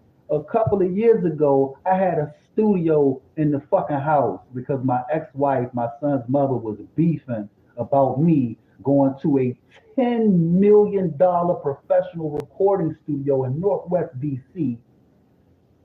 You know, the first day I walked into that studio, you know who I see in the studio? Chris Brown. Chris Brown is in the studio talking to the dude that owns the studio. Chris Brown and two of his attorneys. And my homeboy, shout out to DeCarlos Cunningham of the Huckabucks band in DC, because he's the one who put me on to the studio. Super producer, one of Washington DC's best kept secrets. Shout out my boy Los, man. Also known as Sincere, the God Sincere. I'm getting a tour of the studio, and I'm like, bro, that's Chris Brown. Hey, that's Chris Brown. He been in here and out of here all week. They negotiating. I think it was some type of executives from Sprite or Coca-Cola and Chris Brown, and basically they were using that studio as like just a business suite, business office, somewhere to sit and negotiate. My first day in the damn studio. My ex-wife, my son's mother, she was a hater, man, for real, for real. She didn't want to see me successful. You laughing? I'm serious. I remember when I let her hear for the first time one of the songs that I produced in my home studio, complete song, beginning, middle, and chorus, all of that, say sounds like my mother, no BS. I remember when I put the headphones on her ears and let her hear that song, and if I'm not mistaken, that song, it was about 3 of them, but the one song was a joint called About My Business. And the look on her face, it was like she realized for the first time, oh shit, this nigga can rap for real. He sat in this studio and taught himself how to record and how to hook. She watched me as my wife hustle up this equipment, put it together, and teach myself how to use all of this stuff with no help, just me. She wasn't help at all. And now I'm in the studio and I'm using the equipment that I done put together, rigged together, and figured out how to make work. And now I'm producing music to the point where I can put headphones on and listen to this, tell me what you think. The look on her face, the first time she heard a song that I had produced and recorded, she is a hater. She is a hater.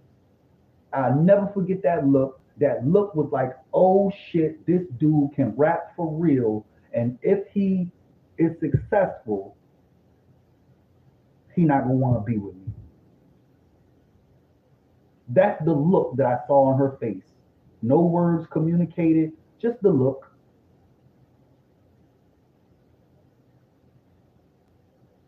So when I say she was a hater,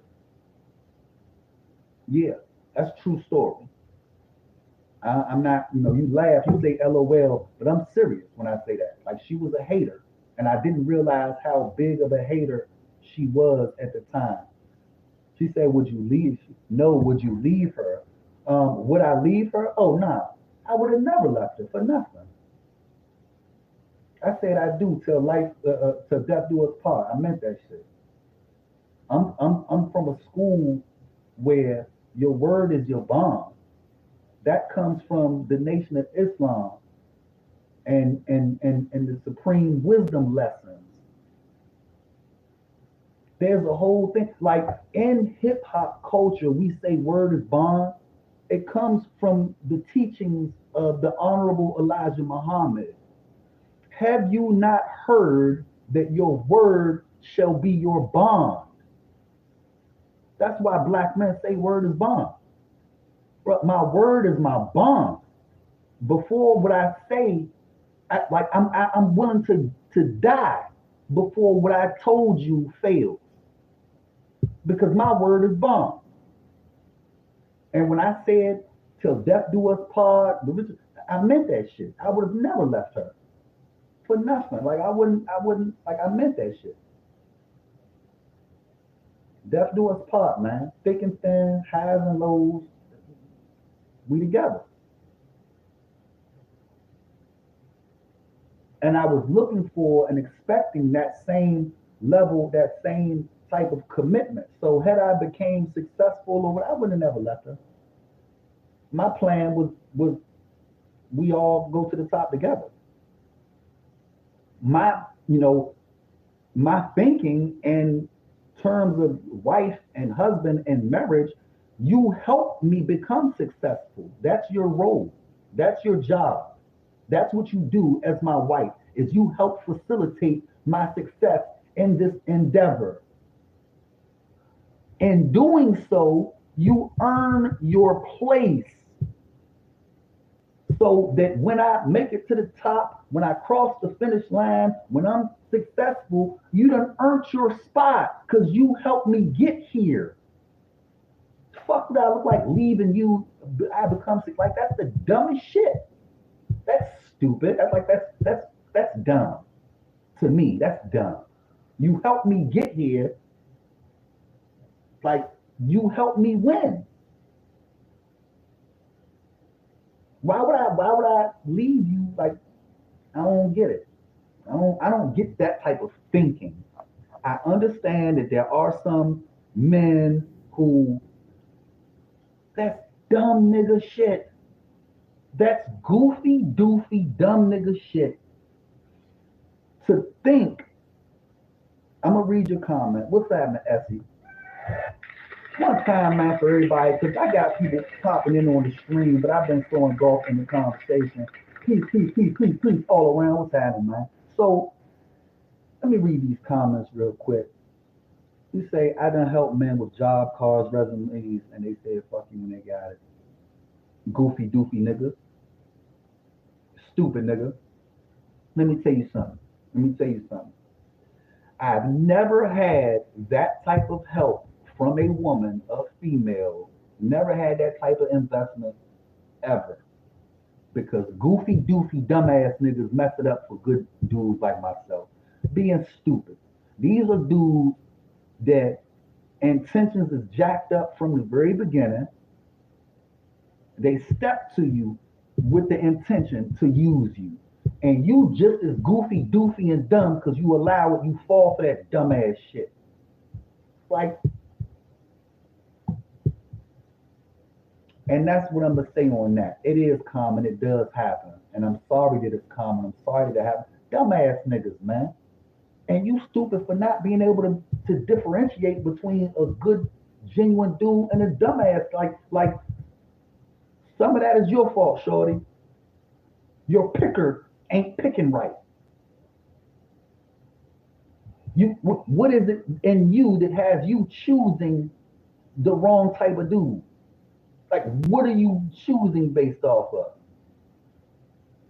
You say you can't put that responsibility on the one with pure intention. I can. As I'm talking to you, I'm talking to myself. I chose the wrong woman to marry. I had pure intention. I chose wrong. So if I gotta put it on myself, yeah, I can. That responsibility lies with you. Let me tell you, like nigga told me, I gotta give to you like they gave to me, man.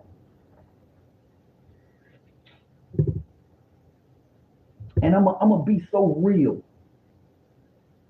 always. But I gotta give to you like I got it. In an anger management class that was court ordered after some DV,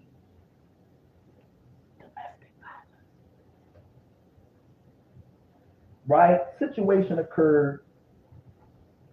End up having to go take some anger management classes. Okay, cool. Shit happened. I did that.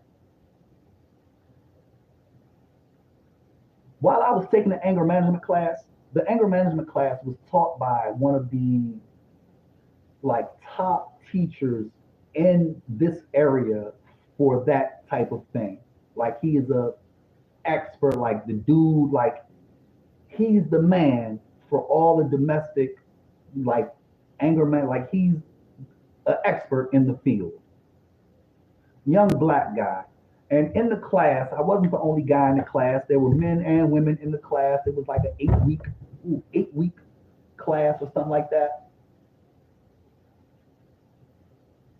He say, man, the coach, if the team is losing, it's not the player's fault. It's the coach's fault. Like you pick the players on your team.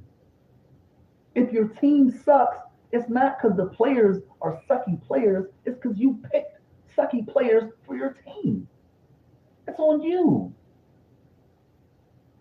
Right? So I had to realize that, like, damn, I'm picking the wrong chicks. I'm picking the wrong type of chicks. Why am I allowing these women access to me? No. You say men are the leaders. They pick, women follow. Alpha Male Strategies, that video that I was just watching, he say something different. And I have to agree with him. Women choose. Women choose men that they deal with. Show me one dude that you know. Show me one dude in your city. You say, I have never pursued any of the men I was with ever. I don't, listen to me. When I say to choose and to pursue are two different things. Don't conflate the two things. Don't misconstrue the two things. You choose the man that you enter into a relationship with. You don't, as a woman, it's not your place really to pursue, but you choose which man has access to you. That's your choice. The man can pursue and pick and choose all he wants to. I get that, but when your choices are poor, there are a higher chance of choosing unfit people. So we agree. Right? I had to learn to choose better. And at 46 years old, man, to be honest, I'm really learning what my type of woman is, the type of woman that I'm attracted to and why I'm attracted to her. So this is something I had to learn. Take this one to the bank. It's something I had to learn. Take notes. Get your pencils, get your paper, take notes. Man, you've heard this before, but you've never heard it the way I'm about to say it. You need an access code to get in to the bathroom at Starbucks. You need a code to get into the bathroom at Dunkin' Donuts. You need a code. How come that nigga don't have to have no code to get access to you? How come she don't need a code to be able to come around you? That's what I had to learn. I had to learn that I have a code. I live by a code. I have a code. And if you don't know the code, if you don't abide by that code, access denied. I don't even want you around me. You gotta go. Because you're not on code. We not living the same. We not on the same type of time. You're not gonna follow my lead. You don't know the code. So first thing first, check it out, take notes. First thing first. If a month, I got that little button. So look, if somebody want to be around you bad enough, they gonna take time to learn and respect the code. I'm gonna say it again.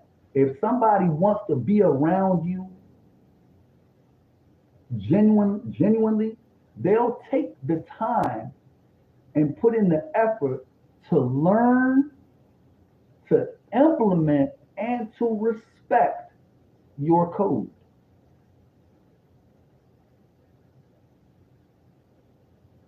He said, I married my kid's father. We got baptized together, had no other children but ours. I was checking off the boxes.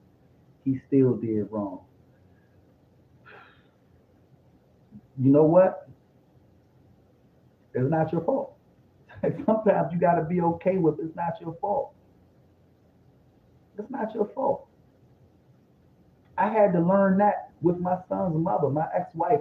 Something that I'm learning right now as I'm in therapy, as I'm doing YouTube, trying in an attempt to transmute grief into something positive and productive, in an attempt to take my pain and possibly turn it into profit.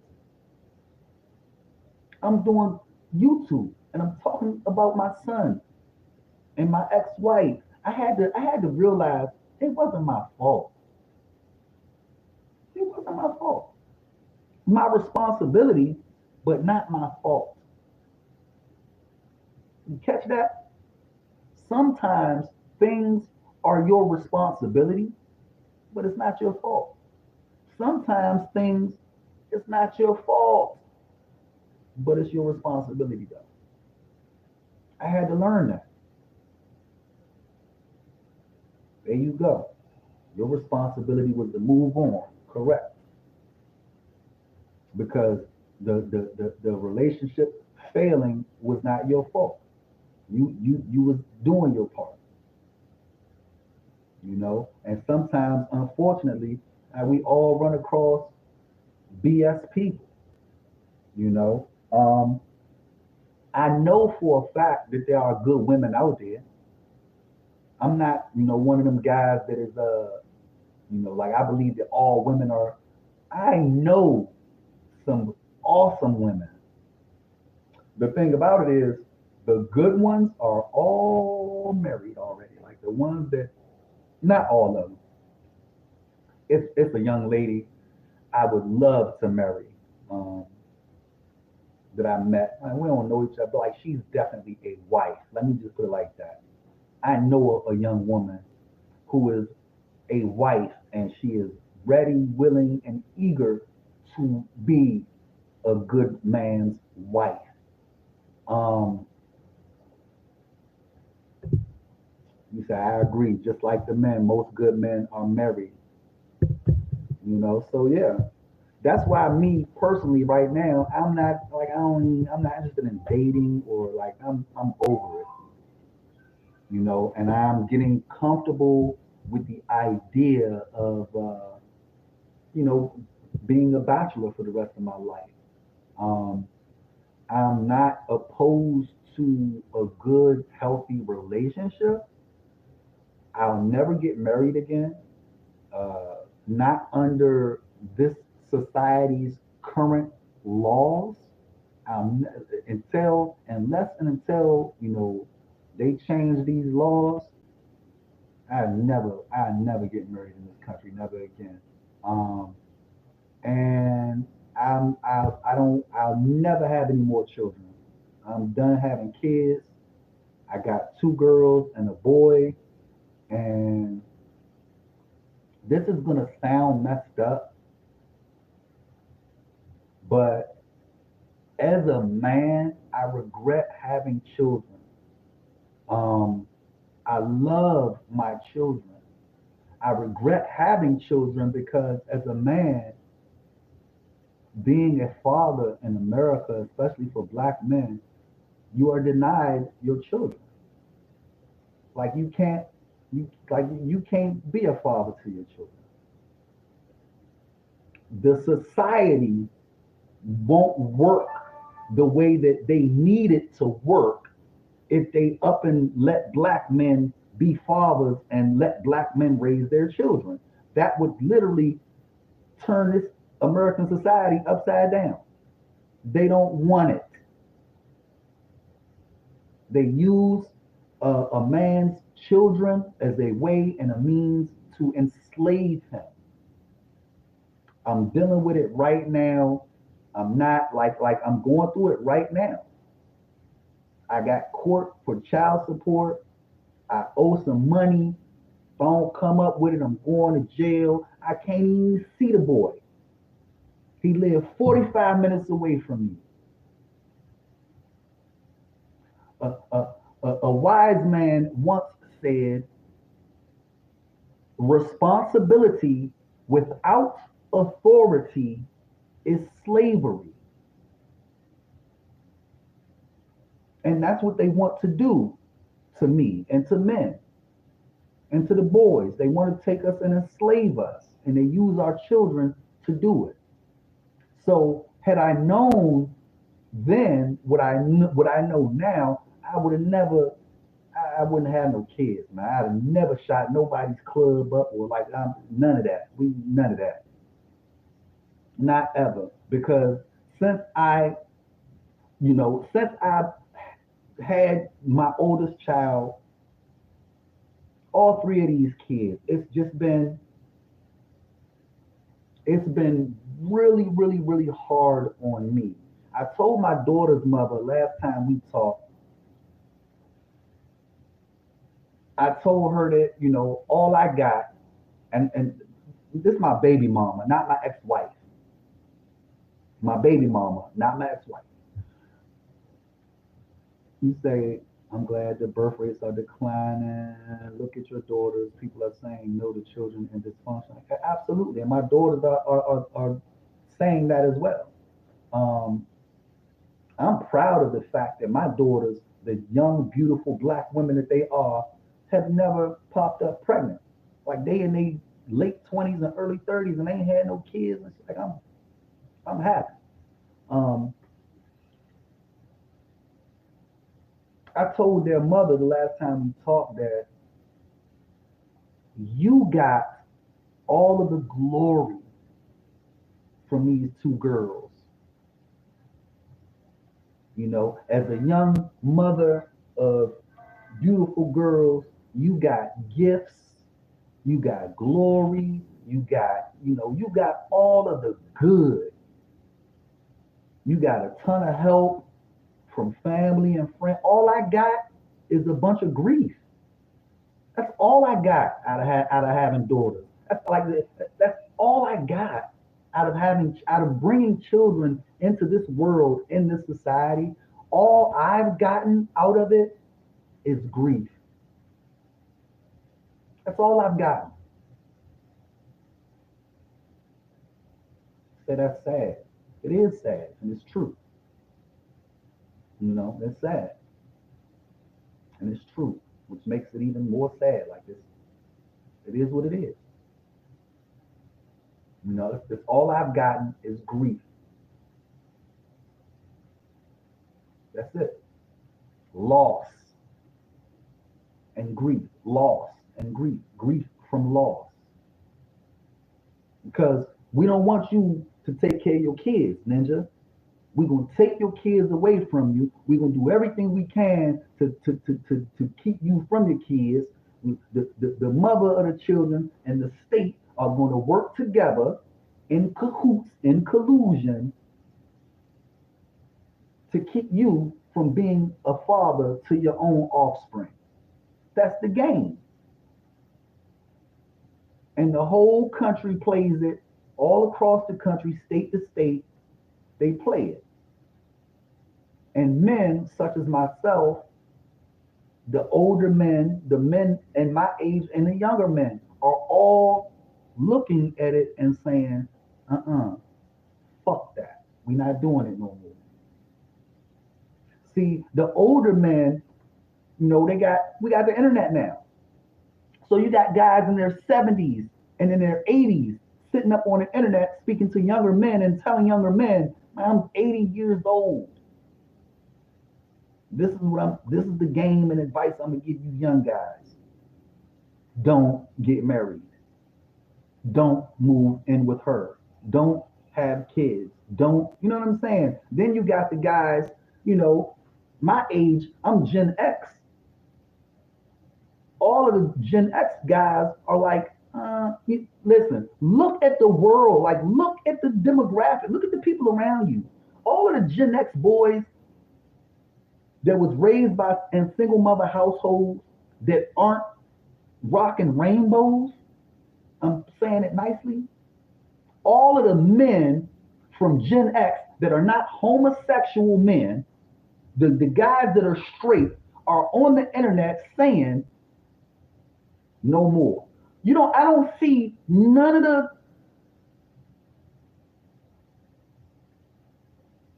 other orientation, like, ain't none of them speaking on it. These niggas was raised by single mamas too.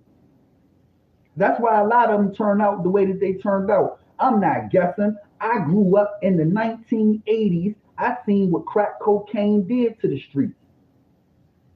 I seen firsthand crack cocaine and single mother household, how that turns into sexual abuse of minors and how that turns into young boys practicing all types of weird stuff and growing up in that lifestyle. I've seen it. Right? So ain't none of them, you don't find any of them niggas on the internet nowhere speaking out against single mother dumb. Made it up.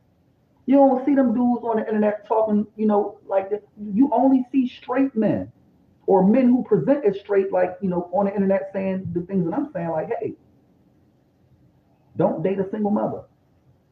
Being raised by a single mother sucks. There's a reason for that. There's a reason for that. But I encourage my children to wait to have children if they even want any. Won't be mad if they don't have them. Yeah, I can dig it.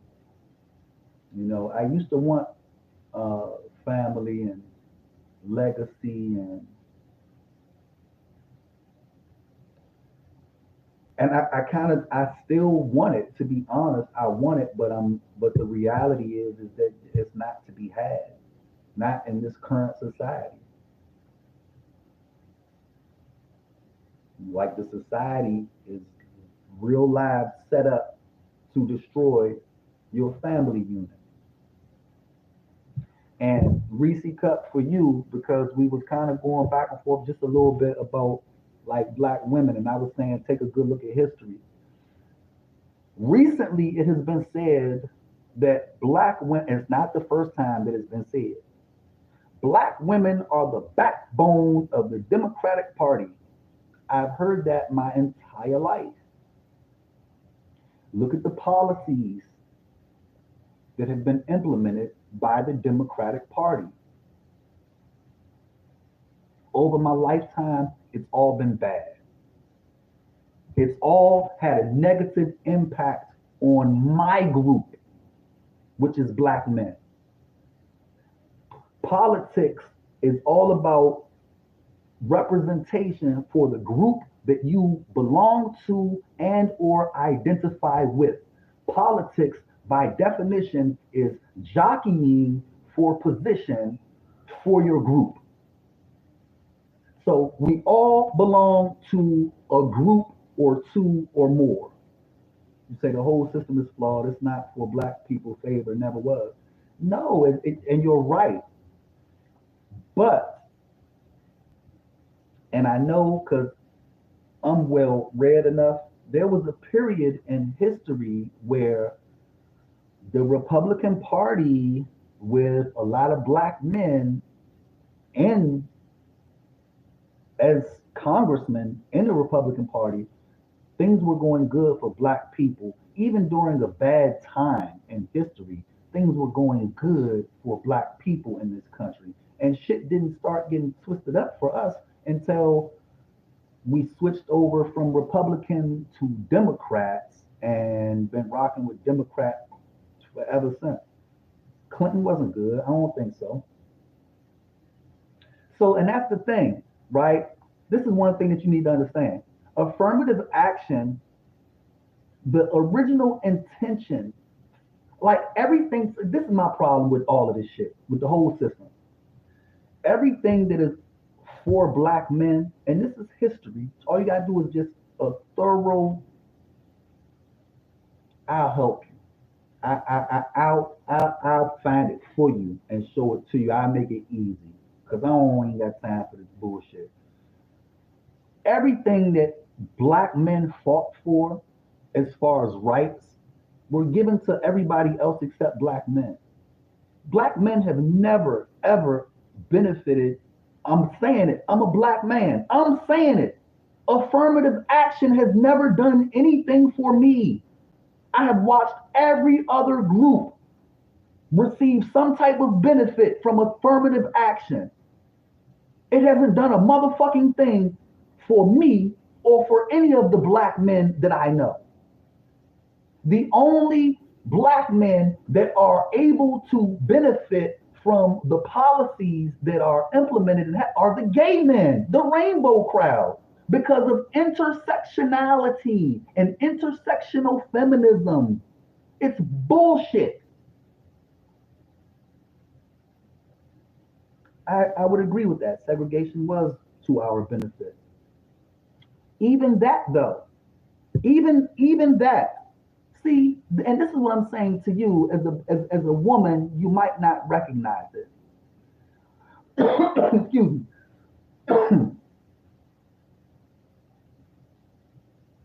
It was the masculine men that were against the idea of integration. All you gotta do is look at the Nation of Islam. Look at Malcolm X, look at Martin Luther King. Malcolm X and the Nation of Islam, the brothers was, fuck that shit. We want our own shit. We don't want to be integrated with the white folk. We want to be separated from the white folk. We want our own shit. The Nation of Islam still preach the same message to this very day. We want our own land. Give us our own shit. I'm saying MLK was influenced by the feminine energy in the church. That's what I'm saying. I'm saying that just like today, the church is really ran by black women, no different back then. It was ran by black women back then too. Just because black women weren't out in the front, they till this day, the niggas that go to the church are the softest, simplest niggas out of all, like them the sucker dudes. You don't find masculine, manly men in the church even today. You find a bunch of Fruit Loop dudes and suspect niggas in the church. Simps and suckers and soft ones. And those are the ones that like to be up under the women. So that was the women exercising their influence. Look into history and see who said what. And when they said it, look, who influenced people? Look, who said it? What the boy name is? What the boy name is? Maynard Rustin? Baynard Rustin? What's his name? Flaming, openly gay dude. You don't know who he is and what he did and what his role was alongside Martin Luther King, then don't talk to me about it. Because you don't. Because you're not gonna get nothing but a tongue lashing. Because then you put yourself in a position to be debating and going back and you don't know enough. If you don't know who the fuck Baynard Rustin is and his role next to MLK in the movement, don't talk to me about it.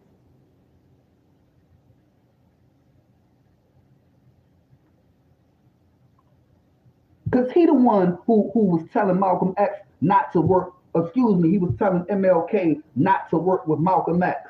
He was the one that implemented the, what they call it, the non-violent, that was the gay boy. That was the girly man of the group. And he'll tell you, if you take time to look him up and watch the videos where he was interviewed, he'll tell you himself that his whole position, even when he was marching next to MLK, he was fighting for gay and lesbian rights back then. Let him tell it.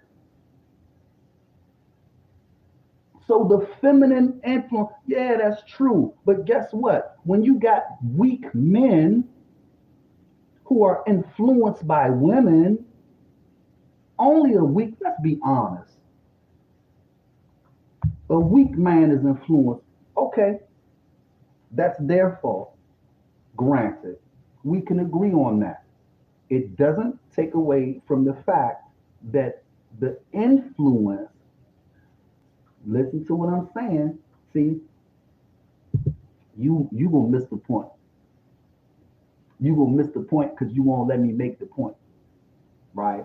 Because you have a response before I finish, before I've concluded what I'm saying, right? So the whole point is this. This is what I'm saying to you. Yes, everyone is ultimately responsible for their own choices and actions. Okay, granted. In Black America, if you look at history, you basically had two groups in this country. You had the Black Muslims and you got the Black Christians in the Black church. And we talking in terms of cultural influence and political influence. You basically had the Black Muslims, the militant Blacks, the Black Panthers, the Black Muslims, the militants and masculine, and then you had the suckers over there at the church, turning the other cheek. These are the two groups. The militants were pushed to the side. The masculine militant movement that had all of the masculine black men in it was pushed to the side. Real quick, I find it important to note, they laughed, they being the church folk, laughed at the Nation of Islam when the Nation of Islam said in the 1930s and in the 1940s, the Nation of Islam was preaching and teaching the black man is God. Jesus was a black man. You had the Rainbow Fruit Loop people in the black church laughing at the Nation of Islam, telling them brothers that they was crazy. Jesus ain't black. So these are the two groups that were wielding influence over the black community. These are the two basic groups that made up the black community. And you see who kind of won leadership. The left, the Democrats, the rainbow crowd, and the women. And history bears out the fact that what we have ever since the 50s and 60s and all, like, you see what it's been. Black women have been in charge of the black community. Black men have, when black men been in charge of the community? When and where? Exactly. That's my point. Exactly. Weak leadership from men being influenced by women. Simp, sucker behavior. Same problem that I'm trying to tell you, the same thing is playing out. The same dynamics are at play today. You basically got the same crowd, it's the same. You got this group of men over here, the same militant brothers. You got brothers like 19 Keys. You got brothers like Rizza Islam. You got brothers like Dr. Wesley Muhammad. You got all of these brothers over here that been dropping knowledge. You can't prove them wrong. They say something, they gonna prove it. It's a fact. Ain't no way you can prove. If I'm wrong, show me I'm wrong, or shut the fuck up. But these are the people that you done been to the penitentiary. You done read a couple books. Now you Malcolm X. Nigga, the whole time I was in prison reading books, you was in church, and you in church 3 times a week, twice on Sundays, and you don't know a motherfucking thing about your religion. Like, I haven't forgotten. Like, see, we in a period now where everybody done went through this great awakening, and everybody had this spiritual awakening, and everybody realized, y'all motherfuckers is late. You're late by decades. You like 30 years late. Because it's a lot of us that been knew the truth. And when we tried to tell it to you, you laughed at us. We haven't forgot, is what I'm saying. Like, we haven't forgotten none of that. We say, so that's on men. They have to lead and tolerate better women instead of entertaining the wrong ones. My own father is weak. There's a point that, like, you have a point, and I give it to you. You got it. What I'm saying though is this: that doesn't absolve women from being little tricksters and sneaks and behind the scenes doing what women do. Like, see, so, and this is the problem that I have with the women, right? Okay. Entertain weak, toxic women and create a broken home. Okay. When do the women, like, when and where do the women take responsibility and account for their part? When and where? Because, like, they just weak and wicked. And that's just what it is. And we just got to know that and accept that. And the women is going to be women. They going to lie. They going to cheat. They going to do all the wicked stuff. That's what they celebrating now. A movie called Wicked. It's wicked, wicked, wicked. The women are wicked. They put it on TV in front of you. Like they so women are going to be witchcraft and sneaky and black magic and pulling strings from behind the scenes and stirring up the pot from behind the scenes. And women are always, you trying to make something happen without being seen. It's magic. You're gonna influence the event, but not directly, because you're a woman. You're supposed to indirectly and from behind the scenes influence the events. So when and where do we hold women accountable for that shit? Okay, yeah, there are weak men who are deceived and who are fooled by women and therefore are taken advantage of. Okay, when and where do the women get held responsible and accountable for being deceivers of weak men? When and where do women get held accountable and responsible for preying on weak men seeking to take advantage of men that they identify as weak?